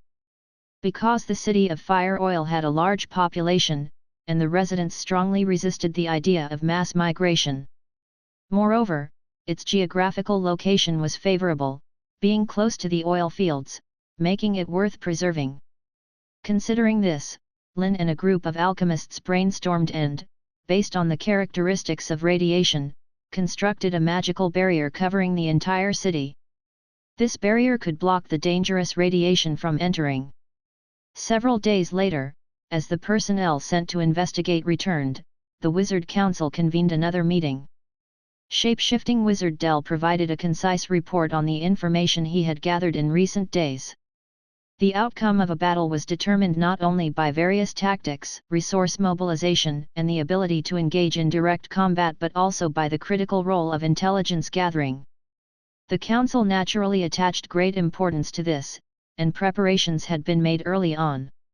Shape-shifting wizards, adept at magical transformations, undoubtedly had a unique advantage in intelligence gathering. In addition to being able to transform into specific creatures, they could also make some modifications to their appearance to a certain extent. If they could find someone with a similar physique and appearance, coupled with the memory search of a psychic wizard, they could directly replace the target, operating covertly with a legitimate identity. Of course, such disguises were not foolproof. Faced with powerful divine practitioners, their magical power might be detected. Therefore, Del and others dared not approach the holy city too closely and could only gather information through some passing caravans. Upon hearing the news of the defeat of the punitive army spreading through various trade routes across more than half of the empire, Lynn and the others were quite surprised. So fast? Didn't the Holy See try to stop the spread of this news? Harrow furrowed his brow, puzzled. According to our understanding, they did not. Del hesitated, showing a hint of doubt. Instead, those priests and bishops seemed to be fanning the flames, using this to propagate the apocalypse judgment mentioned in the Bible. Apocalypse judgment? Harrow and the others couldn't help but be taken aback. What did the apocalypse have to do with all this? Del quickly recounted the arguments he had heard from priests and bishops about the impending apocalypse. After listening, everyone present was speechless. The Church's ability to manipulate its believers was simply off the charts. They could even make this story plausible. They are quite adept at fabricating stories. Victorio sneered, shaking his head. He could see through the opponent's intentions. Rather than waiting for news to come and cause chaos within the empire, shaking the faith of believers, it was better to fabricate a suitable reason to fool everyone in advance. It seems your plan is going to fall flat. Aurora looked at Lynn, playfully speaking. It doesn't matter, these pieces of news are not just for those fanatical believers. Lynn shrugged, not overly concerned. The entire empire was not a monolith. The conflicts between theocracy, nobility, and the common people were not exclusive to the kingdom. However, in the past, the Holy See's dominance had suppressed all resistance, making these issues less apparent. But once a weakening trend appeared, these problems would erupt again. So, no matter how those priests and bishops tried to justify it, they could not change one ironclad fact: the punitive army of the Holy See suffered consecutive defeats in the kingdom. They had shattered the unbeatable myth of the Holy See. Chapter 434, The Key to Becoming a Legend. I don't want to be human anymore. The influence of the Holy See has deep roots in this vast continent, making it not an easy task to completely eliminate. Having shattered the accumulated power of the opposing force is undoubtedly a good start. Lynn believes that there are undoubtedly many within the Empire who are dissatisfied with the Church's rule. Not to mention the numerous wizards alone. After seizing the kingdom, many wizards have come to join, but more are still observing, wondering whether they will be crushed by the Holy See or continue to advance boldly. As the news spreads, more and more wizards will undoubtedly flock to the kingdom seeking a way out. Although most of these people have not undergone comprehensive magical education, their levels of magical knowledge vary. In this otherworldly realm, they can be considered high-quality talents. While Lynn contemplates, the members of the meeting room have already begun discussing whether to launch a further counterattack against the Empire and the Holy See. Supporters far outnumber opponents, especially after witnessing the power of the large nuclear explosion. Many wizards have fallen into the excitement of nuclear frenzy. After all, the power to destroy a city with a single blow is truly fascinating. Others suggest bombing all the cities in the entire empire, taking advantage of the victory and wiping out the Holy See in one fell swoop. However, the councillors are quite calm. They are well aware that the uranium-235 extracted from the Demon Stone is only enough for one nuclear explosion and should not be used lightly. As for uranium ore, they have already mined it, but due to the need for strict confidentiality, progress has been extremely slow. It is said that the Alchemy Research Institute is working on a special alchemical machine for mining. Until this device is ready, they can only treat this terrifying new magic as a last resort. All discussions naturally converge on Lynn, the star of magic. Lynn raised his hand to silence the noisy discussions in the meeting room. Instead of hastily concluding, he looked at Dell and asked, "Besides this apocalyptic theory, are there any other changes in the Holy City? The incarnation of that pseudo-god is dead." According to his speculation, the high-level members of the Holy See should have been affected to some extent. Dell hesitated for a moment before replying, "I heard that the Church recently elected a new saint." "A new saint? So soon?" Harof was somewhat surprised. After exchanging glances with the other council members, they all sensed the seriousness in each other's eyes. "The one we killed was just an incarnation, with limited impact on the true body of that pseudo-god," Aurora sighed lightly, suggesting a temporary pause in their actions against the Holy See. "Chairman Victorio, what about the Chief Judge of the Holy See?" Lynn suddenly inquired. "This legendary clergyman is undoubtedly their biggest achievement this time. Capturing a legendary figure is not an easy task, and this time, it was purely a matter of luck. I have imprisoned him in a secret place, but this guy's mouth is tough. My psychic magic cannot break through his mental defenses," Victorio said with some headache. 3 days ago, after his vision was restored, Victorio began the interrogation of Joshua. As a high-ranking member of the Holy See, he must know many secrets about that pseudo-god. However, the process was very difficult. The opponent's soul strength was high, and his will was incredibly firm. Even the most cruel punishments were not enough to shake his beliefs. Of course, after a few days of torment, Victorio did not come away empty-handed. He was very interested in the immortality of these legendary clergy, so he cut off a part of Joshua's body for research. The results shocked him. After using the large disintegration technique to analyze a mass of flesh and blood, Victorio initially thought he would obtain basic elements constituting human tissue. However, he found nothing. This mass of flesh and blood seemed false, and he could only sense the fluctuation of divine magic energy. "Are you saying that the body of the Chief Judge is made up of divine magic energy?" Harof's eyebrows furrowed deeply. It seemed that these Holy See legends had some tricks up their sleeves. All wizards are aware that magic can mimic elements. These mimicked elements almost possess all the characteristics of matter, but they still cannot change the fact that their essence is magic. Or is he now just a soul entity? Aurora speculated. Using magic to carry the soul is not an unprecedented innovation. Soul strength above the level of grand wizards can exist independently of the body with energy supply. Her developed projection magic and mirror magic both use related techniques. However, from the moment the spell is cast, it continuously consumes magic to maintain consciousness. The stronger the soul entity, the more terrifying the consumption. No, it's not that simple. Victorio shook his head, seemingly contemplating how to describe it. Finally, he said thoughtfully, in fact, before using the large disintegration, I once thought this was a genuine piece of flesh and blood.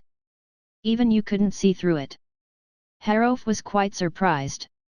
It seems that these Holy See legends have some secrets. The biggest obstacle to reaching a higher realm is the constraint of the body.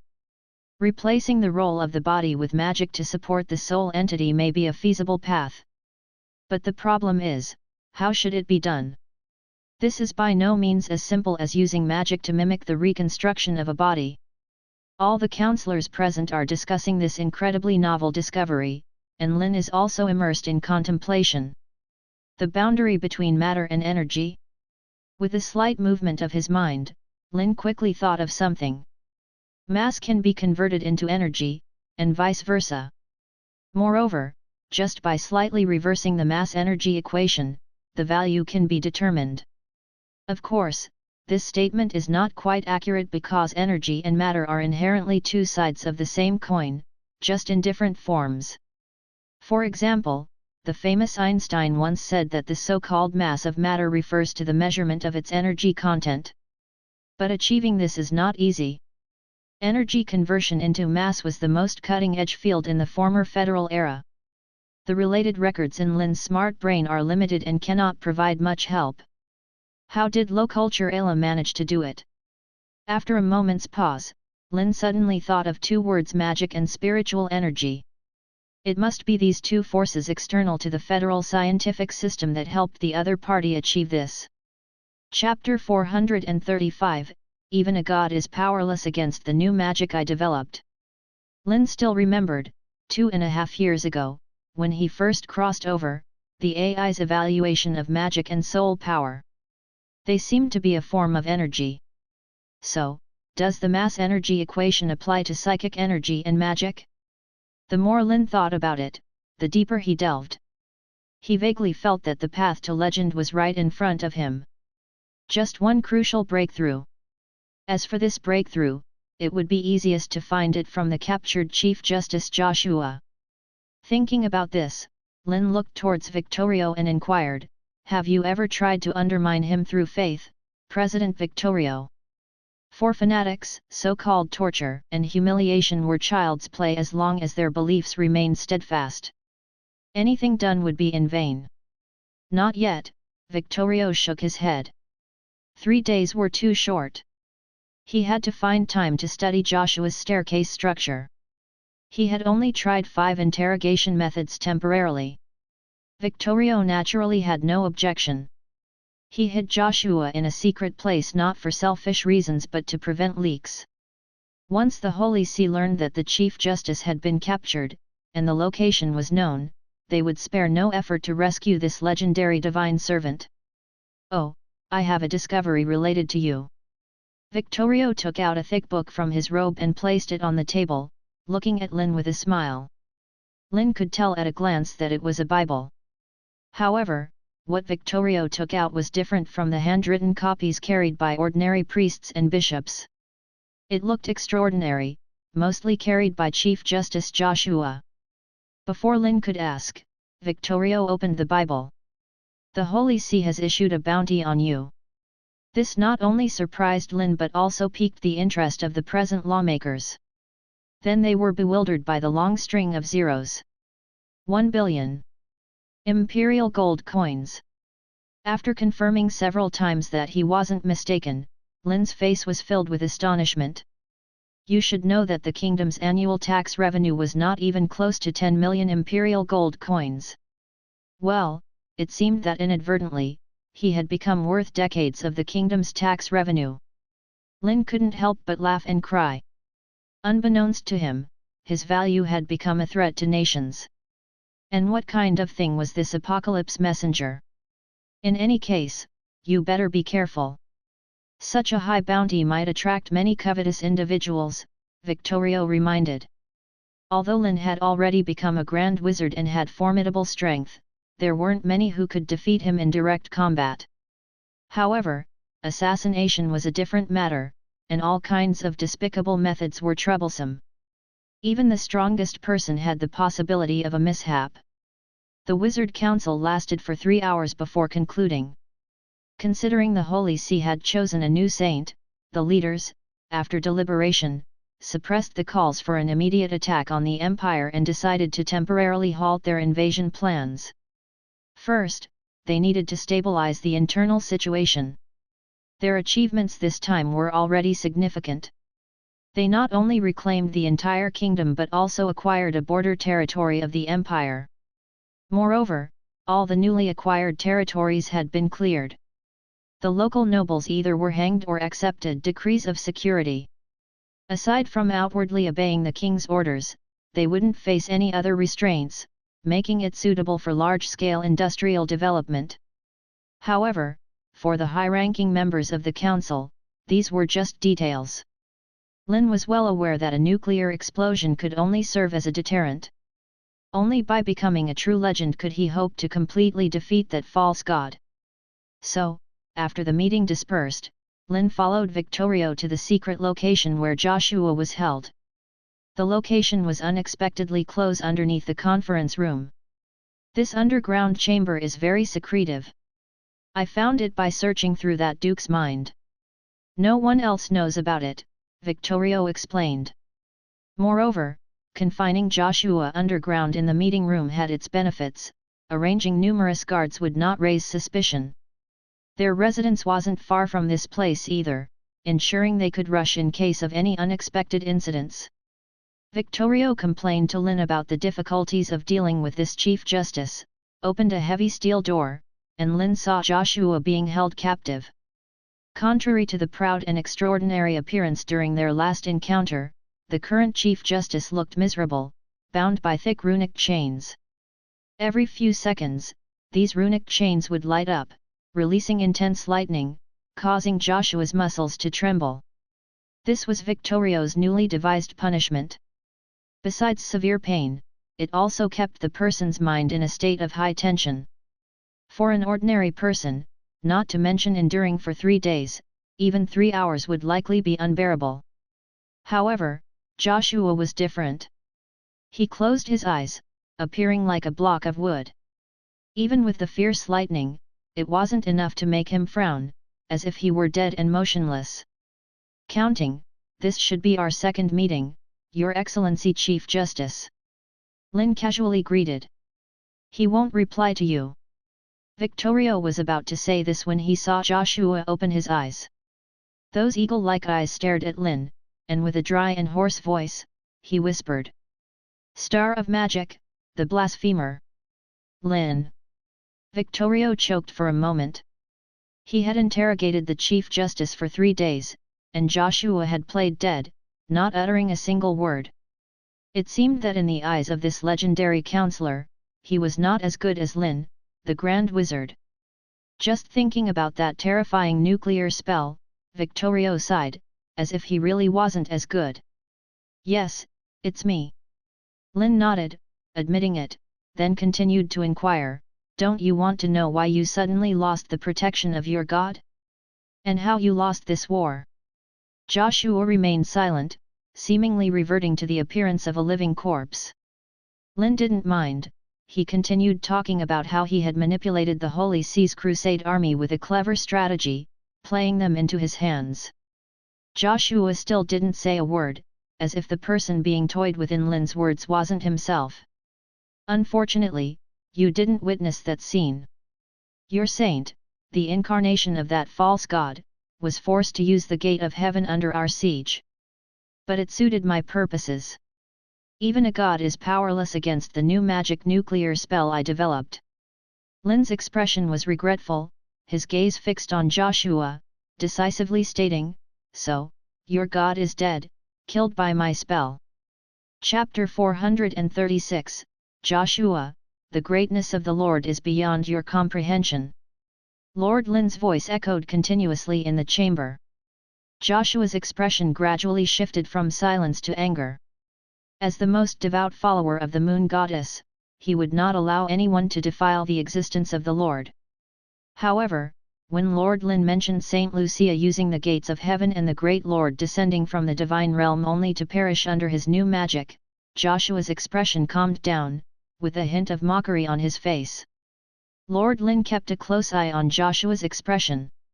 Sometimes, even if the other party is unwilling to cooperate, one can glean clues from their instant reactions.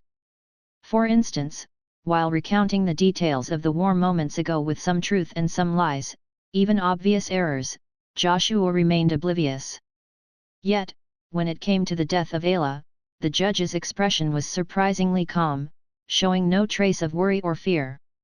Was it because there were obvious flaws in his words, and Lucia didn't need to use the gates of heaven to accomplish the divine descent? Or was it that Joshua had absolute confidence in the power of that false god? Lord Lynn quickly dismissed this notion. Even though Joshua was captured while in the city of fire oil and didn't witness firsthand the might of his nuclear blast spell, he undoubtedly felt the intense ground tremors and the towering mushroom cloud rising. Even if he were foolish, he would surely realize that the Holy See's crusade had been defeated and their god was now preoccupied. It seems you can ascertain the status of that false god, or rather, whether it lives or dies. A smile crept onto Lord Lynn's face as he continued, "Let me guess, that's probably because you're still alive, aren't you?" Lord Lynn suddenly realized. Joshua's pupils contracted, his figure trembled slightly, though he quickly regained his composure, forcefully suppressing any emotional changes. But these subtle changes in expression were enough for Lord Lynn. Clearly, he guessed right. Initially, after Arad conducted experiments on those captured bishops and priests all night, even after he killed Saint Lucia, these people could still release divine magic normally. It was Joshua, the judge, who was greatly affected, being knocked down by a mere Tier 2 magic. Lord Lynn couldn't help but speculate that the higher-ranked clergy had a closer connection to Ayla, the higher the rank, the closer the link.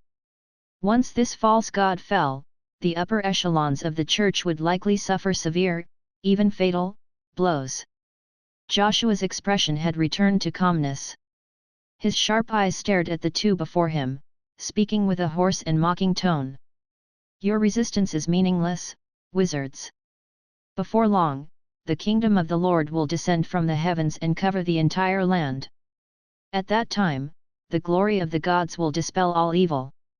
Joshua's tone was devout and resolute, as if he were reciting some kind of oath. "Oh, evil!" Victorio laughed mockingly, as if hearing a ridiculous joke. "The Lord you speak of was once one of the wizards, the most evil of all, feeding on souls to grow their own powers, the very abominations you detest the most. In other words, she was just an executioner and a lucky one who won wars by relying on power, shamelessly branding her brethren as evil and slaughtering them all." Victorio's tone grew harsher, exposing Ayla's secrets, aiming to shatter the judge's faith outright. Any devout follower of a god, upon learning that their object of worship is actually a rumored evil wizard, or even the embodiment of evil itself, would inevitably be shaken to their core, either vehemently arguing back or condemning the blasphemy for sullying the greatness of the moon goddess. Or their faith would collapse entirely. However, none of what Victorio anticipated happened. Joshua simply responded indifferently. "The greatness of the Lord is beyond your comprehension." Greatness? Are you suggesting she created this world as the scriptures say? Lord Lynn scoffed. "Give me a break, based on Ayla, a false god trapped in a small asteroid? Can't even leave her own solar system, let alone creation, it's absurd to even consider her remotely great." Yet, Joshua's indifference also surprised Lord Lynn. It seemed the higher echelons of the Holy See differed from the ordinary bishops and priests in their ignorance of the god they worship. Or perhaps, to become part of the higher echelons of the Holy See, to become legendary clergy. One of the conditions was to maintain the most devout faith even in the face of the truth. Lord Lynn was speechless.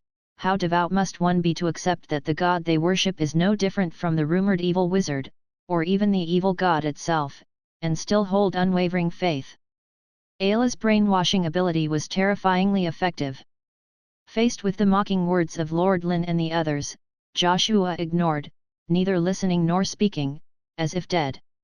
Even though Victorio deliberately insulted Ayla, there was no reaction from Joshua, only turning to look at Lord Lynn. "See, this guy is just impossible to deal with." Lord Lynn also shook his head helplessly. He intended to dig up some dirt on that false god and undermine his faith from this angle.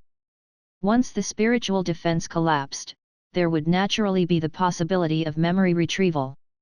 He even planned out how to persuade the other party with his words, but unfortunately, Joshua's attitude exceeded his expectations, showing a strong acceptance of the fact that Ayla was once a wizard. This meant that his previous plans were all in vain.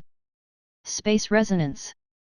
Lord Lynn suddenly raised his hand, and an invisible ripple passed through, slicing Joshua's right arm clean off at the elbow. Crimson blood sprayed out, and the severed forearm floated up before landing in Lord Lynn's hand. Blood flows the same, indeed miraculous. Lord Lynn praised, somewhat suspicious whether the other party had already completed the conversion of energy and matter. Then, strands of flames ignited from the air, using the heat to cauterize the judge's wound to prevent further bleeding. As for this severed arm, it was naturally prepared for research. Seeing Joshua unwilling to cooperate, Lord Lynn didn't bother wasting any more effort. He had theories about energy-matter conversion in his samples, and he believed it wouldn't be long before he could reconstruct the path to becoming legendary. Chapter 437, The Punishment Night, Ivana. In the northern regions of the Empire, within a remote village, the townsfolk mechanically moved about their distorted bodies, beginning their day's work as usual. Tilling the fields, feeding livestock, hauling goods. The village bustled with activity, yet everyone's movements seemed somewhat stiff. A middle-aged man, appearing as a blacksmith, mechanically swung his iron hammer, striking down onto the glowing red sword blade. His stooped figure suddenly trembled, yet he remained unaware as the round head fell, severed, onto the searing blade.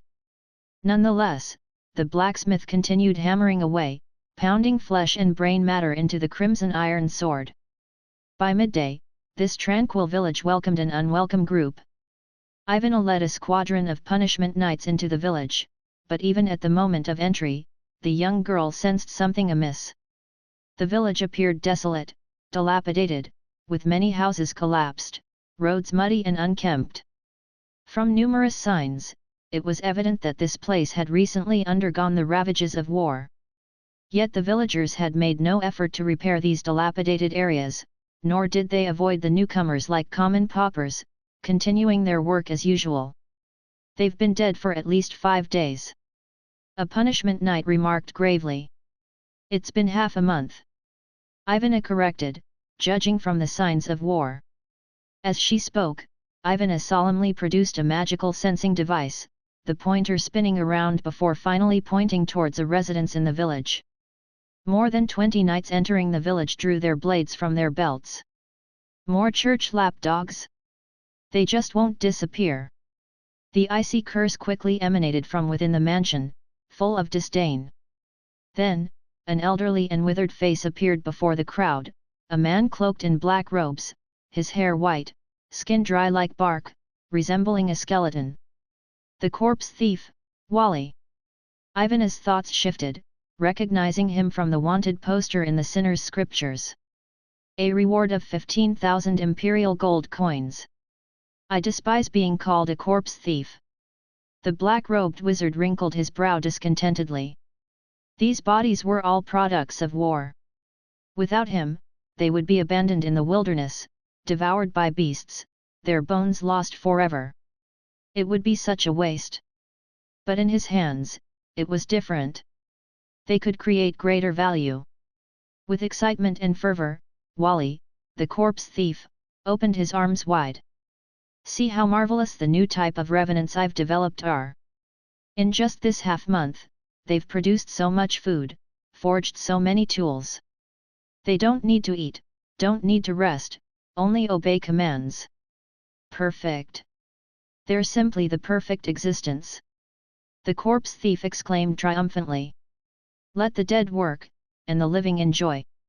Could there be a better world than this? Finding a few listeners eager to hear him out, the corpse thief began to expound upon his great research. It took him several years and countless experiments to awaken the memories of these corpses, making them spontaneously till the land and smelt iron. Next, he would teach these revenants even more, make them do even more work. Ivana and her comrades looked upon the decaying, rotting, foul-smelling corpses in the village with increasing anger, tightening their grip on their swords, interrupting the corpse thief. Cease your nonsense and face judgment, sinner. Upon hearing the term sinner, Wally, the corpse thief, grew disinterested. It seems none of you can comprehend the greatness of my research. If that's the case, then stay here and contribute to my new enterprise. The corpse thief sneered, and black mists surged from his body. Realm of the dead. The stiff, lifeless corpses, upon contact with the black mist, immediately turned their eyes blood red, their bodies contorting and swelling into grotesque forms. A domain? Is he a grand wizard? The punishment knights present paled, shouting in panic. This was entirely contrary to the information about a mere third-ring wizard as per the intelligence report. Though it seemed only a ring's difference between the third and fourth rings, their combat capabilities were worlds apart. Fight! Ivana's face showed no fear as she took the lead, charging straight ahead, her sword slashing horizontally, instantly cleaving one of the charging revenants in two. Corpse burst. The black-robed wizard grinned darkly, pointing his finger. The separated corpse immediately exploded, its blood mist carrying toxins and plague. Even the punishment knights who had taken the divine elixir couldn't withstand it. However, Ivana had already disappeared into the blood mist with extraordinary speed. After half an hour of fierce battle, more than half of the 30 punishment knights had perished, and Ivana had acquired several injuries, oozing black mists. Meanwhile, the corpse thief Wally's head had been impaled on a slender blade. With the death of the practitioner, all the revenants in the village lost their anchor and collapsed to the ground. Ivana, exhausted, sighed in relief. Thanks to you, Ivana, one of the punishment knights expressed horror. If not for the reckless tactics of the girl that threw the corpse thief off balance, giving them an opportunity for close combat, they would all have died here, becoming mere revenants. It's a pity, though. Ivana glanced at the bodies of her fallen comrades, sighing. Dealing with these wizards, casualties are inevitable. The punishment knight spoke with both anger and resignation. Indeed, sacrificing fewer than 20 punishment knights to kill a grand wizard was already extremely fortunate. At least they protected more imperial subjects from the enemy's harm. Ivana nodded, mustering her strength alongside the remaining comrades, gathering the bodies and burning them all to prevent the spread of potential plagues. Soon, the melodious hymns resonated throughout the village. May your souls avoid purgatory, may you ascend to the kingdom of heaven and eternal joy. Ivana murmured softly in prayer, watching the flames rise, involuntarily reminiscing about the past. More than 2 years ago, in the harbor town, it was such flames that awakened her, leading to her estrangement from her family, and to her realization of a broader world. As someone once said, the world is vast, far beyond imagination. A mere baron's title meant nothing. That lofty position, like a dome, once obscured her entire vision. But now, with just a word, she could decide the life or death of a baron. The aspirations, obsessions, and hatred of the past seemed utterly ridiculous now. But why did you choose to become a wizard? Chapter 438, Ivana, I can't imagine how terrifying the realm controlled by wizards could be. During her time away from the seaside town, Ivana experienced confusion and peril. Fortunately, her swordsmanship was strong enough to fend off most threats, allowing her to survive and eventually make her way to the Holy City. There, she diligently underwent the selection process for the Punishment Legion and was granted the opportunity for rebirth, drinking the elixir of divine grace.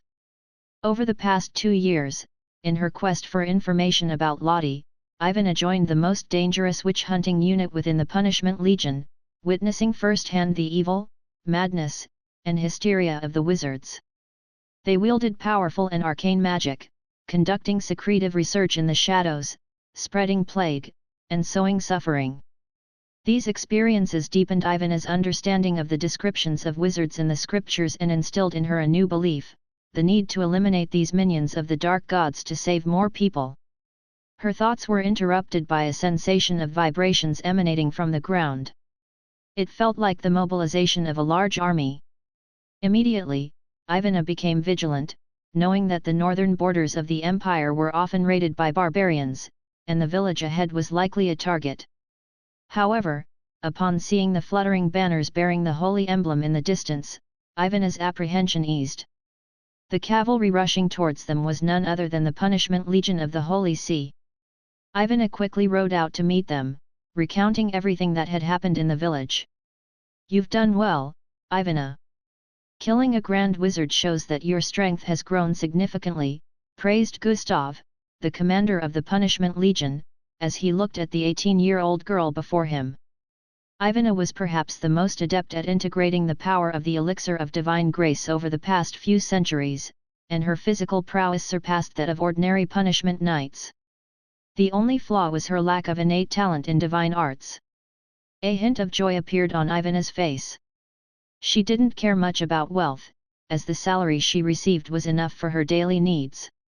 However, the increase in bounty meant that the families of the fallen punishment knights would receive more compensation. "It's time to return to the Holy City." Gustav put away the scripture and looked in the direction of the city. "But sir, according to our investigation, the frequent activities of the wizards in the north may be related to a dark god." Ivana hesitated. During her time with the witch-hunting unit, Ivana had participated in wars against dark gods several times and was well aware of the havoc they could wreak. If not dealt with in time, it could lead to the deaths of tens of thousands, if not hundreds of thousands, of people. "I understand your concerns, Ivana, but we have more important matters to attend to now." Gustav's expression turned solemn. "Just recently, I received word of a tragedy within the Empire. The group of wizards who were originally hiding overseas launched a sudden attack on the kingdom of Hadralata in the west of the Empire, using the struggle for the throne as leverage to persuade Prince Hader to commit patricide and support him as a puppet king. Now the entire kingdom has fallen, and it has likely become a paradise for wizards and demons." Gustav sighed. Ivana's face was filled with shock, and a chill ran down her spine. She couldn't imagine how terrifying a kingdom ruled by wizards could be, and how many bloody tragedies would occur there. Ivana had once participated in resolving a calamity caused by dark gods. Several fanatical followers of dark gods had seized control of a stronghold in the north, conducting large-scale blood sacrifices that resulted in the slaughter of tens of thousands of peasants, fueling the power of the dark gods. The horrifying scene still haunted Ivana's mind. "Commander, are we going back this time to hunt down those wizards?" one of the punishment knights asked hastily. Ivana tightened her grip on the slender blade. It seemed that the crisis within the Empire was indeed more severe than that in the north. Gustav shook his head. "No, in fact, the Church has already dispatched 2 expeditions, but the Holy Maiden Lucia fell in battle, and the Chief Inquisitor was captured alive. All the expeditionary forces were annihilated." Gustav's voice was light, but it resounded like thunder in everyone's ears. The punishment knights present stared wide-eyed, hardly believing what they heard. Ivana was no exception, her eyes filled with incredulity. In the past, no matter what kind of enemy they faced, as long as the Church was determined to eliminate them, victory was assured. However, this time, the expeditionary force suffered such a tragic defeat. She didn't know how powerful the Holy Maiden and the Chief Inquisitor were, but she had seen firsthand the power of Gustav, the commander of the Punishment Legion. Even the terrifying dark god nourished by the flesh and blood of tens of thousands of people would be easily killed by Gustav, who possessed divine power. According to the prophecy, the apocalypse has arrived. Gustav said gravely. The apocalypse? Ivana murmured softly. Yes. Gustav nodded, then explained, as the scriptures say, the endless sins and desires of mankind will inevitably bring disaster, and the increasingly powerful dark arts wielded by the wizards are the harbinger of the apocalypse. The apocalypse? After experiencing the initial shock and panic, Ivana and the other punishment knights gradually calmed down, their eyes filled with determination. They had long put life and death aside and were determined to kill those wizards who spread chaos and prevent the apocalypse from befalling. The Pope has a very important task for you. Gustav looked at Ivana and suddenly spoke. Please, give me your orders, Commander. Ivana responded respectfully. You have been staying in the north, only consuming the elixir of divine grace and not undergoing the baptism of divine arts. Those wizards should not be able to confirm your identity, making you the most suitable candidate. Gustav spoke slowly. Soon, we will create an opportunity for you to enter the kingdom of Hadralata as one of those wizards' territories. Chapter 439, The Greatest Discovery in Magical History, the Magic Conversion Equation. Lord Gustav, perhaps it would be better if I went instead. A divine punishment knight suggested, unable to bear the thought of such a young Ivana undertaking such a dangerous mission. He didn't know exactly what those wizards had done to the kingdom, but he could imagine that it was beyond dire. Among the ranks of the divine punishment knights, there were also those like him who lacked the innate talent for divine arts, thus not undergoing the necessary training, and he was one of them. This isn't mandatory. You can refuse, and there won't be any punishment. I'll consult with His Holiness and send someone else if necessary, Gustav assured, not wanting to pressure Ivana. Sending unwilling pawns into enemy territory would only spell disaster. No, there's no need to trouble anyone else. Let me handle it. Ivana declared resolutely. If the apocalypse couldn't be stopped, everyone would plunge into hell. In such dire circumstances, no one could escape. Gustav was impressed by the girl's determination and reassured her. You don't have to worry too much. I doubt those wizards will be too harsh on an apprentice. With that, Gustav instructed his adjutant to hand Ivana a dossier. Ivana nodded solemnly, taking the dossier and flipping through it. It detailed the unique council system of the wizards, their hierarchy, composition, and the identities of several counselors. She noted them down one by one. However, upon reaching the last page and seeing the information there, she couldn't help but freeze. There were portraits drawn by the Empire's finest artists on the page, depicting a male wizard of about 20 years old, with brown hair, looking gentle and devoid of the madness and danger often associated with wizards, yet the bounty on him was staggering. A reward of a full billion imperial coins. And those so-called legendary wizards, the leaders of the council, were only worth tens of millions. What intrigued Ivana more was Lynn's background, the harbinger of the apocalypse, the one who brought down the church's punitive army, leading to the fall of the kingdom and the destruction of half of a coastal town. The apocalypse messenger. Lynn, Ivana murmured softly, his story vaguely reminding her of her own brother, Lot. Soon, Ivana shook her head inwardly. How could that be? At most, they just shared some similarities in age and hair color. This wizard named Lynn was so powerful, killing the church's saint with ease and annihilating tens of thousands of the church's punitive army in an instant. Perhaps her brother was just one of his minions or apprentices. He is your most important target for this mission, hailed by those wizards as the Star of Magic. Gustav said solemnly. If we're not mistaken, he should also be the mastermind behind the destruction of your hometown, the coastal town. When Ivana joined the Divine Punishment Army, He had already investigated the identity of the other party, naturally aware that her brother Lot had died in that riot, causing Baron Pedral immense mental trauma, as rumors had it. It could be said that an originally noble family had been shattered. "I will do my best to complete the mission, Lord Gustav." Ivana tucked away the dossier, her eyes revealing a complex expression. "Very good. If successful, you will be the greatest hero to save millions in the Empire," the leader of the Divine Punishment Army encouraged. "It's a pity His Holiness didn't choose you to be the new saint," Gustav lamented somewhat regretfully. "They underestimated the potential of your body." He had never seen someone with such excellent combat talent. While wizards might wield powerful and evil sorcery, their expertise in close combat was usually limited. Once they fell into melee due to carelessness, even great wizards could end up losing their heads.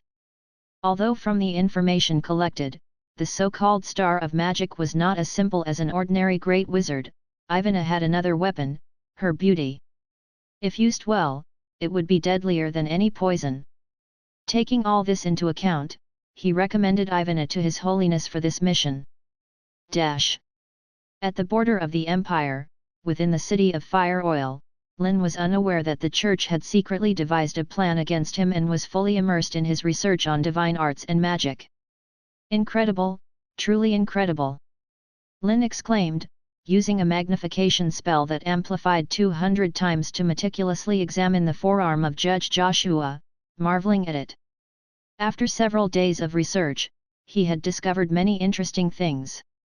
Just as he had speculated before, the Church must have mastered some method of converting substances using divine energy as a medium, foreseeably the most important path to becoming a legend. If he were to describe it in one sentence, it would be, "The flesh is weak, but the energy ascends." In addition to this, he also found that divine energy and magic were essentially the same thing, but the difference lay in the fact that wizards' magic had subtle differences. Powerful wizards often could identify a person's identity through their magic. Hurlram had easily seen through his flawless shape-shifting magic. On the other hand, the mastery of divine energy by priests, bishops, and even archbishops was highly similar, making it impossible to distinguish between them. Lynn suspected that divine energy was imprinted with a personal mark by Ayla, or perhaps it contained a special magical power imbued with her will. As Lynn pondered whether he could achieve the same using the magic network, he recorded all his thoughts on a piece of parchment. The title prominently displayed, "Analysis and Research Report on Divine Energy." Lynn was planning to publish it in the Magic Weekly this week to help dispel wizards' fear and panic about gods. Next to it lay a recently completed periodic table of elements and a large stack of stacked manuscripts. The manuscripts were filled with messy formulas, prominent scratches, and rough lines.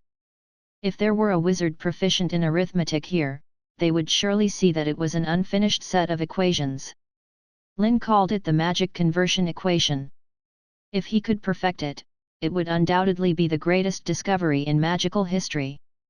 Most importantly, it was a magical theory truly of his own creation. It was the foundation for unraveling the essence of magic and ascending to legendary status. Chapter 440, The Body of Energy and the Mass Energy Equation. Since crossing into this world, Lynn had been pondering a question: what exactly is magic? Or rather, what are its properties? Over the centuries, the research of grand wizards had laid some groundwork for him. They had summarized many characteristics of magic, such as its susceptibility to mental manipulation, its susceptibility to the influence of specially arranged runes, and most importantly, its ability to mimic elements. While compiling the periodic table of elements, Lynn discovered through extensive experimentation that the amount of magic consumed when wizards cast spells to mimic various elements is directly related to the atomic number, period, and group to which an element belongs. Among these, the atomic number, which refers to the element's position in the periodic table, has the greatest impact. This number is arranged based on the number of protons, nuclear charge, within the atomic nucleus. For example, hydrogen has an atomic number of 1, meaning it also has 1 proton in its nucleus, while the atomic number of uranium is 92, indicating that the number of protons in its nucleus is 92. The same applies to other elements. An element with a higher atomic number, if it loses too much mass, its position on the periodic table will change, transforming into another element. Yes, it's like the legendary ability to turn lead into gold, fundamentally altering the properties of an element. Conversely, two light atomic nuclei can also combine to form a heavier atomic nucleus, which is what we call nuclear fusion. Since there's a pattern, naturally, there's also the possibility of calculation. For example, helium, with an atomic number of 2, consisting of 2 protons and 2 neutrons, hypothetically requires 6 units of magical energy to mimic. While lithium, with an atomic number of 3, consisting of 3 protons and 4 neutrons, hypothetically requires 11 units of magical energy to mimic. So, by simply formulating a basic equation, one can deduce that mimicking a proton consumes 1 unit of magical energy, and a neutron consumes 2 units. Of course, this is the most perfect and concise model. Reality isn't as simple as that. Mimicking lithium elements requires about 60% more magical energy than mimicking helium elements. Clearly, factors affecting magical consumption are not solely based on mass. It's possible that during the mimicry of elemental structures, a portion of magical energy is required. By calculating and subtracting this value, perhaps even considering the impact of the slightly lighter orbiting electrons, Lynn jotted down all these variables that could affect magical consumption. As long as the effects of other factors are eliminated, he could roughly estimate the magical values of mimicked basic particles. Unconsciously, a whole sheet of paper was filled with complex formulas. But calculating this value was just the beginning. He still needed to address the second question, how to turn mimicked elements into real substances. This was the biggest challenge. Lynn furrowed his brow in thought for a while, then quickly came up with an answer: energy. Only energy could accomplish this. Suddenly enlightened, Lynn immediately wrote down a variation of the mass-energy equation on the paper. M equals frac EC2. This equation means that mass equals energy divided by the speed of light squared. According to Lynn's estimation, as long as enough energy was provided, and then based on the mimicked elements of magic, it would be possible to achieve the conversion of energy and mass, thereby creating a body of energy capable of carrying a soul. Legendary. This was the way to ascend to legend.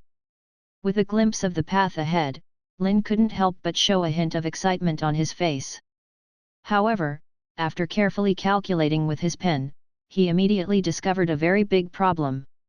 The amount of energy needed for the conversion of mass was terrifyingly incredible. According to the mass-energy equation, 1 gram of mass is equivalent to 90 trillion joules of energy, which is equivalent to 20,000 tons of TNT explosive or a critical mass nuclear explosion. And considering his own weight of around 100 jin, if he were to completely convert his body into energy, it would undoubtedly be an astronomical figure.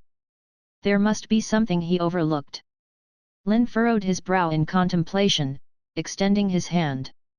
A basic hydrogen element instantly condensed into form, followed by helium, lithium, and beryllium. Soon, 49 elements were suspended in the palm of his hand, constantly rotating around each other.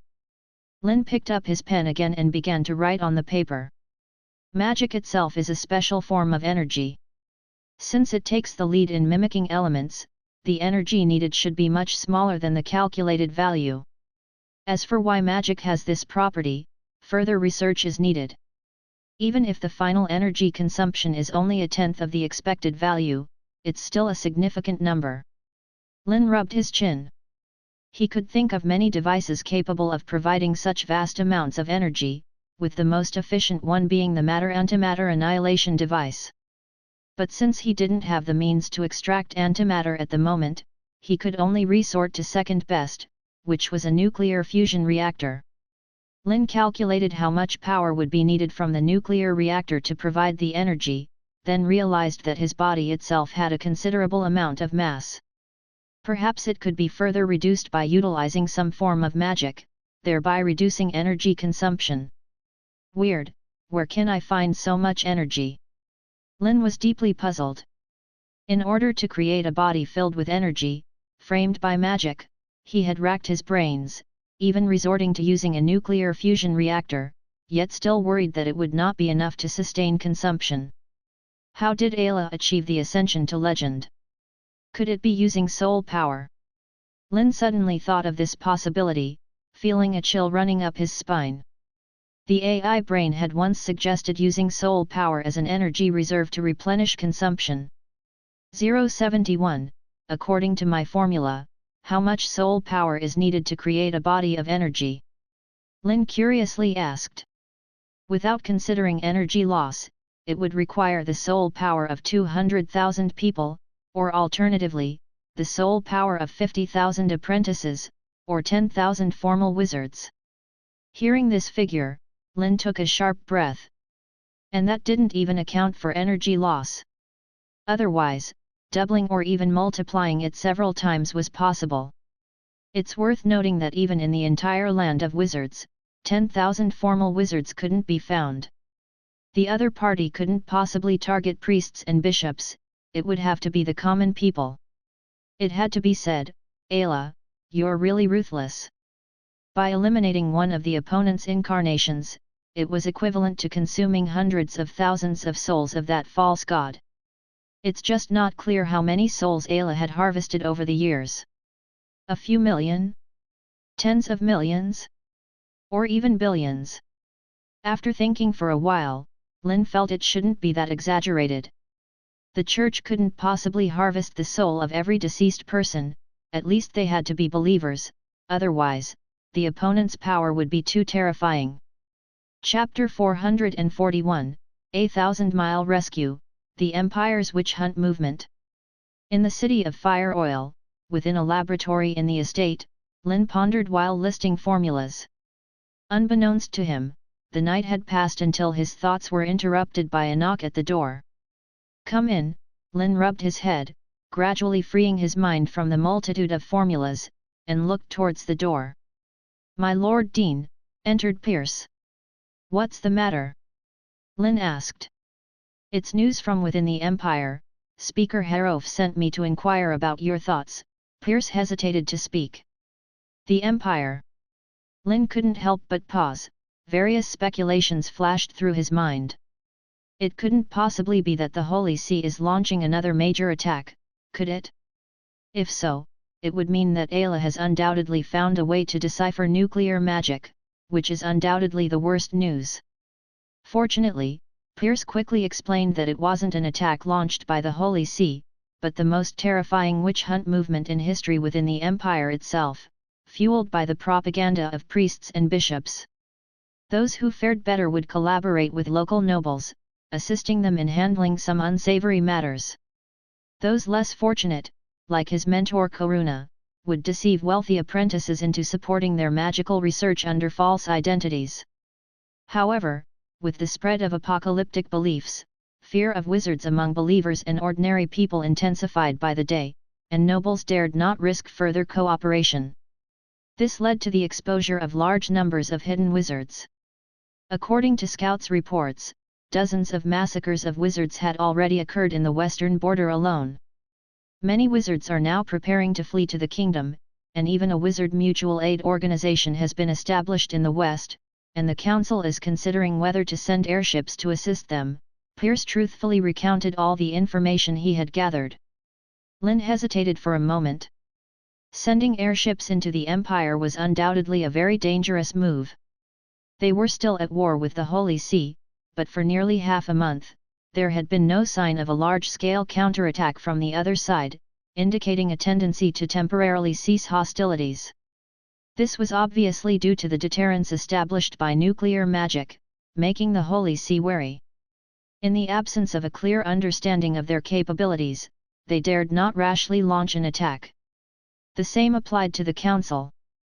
At present, they only had the trump card of nuclear magic in their hands, and the reserves of uranium-235 could only be used for nuclear magic once more and couldn't be easily utilized.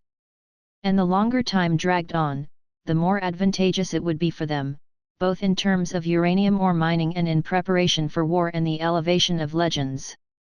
Now, dispatching airships into the Empire could very well provoke the Holy See and directly lead to the outbreak of a new round of war. My Lord Dean, should we reject this proposal? Ilk asked cautiously. Lynn's choice was undoubtedly crucial. Although most of the councillors now believed that it was necessary to send someone to seek help, if the Lord Dean insisted on opposing it, this proposal would most likely not pass.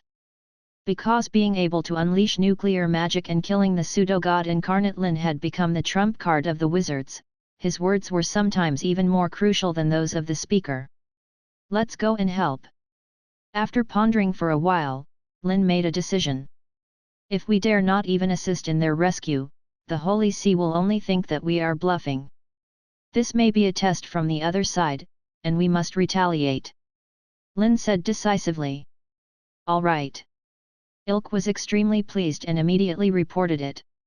As proactive wizards, they naturally agreed to retaliate fiercely against the Holy See for daring to slaughter wizards. With Lynn's affirmative reply, the council no longer delayed and immediately dispatched more than 20 airships, escorted by state-of-the-art fighter planes, to the Empire for rescue. Midday, Western Empire, a dense forest where crowds surged, cries, wails, and the sound of fighting continued unabated. Kill these minions of evil, the spreaders of doomsday. The leading archbishop shouted loudly, with a large number of knights already ready with their crossbows, and for a while, a fierce rain of arrows appeared in the dense forest. Most of the arrows were blocked by spells, or shot into the tree trunks and bushes, but there were gains as well. A young apprentice, unable to dodge, was pierced by several arrows and fell to the ground, silent in an instant. Amen. An older witch's eyes widened, surrounded by flames, forming several fireballs with a piercing whistle, flying out. The intense explosion shredded dozens of knights in the front, but the next moment, more crossbow bolts flew out from the smoke and fire, breaking through the witch's protective spells cast by 3 bishops and blasting her into a mist of blood. Seeing the sacrifice of formal wizards and the inability to even slightly block the opponent's offensive, the fleeing wizards were chilled to the bone. The continuous rain of arrows continued, perhaps fearing the powerful and mysterious magic of the wizards. The knights did not engage in close combat, only continuously consuming their magical powers from a distance. Occasionally, someone would fall out of exhaustion, or be shot and fall to the ground. Lord Lucas, what should we do now? Several fleeing wizards anxiously asked, knowing that if they continued like this, everyone would die here. Those damned traitors! A male witch named Lucas also cursed. Originally, their establishment of the Mutual Aid Association was to cope with the increasingly severe persecution by the Holy See, planning how to safely escape to the kingdom of Hadralata, said to be ruled by wizards. But they didn't expect that there were traitors within who betrayed the location of their meeting. The church had long since ambushed them there and, seizing the opportunity while they were discussing, launched a surprise attack. After experiencing repeated fierce battles, more than 300 wizards and a large number of apprentices suffered heavy casualties, with only a few hundred managing to escape. Lucas was burning with anger but also helpless, he could only speak to console. Everyone, hold on a little longer, as long as we reach the city of Fire Oil, we'll be safe. It's a territory belonging to the wizards. When we get there, we won't have to worry about the Holy See's pursuit anymore, nor do we need to hide our identities. We can openly practice magic. Lucas continued to talk about the beautiful life ahead. Although he couldn't be sure whether the news was true or not now, he had to stabilize the situation. If everyone lost hope, they would really be finished. Chapter 442, Ivan's infiltration into the enemy camp, the impact of airships and warplanes. Is there really such a place as the Wizard Kingdom? Although the wizards present had all heard this news, the rumors were so exaggerated that they couldn't help but be somewhat skeptical. Some even believed it was a trap set by the church to lure them into a snare. In silence, Lucas led the group, rushing through the forest with the help of the trees and bushes. However, what made the wizards despair was that after running out of this dense forest, they were met with an endless wilderness, meaning they had no more places to hide. Lucas then realized that the knights had deliberately driven them in this direction. At that distracted moment, several arrows shimmering with magical light shot out from the dense forest behind them. Quick, dodge! In a desperate cry, Lucas also sensed the impending danger, and almost instantly, a mage shield was cast upon him. However, the sturdy magical shield was of little use against these arrows infused with anti-magic spells, and it was soon pierced through. Lucas grimaced, but more than pain, it was fear that filled him, as several more anti-magic arrows were now aimed at his chest. Slice! At that moment, a low voice of a girl suddenly rang out, and a slender blade swept past Lucas. Amidst the splashing sparks, 3 of the anti-magic arrows were knocked down. Lucas, still trembling, took a few steps back and realized that the one who intervened was a young brunette girl, with delicate features and a hint of coldness in her eyes. "Thank you for your help," Lucas said gratefully, quickly recognizing the girl before him. Ivana, a wizard from the White Dove School, proficient in shaping, was said to be a noble before becoming a wizard, with considerable swordsmanship skills.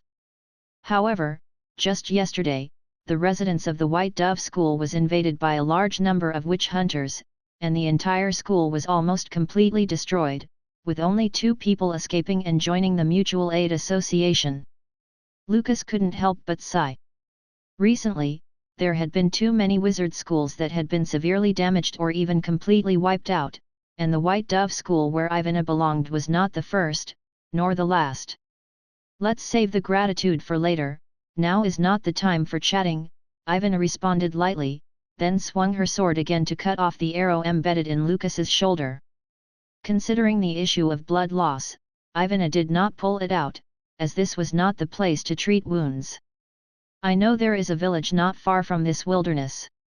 Perhaps we can shake off these enemies there," Ivana said, looking at the knights who had emerged from the dense forest, and continued speaking at a rapid pace. The wizards present were suddenly delighted, but their joy only lasted for a moment because everyone could see that they would not be able to outrun the cavalry in the wilderness unless they left some people behind to hold them off. Lucas gritted his teeth. He understood that now either they all died, or he had to abandon some people. "Look, what's that?" Suddenly, a wizard pointed to the sky and exclaimed, and the eyes of all the wizards followed the direction of his finger. Where their gaze fell, black dots appeared on the distant horizon, rapidly approaching this way. "Ships, they seem to be ships flying in the sky," Ivana murmured, her vision being the sharpest. As Ivana said, as these flying objects approached, they appeared to be massive and majestic ships flying in the sky. They were a bluish color, with an oval-shaped huge balloon mounted above the ship, firmly tied with dozens of sturdy chains, exuding a sense of industrial beauty. "Are these the skyfaring airships?" Ivana was amazed. Although she had seen information about these things in the data, seeing them in person still couldn't conceal her shock. Such huge things could actually fly in the sky. Not only the wizards but also the knights of the church noticed the sudden appearance of the airships. However, their pursuit speed did not decrease but increased, as they wanted to capture Lucas and his companions before the wizards' reinforcements arrived. "Hold on, our reinforcements have arrived!" Lucas shouted loudly to boost morale, but the formal wizards and apprentices surrounding him still felt heavy-hearted. Because in front of them was a cavalry squadron led by dozens of bishops, totaling 4,000 men. The sound of hooves getting closer and closer, lifting waves of dust like tidal waves towards the crowd. Crossbows were being reloaded, and the sharp arrows gleamed with a cold light in the midday sun. Ivana gripped the thin blade in her hand with a serious expression. In order for the infiltration plan to be flawless, she and these bishops chasing the wizards were unfamiliar with each other, had no contact whatsoever, and only had escape plans in place. For example, she just mentioned a hidden passage in the village, which could be used to escape pursuit and gain the trust of these fellow wizards. But this also meant that she would be pursued without restriction by friendly forces. With such a dense array of crossbows, Ivana did not have 100% confidence in defending against them. Just as the witch hunters finished loading their crossbows and were about to fire, a loud roar sounded above everyone's heads, followed by a distortion of light, and 2 warplanes with a wingspan of tens of meters appeared in front of everyone. It looked like an enlarged several times, all-steel camelop falcon. It flew over Lucas and the others at an incredible speed, the turbulence caused by its huge wings blowing away the surrounding dust, then charging towards the 4,000 knights. The steel warplane rushing towards them quickly caught the attention of the witch-hunting knights, and bows and crossbows were aimed at the sky, but the speed of the warplane was too fast, with a speed of 360 km per hour, making it difficult to aim effectively. In the next moment, the intense roar of machine guns rang in everyone's ears, almost rupturing their eardrums. Tongues of fire burst from the machine gun barrels, and the fierce barrage struck the witch-hunting knights, instantly piercing through their armor and turning their flesh into a sieve. The crimson blood flew across the battlefield, and the painful screams connected into one, leaving behind a horrifying blood path on the battlefield. In just a dozen seconds, in a single charge, hundreds of witch-hunting knights had fallen into a pool of blood, with remnants of bodies and limbs strewn across the entire battlefield, and the dense smell of blood permeated the air. Chapter 443, Ivana, this is not magic, it's divine punishment. Under the relentless barrage of 2 fighter jets, nearly 1/5 of the punishment knights fell on the battlefield in just a matter of seconds. Devils, these are devils' creations. Witnessing several colleagues being torn apart by the dense barrage, one punishment knight trembled with fear, so much so that they wet themselves. But this was only the beginning, as round objects began to rain down from the sky. Under the gaze of Ivana and the other wizards, white phosphorus grenades exploded in mid-air, igniting the air, turning it into a dazzling display of fireworks, shrouding the battlefield. The remaining 3,000 knights were quickly engulfed in the sea of white phosphorus flames. High temperature, highly corrosive, and highly toxic, the white phosphorus flames were like those rumored to exist in the abyss, capable of devouring all hellfire. Once touched, they burned through armor like maggots through flesh, incinerating flesh and blood.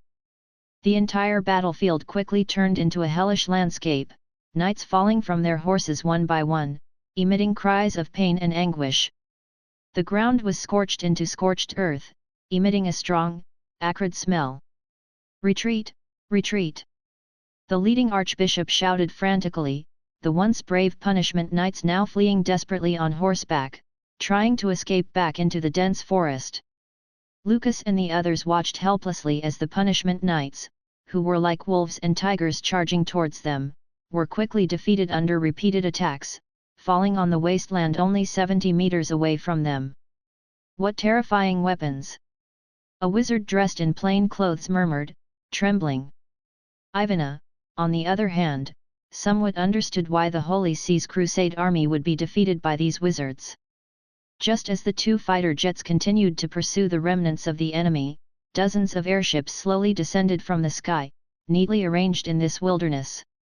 When these alchemical creations descended from the sky, everyone realized they had underestimated the size of the airship. It was simply as tall as 4 or 5 houses, even larger than a single building. Del, leading over 100 musketeers, descended from the airship, and upon seeing Lucas's disheveled appearance, immediately opened his arms and greeted him warmly, giving him a hug. How was it? Did we arrive in time, old friend? Of course, in time, very much so. Lucas was too excited to put it into words. If these airships had arrived half a minute later, they would have been trampled by the punishment knights. Unfortunately, if only you had come a day or 2 earlier. Lucas said regretfully, recounting the large-scale massacre that had occurred in the western part of the empire in recent days. Upon hearing this, Del was also furious. If it weren't for the shortage of manpower and limited ammunition brought out this time, he would have wanted to march straight to the holy city and blow up the idol of that false god. We will soon overthrow both the Holy See and the Empire, it won't be long now," Del said fiercely. If someone had told him 5 minutes ago about overthrowing the Holy See and the Empire, Lucas would have thought it was just the delusion of the ignorant, but now he felt a sense of anticipation rising in his heart. At Del's invitation, hundreds of wizards and their apprentices boarded the airship in batches. With the secondary airbags refilled, the airships, larger than houses, lifted these wizards into the sky once again. What kind of magic is this that can make such huge things fly freely in the sky? Lucas asked in amazement, then looked at the first-generation fighter jet that had returned. And these iron birds, their speed is even faster than the fastest Galdian falcon. No, the Galdian falcon doesn't even compare to half of its wing. Lucas exclaimed. The alchemical creation under our feet is called an airship, and those new-style fighter jets are all the work of Master Lynn. Del said proudly. You mean the Star of Magic? Lucas asked. He had had several contacts with Del, who had gone to the Empire to gather information. He had some understanding of the situation of the Wizard Council, so he had made the decision to form a mutual aid association of wizards to flee the kingdom. Naturally, he had heard of this famous Star of Magic. That's right. Del nodded. With these powerful alchemical creations, it's no wonder the Crusade army of the Holy See fell into your hands, and even Saint Lucia died on the battlefield. Lucas couldn't help but admire. The other wizards also looked at Del, all of them having heard of the defeat of the Crusade army. You've misunderstood. Del shook his head. Although the airships, fighter jets, and other new weapons are powerful, they can't completely defeat the crusade led by 2 legendary magicians. In the first battle, we suffered considerable casualties, and it was only thanks to Master Lynn's use of an extremely powerful magic that we were able to completely annihilate the Holy See's saint and tens of thousands of crusaders. Everyone present looked at each other in astonishment. The more they heard, the more exaggerated it became. They couldn't imagine what kind of power could wipe out tens of thousands of elite troops in one go. As for the power of that magic, you'll see it soon enough. Del shrugged, even he couldn't believe it until he witnessed it with his own eyes. Lucas was confused, but half an hour later, he understood everything Del had said because the airship had flown over the nuclear blast zone, and below was a terrifying sight. As far as the eye could see was nothing but scorched earth. For tens of kilometers around, the land had been dissolved and solidified into blocks of glass, and countless wreckage could be seen on the periphery, including Imperial soldiers whose bodies had been vaporized by high temperatures and iron rivers that had been completely dissolved and cooled to form shapes stuck to the ground. Look, 20 days ago, there was still a mine there. Del pointed in the direction of the center of the nuclear blast zone. Lucas looked towards the center, where there was no longer a mine where Del had pointed, only a huge pit remained, deep and bottomless, as if leading to the abyss and hell. This is also magic. Ivana's voice trembled. The terrifying scene before her surpassed her most terrifying imagination of magic. Even the most powerful divine magic cast by Lord Gustav would not be 1,000th as powerful as this. This is simply divine punishment. Chapter 444, Astonished Ivana, Bustling Fire Oil City. Many wizards, like Ivana, were horrified by the power of nuclear explosion magic. If the news of the Holy See's disastrous defeat hadn't come first, they would have thought that perhaps a natural disaster like a meteor impact or volcanic eruption had occurred here to cause such a terrifying scene. Oh, I must remind you, do not approach this area. Del said solemnly. A few elemental wizards didn't heed the warnings some time ago and wanted to study the elemental composition of the air in this area. As a result, their skin started to ulcerate after spending only a few days in the core area. They were rushed for emergency treatment, and we don't know their current condition. So terrifying? Lucas was speechless. Even after so long, just the lingering aftermath of magic could severely harm several official wizards. It's hard to imagine how terrifying it would be when such magic erupts. In the crowd, a tall, thin middle-aged wizard exchanged glances with Ivana, recognizing the seriousness in each other's eyes. Then, the man suddenly spoke up. Since Lord Lynn wields such powerful magic, why not simply continue to conquer the Empire and completely wipe out the opposing wizards of the Holy See? The wizard who asked was named Monroe, a scout dispatched by the Holy See to infiltrate the wizards. Through the operation of the local church, they successfully infiltrated the Wizards' Mutual Aid Association and, taking advantage of the chaotic situation, gained initial trust from Lucas and others under the guise of a school that had been wiped out. One of their purposes in investigating was to find out the details of the wizards. His Holiness also prepared to defend the Holy City and counter the terrifying apocalyptic magic, organizing a prayer ceremony of over 100,000 people, ready to perform the God's Descent spell at any time. But the wizards showed no intention of launching a major offensive, rendering all preparations of the church futile.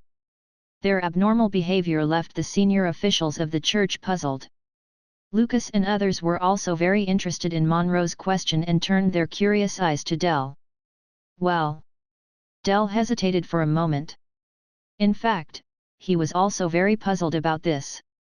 The parliamentarians had many speculations about why the war had stopped, but Dell naturally wouldn't be foolish enough to reveal these circumstances to the wizards who were still unfamiliar. Instead, he explained from a different perspective to the crowd. According to Lord Lynn, you can't eat a whole elephant in one bite. Starting from when they captured the capital of the kingdom, it's only been about a year. Previously, with the cooperation of the monarchy and local nobles, indirect governance was much easier. Now, with the wizards directly managing the eastern territories of the kingdom, relying solely on 30,000 musketeers and a few thousand wizards is far from enough. As a result, the believers in remote areas have caused a lot of trouble, making them overwhelmed.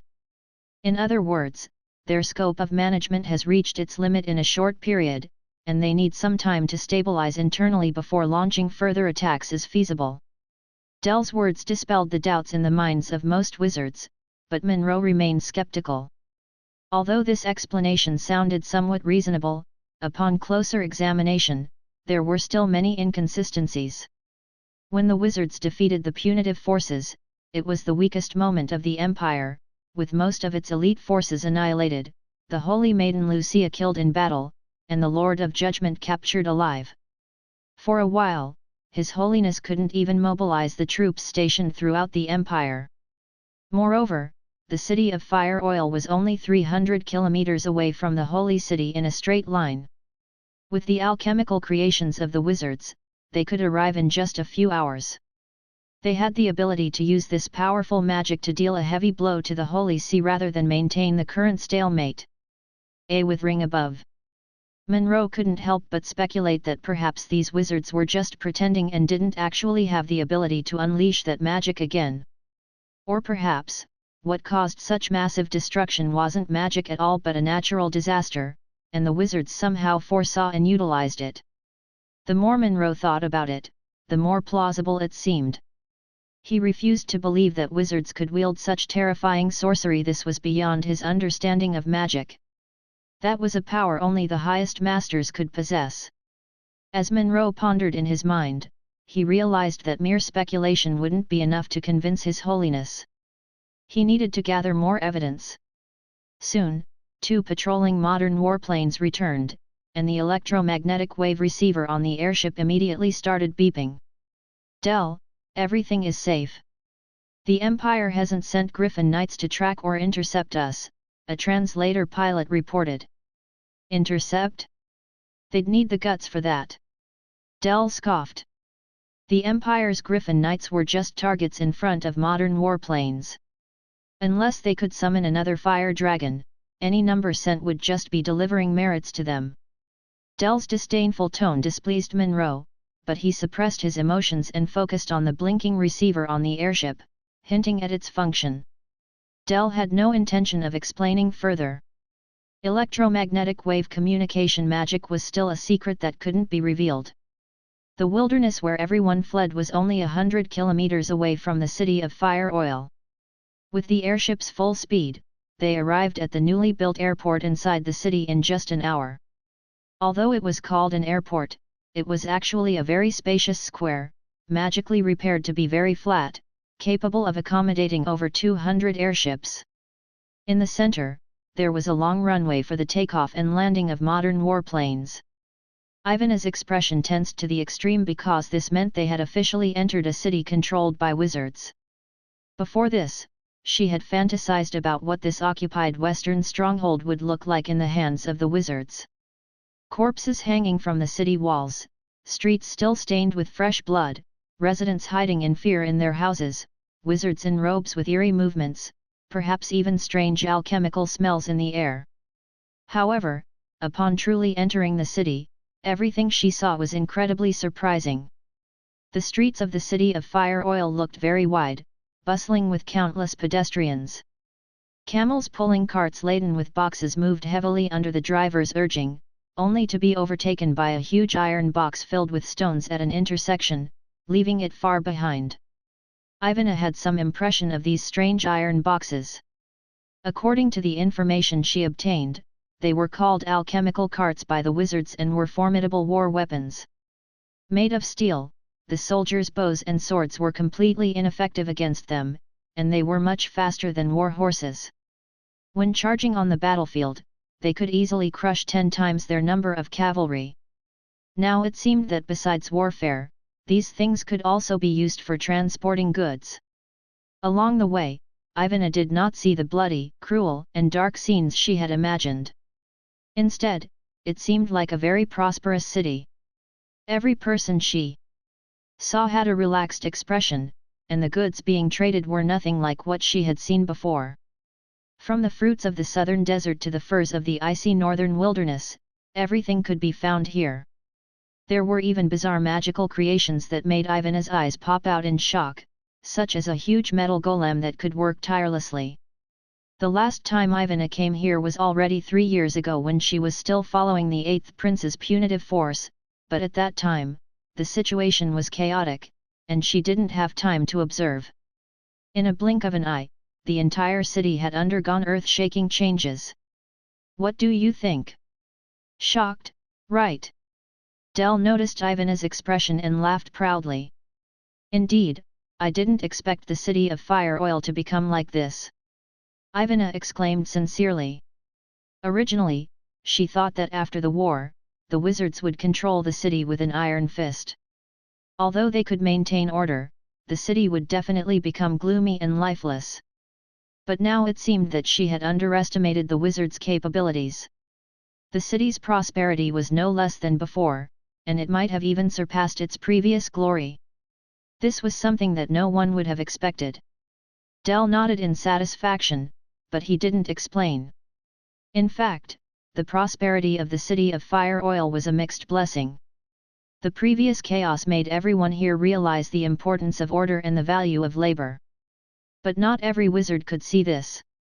Some had other ideas and didn't like the changes. Of course, those who objected were a minority, and they didn't dare act rashly because they were too weak. But as long as they had enough patience and time, they might become a threat to the stability of the city of Fire Oil. In any case, compared to the chaotic battlefield, this was an issue that Del didn't need to worry about for the time being. He turned his gaze to the crowd of wizards, who were whispering among themselves. The transition from the battlefield to the bustling city life made everyone feel like they were in a dream.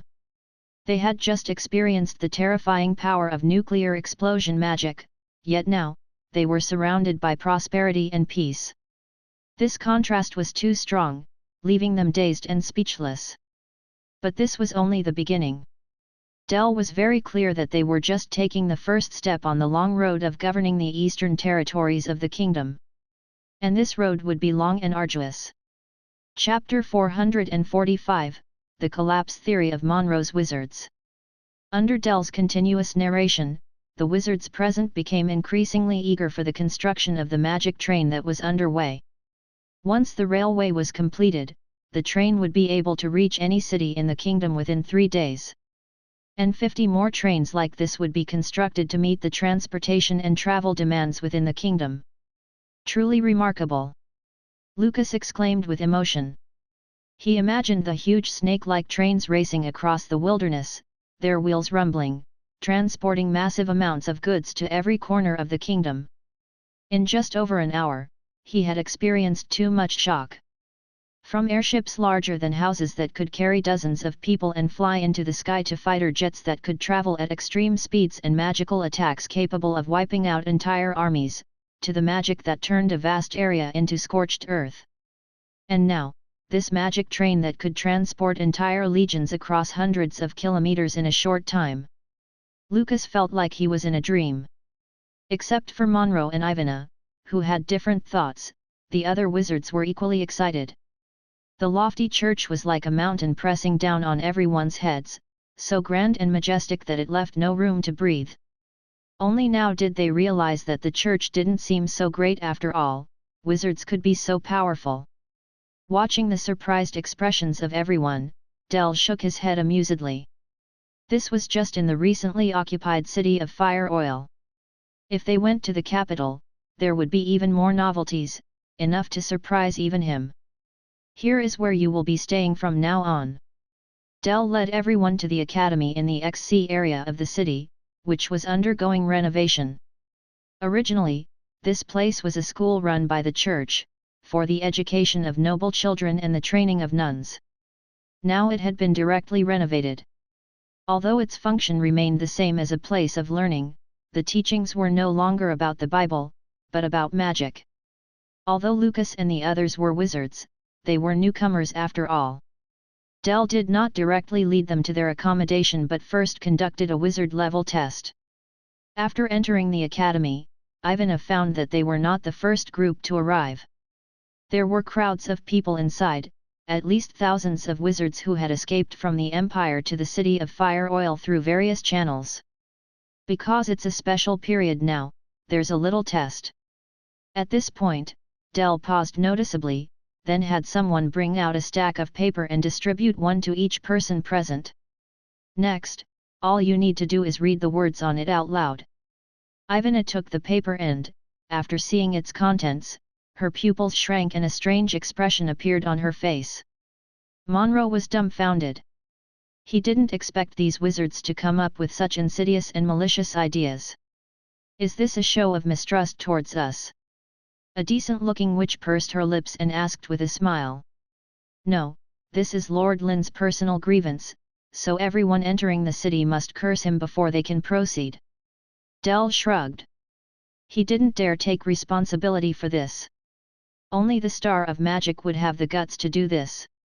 In fact, relying on this little trick, they had already caught dozens of church spies. The goddess of the moon, A.K.A, is just a malicious old witch. One day she will pay for her evil deeds.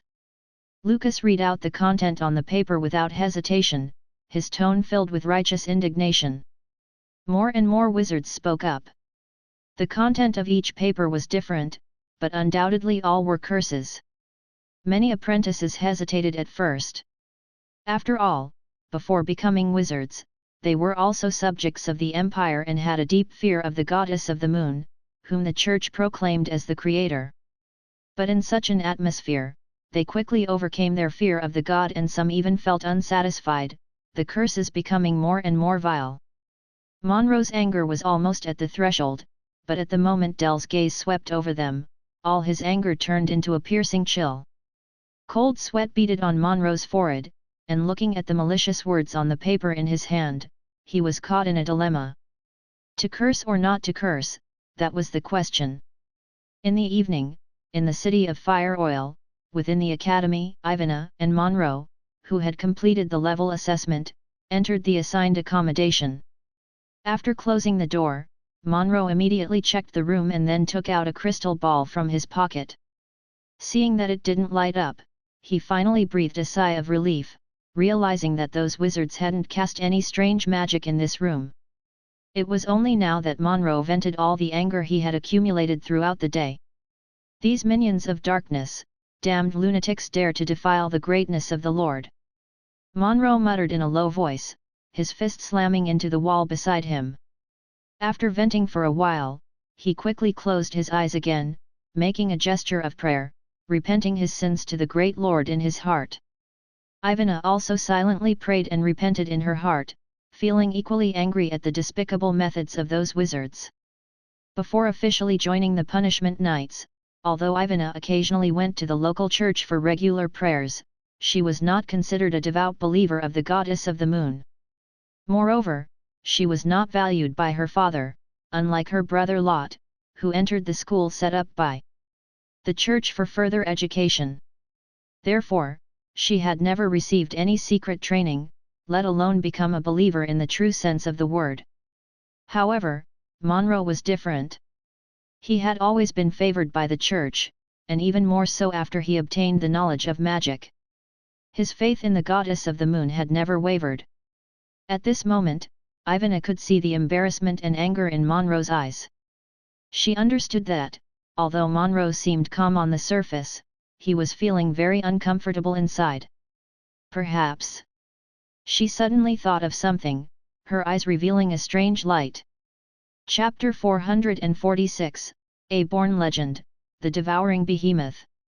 Part 1. Lynn pondered in her mind which method of constraint should be used for the nuclear fusion reactor. After a while, she noticed Dell standing by her side. Seeing that the star of magic had finally come out of her thoughts, Dell hurriedly reported, "My lady, the wizards in the Western Empire who were pursued by the church have safely arrived at the city of Fire Oil. These are some personnel files that need attention," Dell said as he handed over a list. Lynn reached out and took it. The names on it were written in a series, with about 20 names marked in yellow or red. Although the council had long possessed means of detecting divine arts to ensure that only wizards entered the city of Fire Oil, Lynn would never take these compatriots lightly.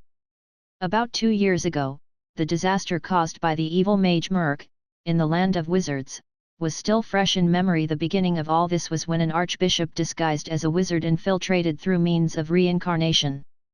With this precedent, the council naturally had to be cautious. So, at Lynn's suggestion, they added a small test: a psychic wizard secretly casting a spell to probe emotional fluctuations. Those wizards who reacted strongly while reading the notes would be suspected. After all, the more devout believers were, the more angry they would feel towards the insults written on the notes, not to mention having to curse them out loud. However, this method was not 100% accurate. After all, the false god had considerable influence within the empire. Some wizards and apprentices within the empire even dared not speak their god's name out of extreme fear. So, it could only serve as a reference to screen out suspicious targets. "Ivana," Lynn whispered softly. "My lady, is this your acquaintance?" Dell cautiously asked. He naturally knew that the star of magic had been active within the empire before arriving in the land of wizards, so having a few acquaintances was normal. The age and remarkable appearance of the other party made Dell speculate differently. "Sort of." Lynn nodded. Just by the name, she couldn't be sure, but if the age and hair color matched, then it was likely the person she knew. At the time when she had just crossed over, in order to sneak into Harbor Town to find the hider, Lame Loud, to obtain a ticket to the land of wizards, she reluctantly borrowed the identity of his brother, Lot Pedro. In the end, she didn't find the person she was looking for, but was caught by the steward and forced to enter Pedro's mansion.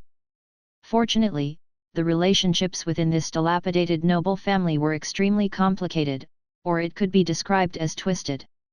Baron was immersed in power and influence, seemingly caring for his children, but in reality, he treated them as tools for power promotion and family revival. And Ivana, the sister, was mixed with envy, jealousy, and hatred towards Lot. Lynn remembered that before leaving Harbor Town by sea, to repay the favor of borrowing Lot's identity, she gave Ivana a good lesson, hoping to break this twisted family relationship. 2 years had passed, and had the other party become a wizard? This was an unexpected change. "Since she is your acquaintance, there is no need to investigate." Dell picked up his pen, intending to cross out Ivana's name from the list, but Lynn shook her head and stopped him. "No, we're not that close. Let's follow the rules. Don't miss any possibilities because of me." Although he had some contact with Ivana, their relationship couldn't be considered good, and those were all things of the past. Lynn didn't intend to contact her again. I understand, my lady. Dell pondered for a moment, then marked Ivana's name with a note of special attention. Is there anything else to report? Lynn noticed that Dell didn't leave after taking back the list, so she spoke again. It's about the uranium mine. Recently, there have been attacks on guards and miners there, and even a golem has been gnawed. Dell said with a trace of concern on his face. Hearing this, Lynn's expression also became somewhat serious. The discovery of the demonic stone had made her speculate that there must be a creature, or even a group, capable of devouring nuclear fuel deep in the uranium mine. During the time of mining uranium ore, the wizards responsible for exploring the mines had not been able to find these monsters, so they had been delaying dealing with it. Has the council sent anyone to deal with it? Lynn asked. Master Raphael has already taken a pair of alchemists to capture this monster, but so far, there has been no useful information returned. Dell hesitated. In that case, I'll go take a look too. Lynn was somewhat worried. It was knee-jerk to know that such monsters could only be described as terrifying, and definitely not easy to deal with. It took about 5 hours to travel from the city of Fire Oil to the capital, even by airship. By the time Lynn arrived at the uranium mine, it was early morning of the next day. Thanks to the previous blockade by the church and rumors of demon curses, there were no people around the mine area, not even a shadow. But Lynn knew very well that all of this was just a facade. Aurora, who was proficient in visual illusion, had set up a large-scale polarizing magic here. The airship seemed to pass through a thin curtain of water, and the interior scene quickly appeared in front of her. The area of this mine was vast, and the guards were extremely strict. Everywhere, one could see riflemen with modern flintlock rifles on guard duty and patrol. The moment the airship penetrated the magic barrier, several machine guns and railguns had already aimed at it. This was still after Lynn had communicated in advance via electromagnetic waves, otherwise, the entire airship would have been shot full of holes by now. Such strict precautions were also instructed by Lynn herself. The security level of this uranium mine was even higher than that of the capital and the city of Fire Oil. After all, once that false god got hold of a sample of uranium, there was a high probability that he could replicate his nuclear spell. Then the Damocles sword hanging over their enemies' heads would fall on themselves. The airship slowly landed on a clearing in the mine area, and Raphael, Alad, and Sanchez, who had received the news early, were already waiting there. It's really rare, Master Lynn, it seems your new research has been completed. Raphael greeted Lynn warmly, coming forward to hug her. He knew very well that this star of magic had been holed up in the laboratory researching new magical theories for the past few days. Last time, she had revealed the internal structure of atoms and created the terrifying magic of nuclear fusion. He wondered what grand ideas she would come up with this time. Sort of. Lynn nodded, but did not reveal anything. Instead, she asked, what about the monster that attacked the miners? Have you found its trail? Not yet. Raphael shook his head somewhat helplessly. Its speed is fast, and it appears and disappears mysteriously. So far, we haven't found even a hair of it, let alone knowing what this thing looks like. As Raphael spoke, he showed Lynn the bodies of the miners who had been attacked. Chapter 446, A Born Legend, The Devouring Behemoth. Part 2. The appearance looked very tragic, almost all of them were dismembered by a single blow, with a large amount of flesh mixed with blood piled up together, but Lynn still keenly noticed that these bodies did not bear any traces of being eaten. On the contrary, the nearby broken golem had half of its head gnawed off. Was flesh and blood not within the range of its diet? Lynn immediately thought of this point and became even more interested in this peculiar monster. Since it wasn't for hunting, the reasons for these miners being attacked were worth pondering. Where were they attacked? Lynn asked in contemplation. It was deep inside the uranium mine. Raphael replied. Through testing, the closer to the depths of the mine, the stronger the radiation, so they all suspected that the deepest part of the uranium mine was the lair of this monster, but they dared not enter recklessly. Lynn suddenly understood that these miners must have stepped into the opponent's territory and were killed as invaders. After witnessing the traces of the golem's head being destroyed, Raphael and the others were already prepared to apply for support from the council. At least they needed a council member to come over to have a chance of solving this matter. They were clear about how tough the golem was. Its whole body was made of mithril, so one must have a really good appetite to gnaw its head off and eat it directly. Facing such an opponent, the hearts of the Grand Wizards were somewhat uneasy. Fortunately, Lynn arrived in time, which gave Raphael and the others full confidence. Unlike the confident Raphael and others, Lynn was not sure if she could handle it. In his impression, monsters capable of devouring nuclear fuel only existed in the fantasies of an ancient movie from his previous life. It seemed to be called Godzilla? But this mine obviously couldn't accommodate such a huge creature. Under the enthusiastic invitation of Raphael and the others, Lynn still agreed to this capture operation. If they were scared and requested support without even seeing it, it would be somewhat unreasonable. Even if this capture failed, they could at least find out more about the opponent. It took about a morning to set up the trap, and Raphael's method was very simple. He let the miners enter the depths of the mine and continue to mine ore as usual. The only difference was that there were many mithril ores filled with magic power beside them. This satisfied their speculation about the two conditions for the attack: high-quality food and invasion of territory. I say, isn't this a bit too obvious? Lynn, who was hiding in the corner with concealment magic, glanced at the very conspicuous alchemical runes on the ground and couldn't help but comment.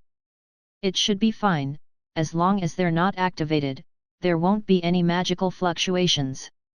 Raphael said confidently, not believing that the stupid monster could understand the meaning of the runes. Lynn shook her head without saying more, but instead focused her attention on the miners. These baits obviously knew they were in danger. Although their mining actions didn't stop, their legs were trembling faintly.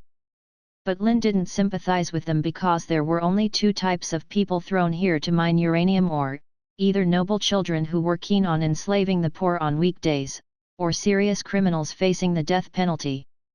Since they came in, to ensure that the information wouldn't leak out again, they were exposed to radiation during the process of mining uranium ore, which was also a kind of alternative punishment.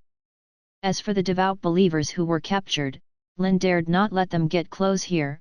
After all, the souls of these people who died would ascend to heaven, which was equivalent to giving Ayla information for free, so she sent them all to build roads. Lynn, Raphael, Alad, and Sanchez waited quietly like this, with the continuous roar of machines in their ears, which was the sound of the drills held by the workers. However, they waited for 10 hours in a row, and they still didn't wait for the so-called attack. Could it be that it's already full? Alad, who was waiting impatiently, couldn't help but speculate. Raphael was also a little uncertain whether there was something wrong with his arrangement. Just as several people were considering whether to let the workers stop and try again tomorrow, Lynn suddenly spoke up. It should have already arrived. Where? Raphael hurriedly asked. Lynn didn't answer, because she didn't know either, but a faint sense of threat rose in her heart. Just as the miners were loading the mined uranium ore onto the mine cart and preparing to leave, a blue streamer flashed past. The whole world seemed to be split in half, and crimson blood sprayed out. In an instant, 5 miners along with the mine cart were torn into pieces. Such fast speed! A chill rose in the hearts of Raphael and the others, and Lynn finally caught a glimpse of the full picture of this monster.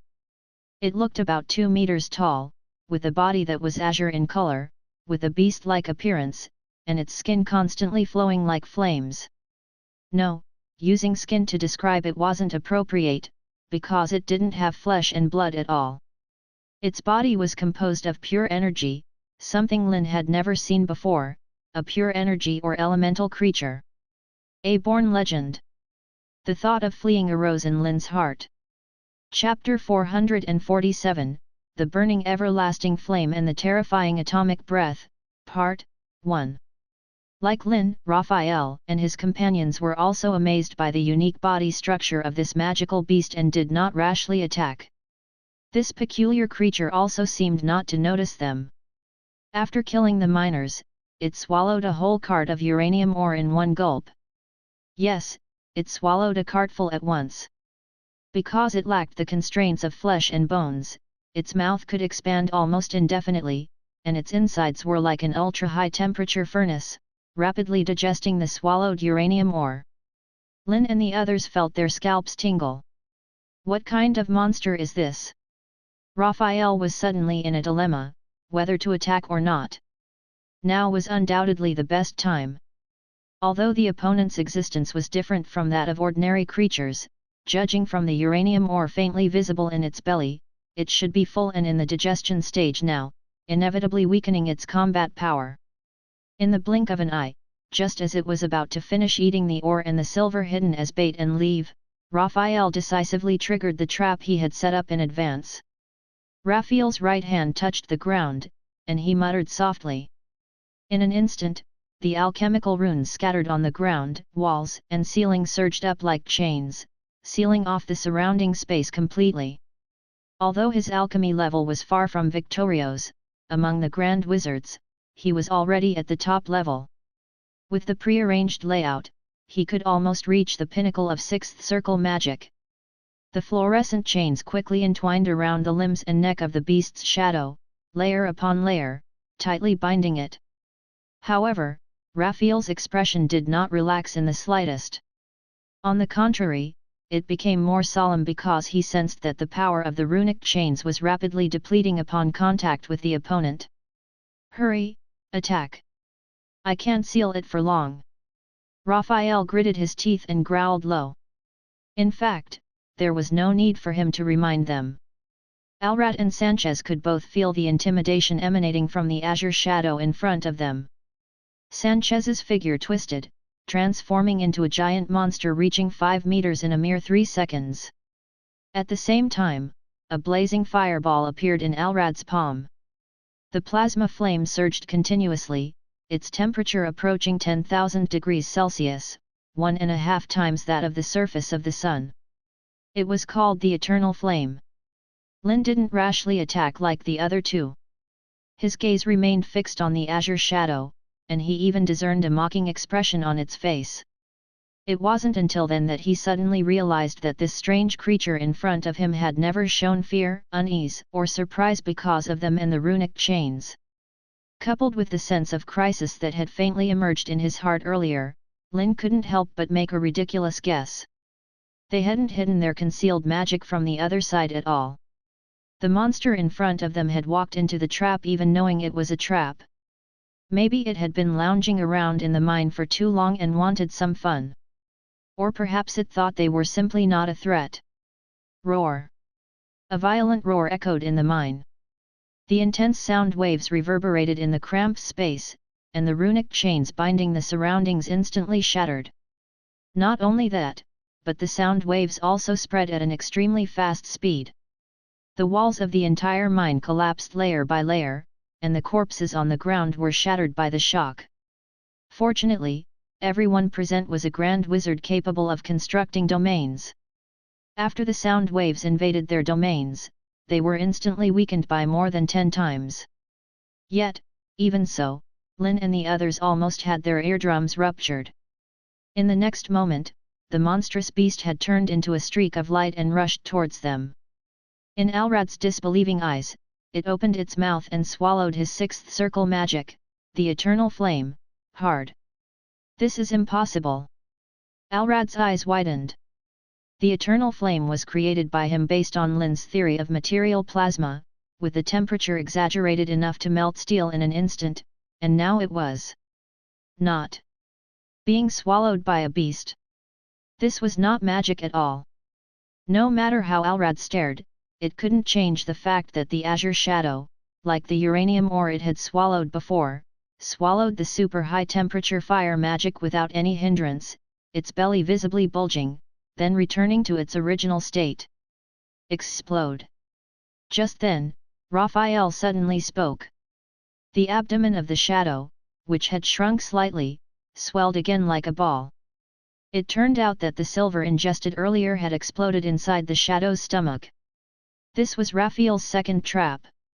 All the ingested silver was inscribed with explosive magic. Fortunately, he had guessed right. Although this giant beast could eat anything, digesting it completely was not something it could do in a short time. However, even under such a heavy blow, the shadow was not greatly affected. The swollen abdomen returned to its original form in less than a second. But the change in its body made its movements hesitate for a moment. Lynn keenly seized this momentary gap, and a sharp laser beam shot out. Even the terrifying shadow couldn't react in time to the speed of light. As the beam passed, it was cut into 2 pieces at the waist. A bit slow. Lynn thought regretfully. If he had cut the shadow at the moment of the energy burst, perhaps he could have severely injured it with the terrifying internal shock.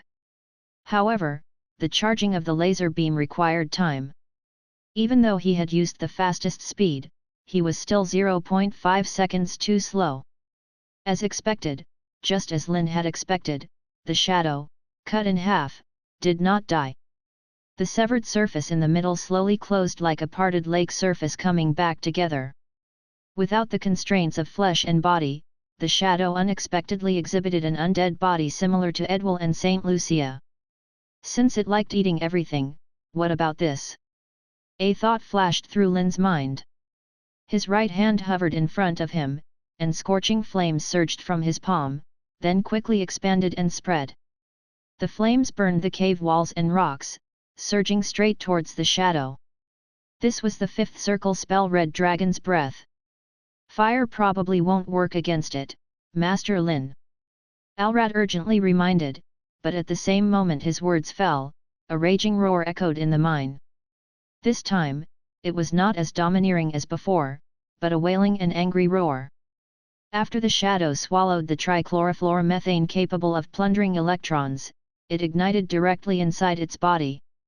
Lynn had no intention of holding back. More unquenchable flames surged up, the flames burning more fiercely. The scorching air swept through every inch of space in the cave, melting and disintegrating the rock walls. It's the unquenchable flames. Alrad finally remembered the famous stunt of this magic star, but the deep impression left by the big nuclear explosion spell made them almost forget this unique unquenchable fire that could devour everything. Raphael and Sanchez beside him watched as the mighty shadow was engulfed in the horrifying flames. They both breathed a sigh of relief. The blazing flames surged higher, and the intense heat filled every corner of the cave. The rock walls melted and crumbled in the flames. It's the unquenchable flames. Alrad finally remembered the famous stunt of this magic star, but the deep impression left by the big nuclear explosion spell made them almost forget this unique unquenchable fire that could devour everything. Raphael and Sanchez beside him watched as the mighty shadow was engulfed in the horrifying flames. They both breathed a sigh of relief. Chapter 447, The Burning Everlasting Flame and the Terrifying Atomic Breath, Part 2. However, the scene was far from over. The shadow, seemingly undeterred, continued its advance. The flames, instead of consuming it, seemed to fuel its anger. Lynn's expression turned grave. He knew he had to finish this quickly, or things could escalate further out of control. With determination in his eyes, he concentrated his energy. The flames around him gathered into a concentrated beam of pure, white-hot fire. With a forceful thrust of his hand, Lynn unleashed his ultimate attack, the Inferno Annihilation. The beam pierced through the air, cutting through the darkness of the cave like a celestial blade. As it struck the shadow, a blinding explosion of light and heat erupted, engulfing everything in its vicinity. When the brilliance faded and the smoke cleared, there was nothing left of the shadow but ashes scattered on the ground. Lynn stood amidst the destruction, panting heavily, but victorious. The threat had been vanquished, but the memory of the encounter would linger, a testament to the dangers lurking in the depths of the earth. Lynn and his companions knew that their journey was far from over, and greater challenges awaited them ahead. Lynn was no exception. It seemed that although the life level of this demon beast was higher than theirs, it didn't understand how to use this advantage, which was why it was so easily restrained by his unquenchable flames. In other words, the opponent had intelligence but not high intelligence, probably at the level of an 8-year-old. You should know that the legendary Lucia, who was on par with him, could easily extinguish his unquenchable flames with just a breath. They were still hoping to use this thing to refine uranium ore. If they burned it a little longer, it probably wouldn't die so easily. Lynn was about to answer when a strong warning sign flashed through his mind once again.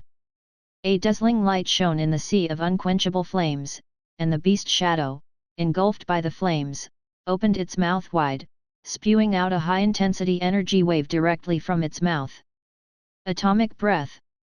Lynn's pupils contracted slightly, and he quickly fell backward, rolling clumsily to dodge the incoming energy wave. Raphael's reaction was a bit slow, but luckily Sanchez intervened in time and slapped him away. However, his shoulder and entire right arm were directly wiped out by the intense energy wave. Fortunately, the roasting flames were not entirely useless.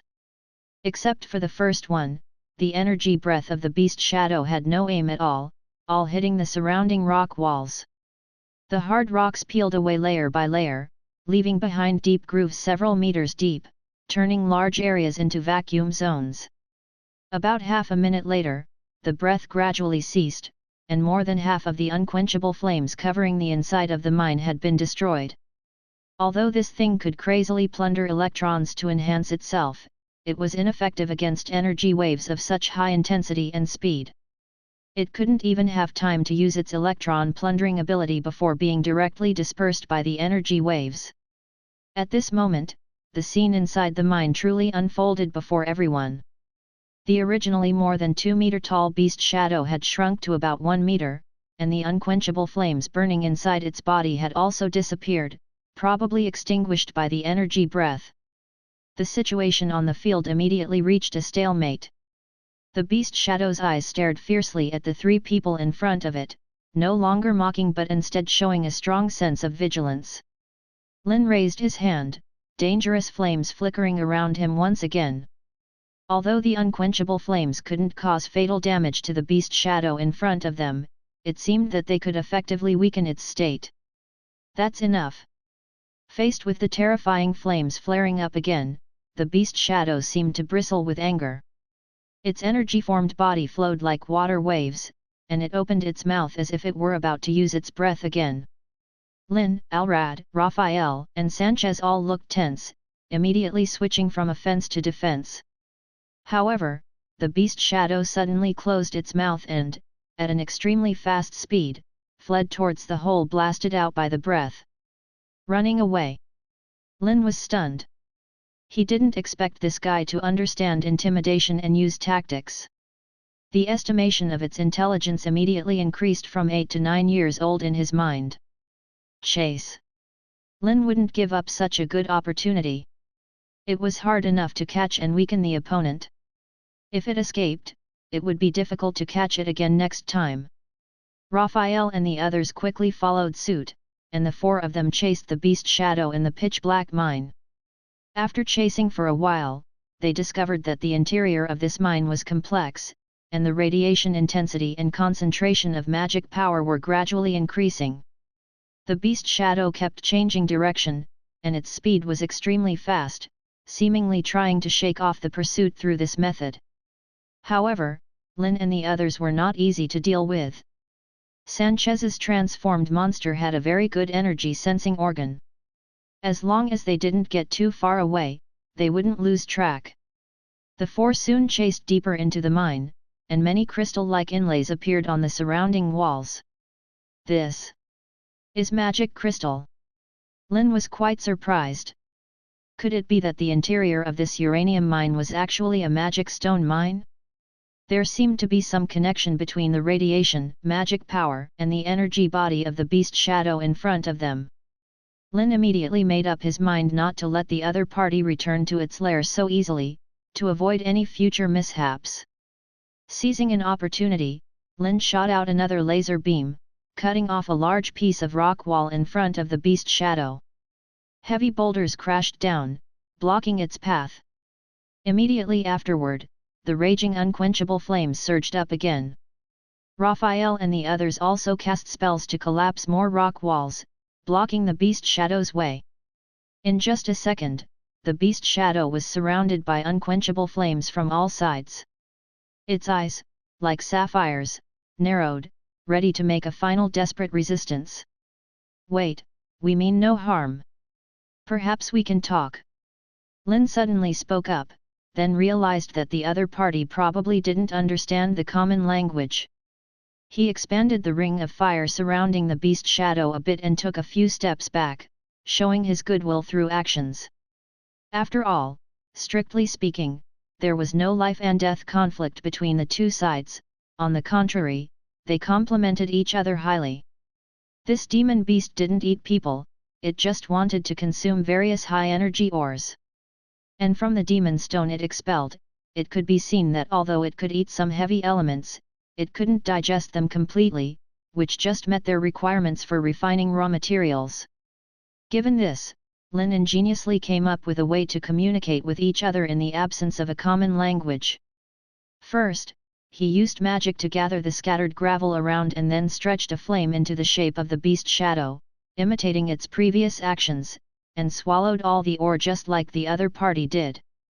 The flame burned and purified, quickly removing the excess impurities, leaving behind uranium material less than 1% of its original size. Lynn took away this purified ore and gathered another pile of gravel, repeating this process continuously, vividly depicting the days after surrendering to the other party. Food would automatically be delivered every day, just need to swallow and eat. Apart from here, where else could one find such a comfortable life? Chapter 448, Surge in Nuclear Reserves and New Time-Space Portal.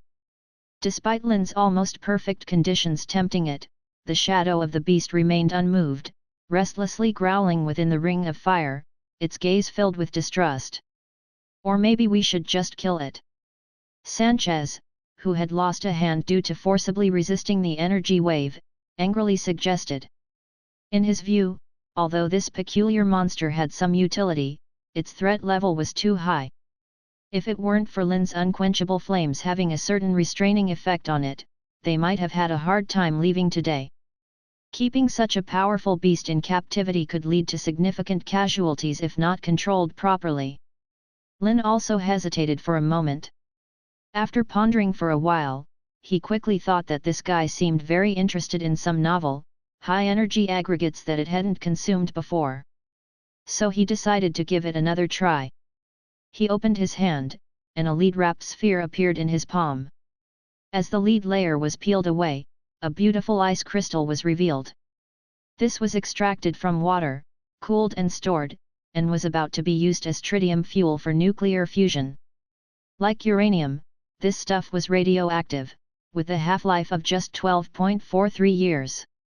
If he wasn't mistaken, the shadow in front of him probably relied on absorbing alpha, beta, or gamma rays emitted by radioactive materials to supplement its energy or increase its size. That tritium element was undoubtedly much more palatable than hard uranium. Lynn smiled. It seemed that there was still hope.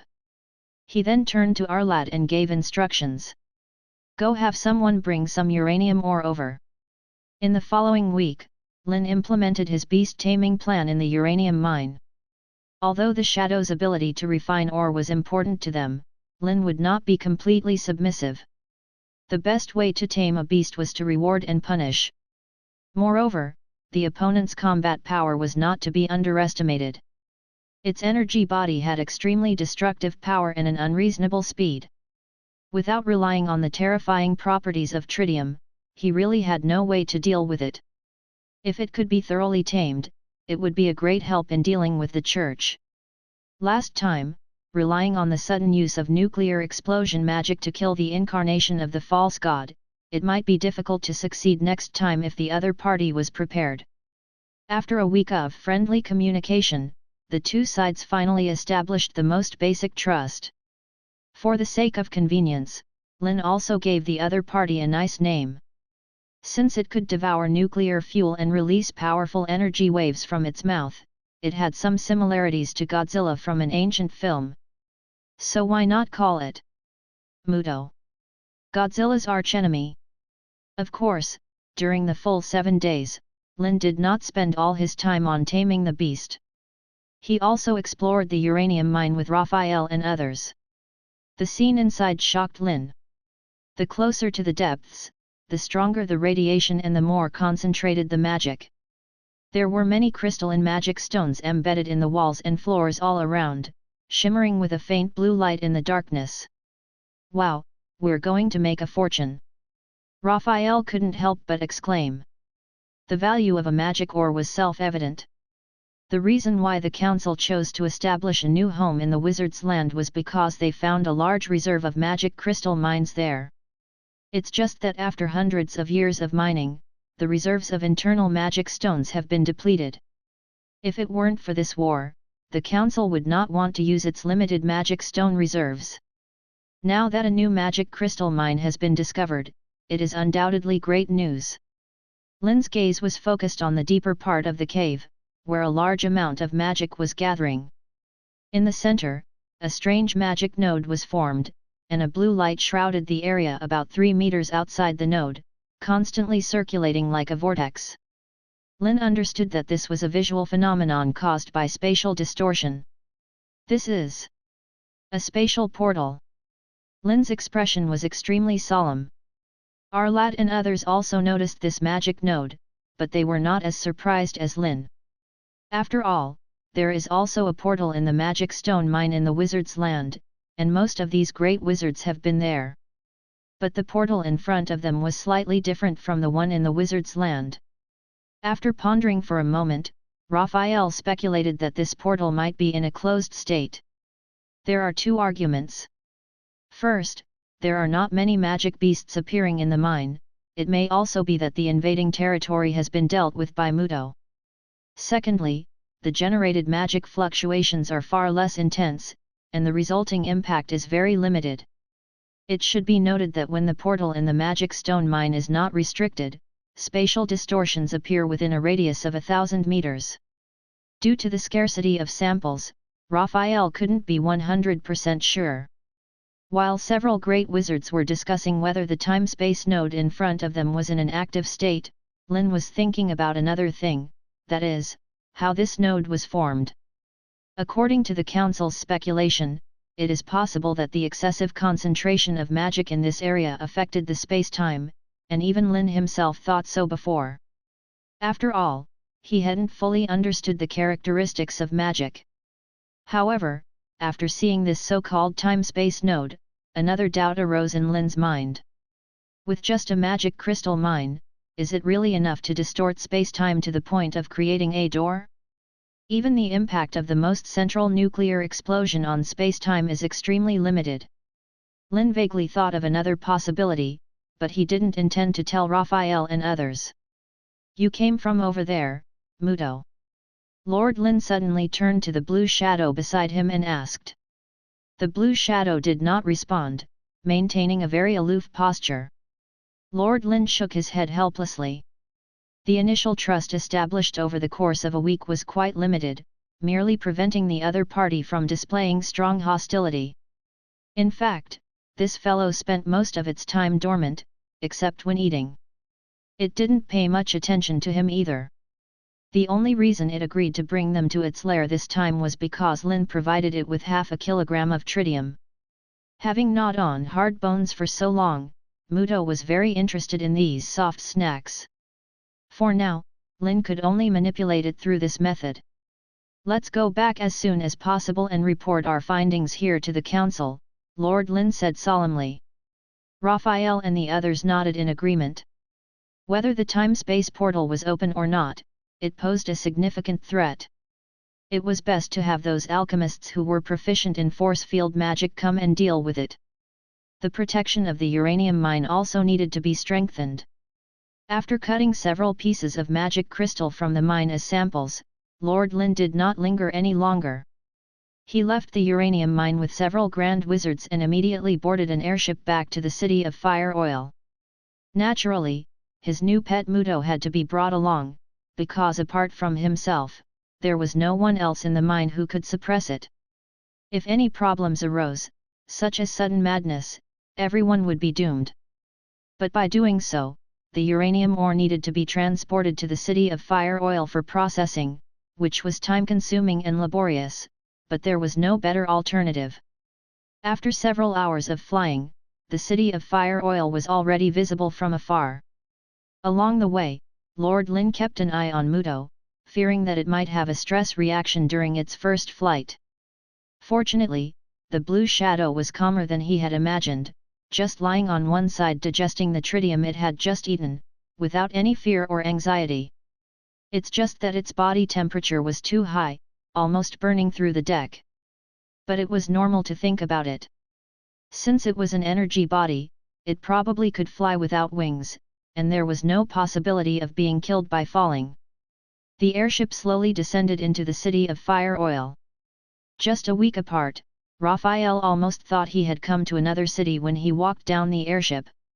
With the combined effects of magic and technology, the entire city of Fire Oil was changing almost daily. The main thoroughfares inside had been widened by almost twice their original size. The previously dilapidated and foul-smelling slums were now replaced by exquisite mansions. 1/4 of the reconstruction work had been completed, and the framework of the train station had also been erected. It was no longer just a few empty walls like when they left. It was expected that when the railway was completed, the station would be perfectly finished. Not only that, but in the month since they occupied the city of Fire Oil, over 100 workshops had been established, employing tens of thousands of workers. After all, this was the front line of the war, and it was most convenient to produce all kinds of materials locally. A continuous stream of mist gushed out of the huge chimneys of the workshops. Lord Lynn was thinking whether the emitted exhaust gases could be reused through magic. For example, the main emission, carbon dioxide, could be used to synthesize starch, solving part of the food production problem. Lord Lynn was preparing to turn the city of Fire Oil, located within the empire, into a model city. Through the passage of trade caravans, he aimed to undermine the faith of the empire's subjects. At first, Raphael and the others were a bit puzzled. Who would dare to trade with them, the wizards, risking the strictest ban in the history of the empire and their own lives? However, they were soon proven wrong. There were more caravans coming and going than they had imagined. As Lord Lynn had said, merchants were not afraid of the law or being caught and hanged. What they feared was not having enough profit. And that was undoubtedly available. The glass, cloth, pottery, fine salt, and various novel and interesting alchemical creations produced in the city of Fire Oil were the most sought-after commodities in the empire. As long as they could be smuggled back and sold at twice, even 10 times the price, they could easily be sold. With such a crazy profit trend, the church's so-called ban was simply a complete joke. Notify several councillors for me. I need to convene an internal meeting. Lord Lynn had just disembarked from the airship and had no intention of resting. He immediately instructed Ilk and others who had come to welcome them to inform several councillors, while he himself returned to the mansion to bring the previous research materials with him. Since the issue of nuclear scarcity had been resolved, it was time to put the production of the nuclear fusion reactor on the agenda. The sooner they ascended to the legendary rank, the sooner they would have the qualifications to confront that pseudo-god head-on. In the evening, in the Duke's mansion, an impromptu meeting of the councillors was quickly convened. As Aurora entered the meeting hall, she immediately noticed the 2-meter-tall blue shadow inside and curiously remarked, "Is this the magic beast that can devour uranium ore? Quite unique." Harof and Victorio also marveled at it. Probably only such a creature could feed on dangerous radioactive elements. Under the inquiring gazes of several councillors, Muto, who was in the process of digesting, opened its eyes, saw a few bipeds, realized they posed no threat, and closed its eyes again. It's called Muto, considered one of the gains from this trip to the uranium mine. With it, the refinement of radioactive minerals will become much easier. In addition, I found more demon stones, enough to cast the grand nuclear explosion spell 5 times, Lord Lynn explained. Very well, this way, we don't have to bluff like before. Hearing this, Harof couldn't help but breathe a sigh of relief and said in a relaxed tone. Although they had repeatedly won on the surface, beating the Holy See and the Empire to the point where they were toothless, there was still a very obvious gap in high-end strength. Their apparent dominance was entirely maintained by the deterrence of the nuclear explosion spell. The councillors were well aware that Lord Lynn had only one chance to use this spell. Once used, he would lose his last chip, so Harof had been worried that the Holy See might attack again. Now that they had a lot of nuclear fuel reserves, they could at least retaliate in kind, such as sending a fighter jet over to bomb the Holy City when necessary. Chapter 449, My plan is simple, to create a sun on the ground. Part 1. The increase in nuclear fuel reserves is undoubtedly excellent news, and the hearts of several speakers have been relieved. I heard that you also found a large amount of magic crystals in the uranium mine. Harof continued to inquire. More accurately, there is a small magic stone mine inside. Lynn described the experience as concisely as possible, emphasizing the existence of the space-time gate. Since there is a space-time node in the land of wizards, and they found another one in the uranium mine, does that mean there are not few such nodes on this continent? What truly puzzled Lynn was why they existed in the first place.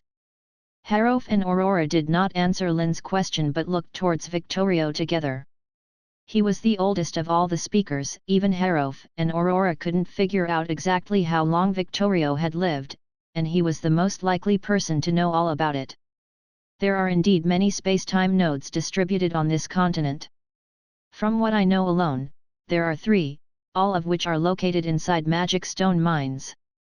As for their cause, perhaps only the ancient evil gods who participated in the War of Faith and the false god of the Holy See know.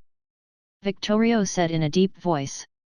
After the Holy See ruled this continent, they massacred wizards on a large scale, leading to the destruction and burial of much of the information about that period. Even though the school he inherited is very ancient, it hasn't obtained much information.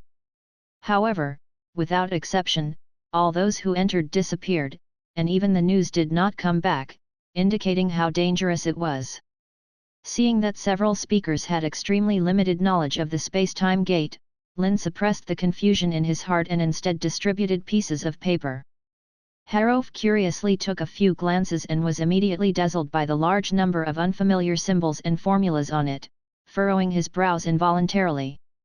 This is even more complicated than calculus equations. What is this? A derivation equation of arcane mathematics? Aurora asked in confusion. Regarding arcane mathematics, such a complex and exquisite discipline, these speakers naturally have some knowledge. With their outstanding computational power, whether it's equations, geometry, functions, or calculus, they are not difficult to master. Victorio even thinks that arcane equations are like alchemical runes, revealing the laws of the world in a cold, mechanical manner. Yes, this is indeed an arcane mathematical formula. I call it the magic conversion equation. Lynn looked at the 3 speakers present with a solemn expression and said. Based on this equation, I found a way to construct the body of energy. If nothing goes wrong, this will be the legendary ascension ceremony. Lynn's words were like throwing a huge stone into a calm lake, immediately causing waves of shock. What? Are you sure you have found a way to ascend to legend?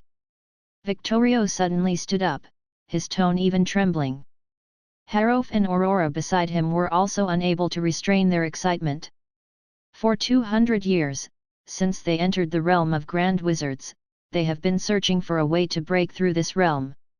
However, they have tried countless methods and are still trapped by the limitations of the body, leading to the conclusion that the realm of grand wizard is the limit that humans can reach. To break this limit, the only proven method is to increase one's computational power through harvesting souls or faith. However, the poison of faith is like a sword hanging over their heads, making them dare not touch it easily. Now Lynn actually said that he found a brand new method to ascend to legend. How could they not feel shocked and excited? The specific method is in these formulas. You will understand once you take a look, won't you? Lynn smiled and said, explaining the meaning of each symbol. Of course, he did not write out all the derivation processes but left a hand.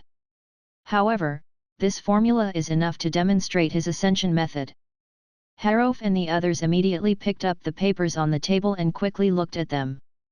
The essence of arcane mathematics is a scientific language that describes and records the world, so it does not require much explanation. Everything is contained in these complex symbols and exquisite formulas. I see. I see. Victorio tightly held the paper in his hand, pacing back and forth in the meeting room, excitedly saying, based on the elements simulated by magic, building a new body with energy as the core, genius. Truly a genius idea. These days, he has been studying the body structure of the judge, so he has been very puzzled about why Joshua's body is so peculiar, possessing all the characteristics of matter, and can decompose using the great disintegration spell to obtain divine energy. Now he finally understands. Harof and Aurora, who are slightly behind in computational power, also quickly understood Lynn's amazing idea. From the initial planetary theory to the law of universal gravitation, then to beam measurement, elemental construction, and finally this magic conversion equation. Such incredibly ingenious magical theories, it is really hard to imagine that they were conceived by the same person. Your magic conversion equation is definitely the greatest discovery in the history of magic. Harof finally recovered from the exquisite formula in front of him. This formula perfectly combines mass, magic, and energy, making them no longer independent but interdependent, influencing and transforming each other. The equation on the paper, which is enough to make a grand wizard who is not familiar with arcane mathematics feel overwhelmed, is incredibly wonderful in front of Harof. The numbers and symbols on it seem to be dancing lightly on the paper, revealing to him the most hidden truth of this world. It's not the greatest, my equation at best just opens a corner of the microcosm. Lynn shook his head. When he first created this formula, his thoughts were as lofty as Harof's, but after the enthusiasm cooled, this arrogant idea gradually dissipated. If he could unify the four fundamental forces and construct the true picture of the entire universe, then that would be the greatest equation. Aurora and others showed strange expressions. According to Lynn's words, then they have not been able to touch even this corner in these hundreds of years.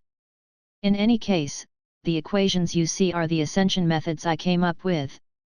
Lynn said seriously. Theoretically, it is absolutely feasible, but I do not guarantee 100% success. The three speakers present are well aware that any method of ascension always requires someone to try and error. Chapter 449, My plan is simple, to create a sun on the ground. Part 2.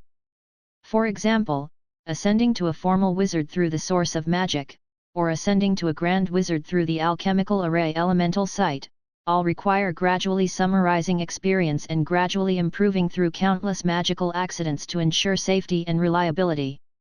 There have been no shortage of wizards who died in related magical experiments in the past. And what Lynn gave this time is the method of ascending to a legendary wizard, showing the inherent danger. Then let me do it. Victorio suddenly said, his gaze firm. I have already seen your formula, and the Big Bang spell also proves that energy and mass can be converted. I believe it has no problem. Victorio had waited for too long, so long that he couldn't remember how many years he had lived. The passion in his heart had gradually extinguished, but Lynn's equations had ignited new hope within him. It was like a parched desert traveler stumbling upon an oasis. Whether it was real or a mirage, he had to seize it. Lynn nodded. Since Victorio was willing to attempt this, it was naturally the best outcome. Although there were 4 grand wizards within the council who could meet the minimum requirements for ascension, according to Lynn's estimation, reshaping the body at the end was a very delicate task. It required simultaneously controlling vast amounts of magic and energy, so higher computational power was naturally better. Theoretically, the stronger the computational power, the higher the probability of success. We still lack an energy-guided alchemical array. You should be able to handle this, Speaker Victorio, Lynn said with a smile. Although he had some knowledge of alchemy, planning such a vast and complex alchemical array was still beyond his abilities. Fortunately, there was more than one alchemist within the council. Victorio nodded. A simple guiding array was a trivial matter for him. Besides that, there's the issue of energy. Lynn's expression became serious. Harof and the others also understood that this was the real focus. How much energy do we need for supply? Aurora asked. Let me put it this way, according to my calculations, we'll need the energy equivalent of 10,000 grand explosions. Lynn said thoughtfully. 10,000 grand explosions. Victorio was stunned, feeling dizzy. Harof and Aurora also wore astonished expressions, almost thinking they had misheard. Lynn shrugged helplessly. About 9/10 of the mass of uranium-235 was converted into energy through fission, a very inefficient process. In fact, the energy produced by 10,000 nuclear explosions was only equivalent to about 10 to 20 kilograms of his weight, as most of the energy consumed in building the elemental shell was borne by magic. Isn't that too much? Victorio frowned deeply, realizing Lynn wasn't joking.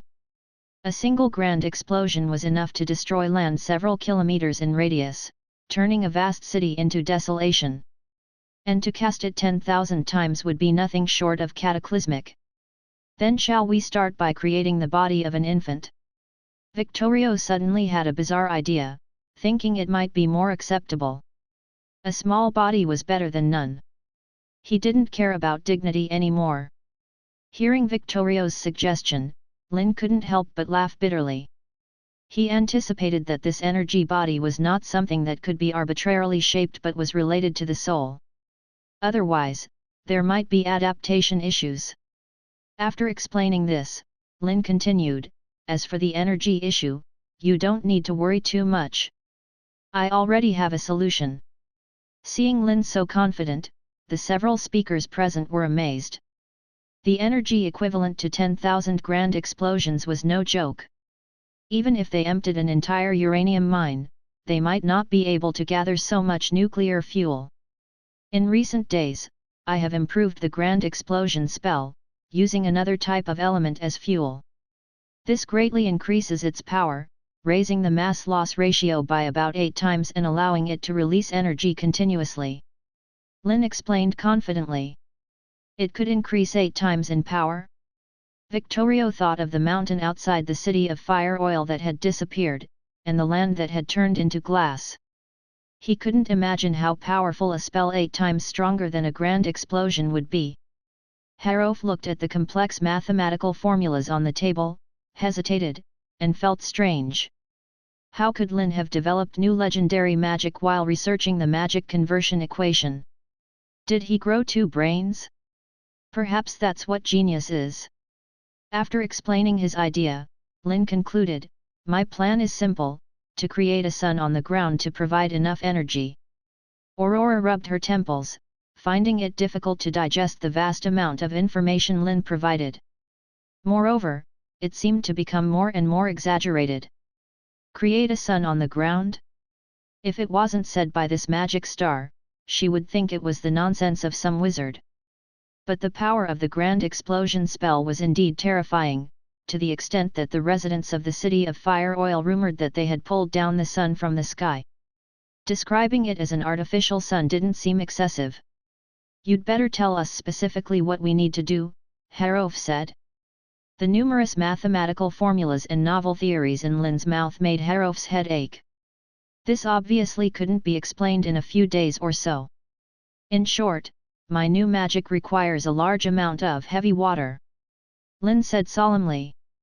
Harof and the others naturally knew that the heavy water Lynn referred to was deuterium and tritium extracted from water. A very, very large amount.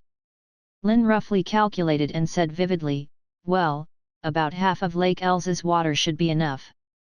This was undoubtedly a terrifying amount, but after being bombarded with the concept of the magic conversion equation and the artificial sun, Harof, Aurora, and Victorio were no longer surprised. Okay. Then send someone over to dry up this lake. Victorio was the first to agree. If it wasn't for the chance of becoming legendary, even if Lynn prepared to dry up the entire sea, they would still try their best. Chapter 450, How could Master Lin's wisdom be understood by you? On the second day after the internal meeting of the counselors, all wizards proficient in thunder magic were summoned, setting aside their tasks to initiate mass production of thorium. The method used was the relatively ancient electrolysis method. The only drawback was the immense power consumption, but fortunately, the wizards could generate electricity manually. Hundreds of wizards proficient in thunder magic gathered together and could process around 10 tons of lake water in a day. Meanwhile, Victorio led a group of alchemists pondering how to arrange the energy guidance array. After hearing Lynn's description, he truly understood how daunting his task was. He needed to channel energy equivalent to 10,000 nuclear explosions into the alchemical array, then inject it into the spiritual bodies in an orderly manner. The difficulty could be imagined. Victorio was extremely cautious, striving to perfect the array, as he was the guinea pig. Any slight flaw would lead to his complete annihilation under the terrifying energy surge. Such a large-scale mobilization by the Council was naturally hard to conceal. To prevent information leakage, Harof let out a rumor that due to the massive nuclear explosion performed by the Star of Magic, the water in the river outside the city was no longer drinkable or suitable for irrigation. They were working on solving the radiation pollution problem. The rumors of water pollution caused a small-scale panic in the city, but the Council, who had been prepared, quickly quelled it. In fact, the water they had been drinking during this time was not from the river but extracted from Lake Ers. However, irrigation for farmland was indeed a significant problem. This delighted Monroe, who had been secretly gathering intelligence. He found that the wizards had no intention of cultivating farmland. Even the existing land had been abandoned, and all the peasants had entered workshops to produce firearms, cannons, or various exotic goods. Almost every day, caravans loaded with large sums of gold and silver entered the city of Fire Oil, then left satisfied with boxes of goods, making profits that made everyone jealous. Monroe hated these imperial merchants who betrayed their master and dealt with demons, but he endured it, letting these wizards and merchants enjoy themselves for a while. As long as there were problems with this year's autumn harvest, it wouldn't take long for the entire city, or even the entire kingdom, to fall into a dire famine. Apart from this, what Monroe found particularly abhorrent was the curriculum of the Wizard Academy. Considering the wizards coming into the Empire, whose levels of magic varied, the Council decided to throw them all into the Wizard Academy for reconstruction. This rough measure caused dissatisfaction among some wizards, especially several great wizards who had come from afar, who did not think they needed to study in the academy. But after actually experiencing the curriculum of the Magic Academy, they found that it seemed somewhat different from what they had imagined. In addition to basic subjects such as elements, shaping, alchemy, and potions, there were also 3 subjects: mathematics, physics, and chemistry. After taking a few classes, Lucas and the others quickly discovered that the so-called physics was about the laws of the world's operation, the basis of force field magic. And chemistry was the foundation of elemental magic. Just a periodic table made the elemental wizards astonished. They never expected that someone could summarize and classify the various characteristics of elements into a table, even ranking them. It could only be said that this place was truly a sanctuary for wizards. Even the great wizards who had previously been aloof, upon seeing hundreds of elements listed on the table, had to admit that their basic knowledge of magic needed improvement. Your Excellency Philip, why does this boron element only have a name and number on the periodic table? Is it some kind of novel element kept secret? Lucas suddenly noticed something strange on the periodic table. Master Lynn speculated that it might exist, but it hasn't been found yet. Philip explained. Speculated. Monroe sneered and spoke. Is the entire periodic table guessed by that Master Lynn? According to the explanation above, the volume of an atom may be only a few thousandths of a centimeter, and it may float in the air.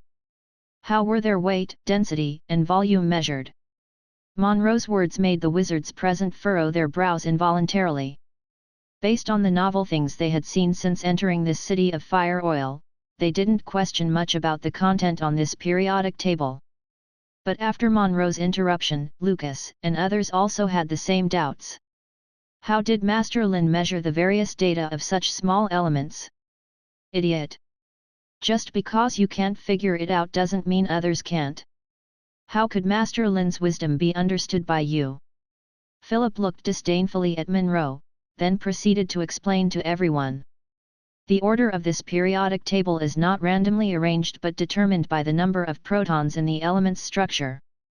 For example, among the many elements they discovered and confirmed, the atomic number of hydrogen is 1, helium is 2, lithium and beryllium are 3 and 4, and then suddenly the sequence of carbon jumps to 6, with nitrogen and oxygen having the sequence of 7 and 8, respectively, but strangely, there is no 5.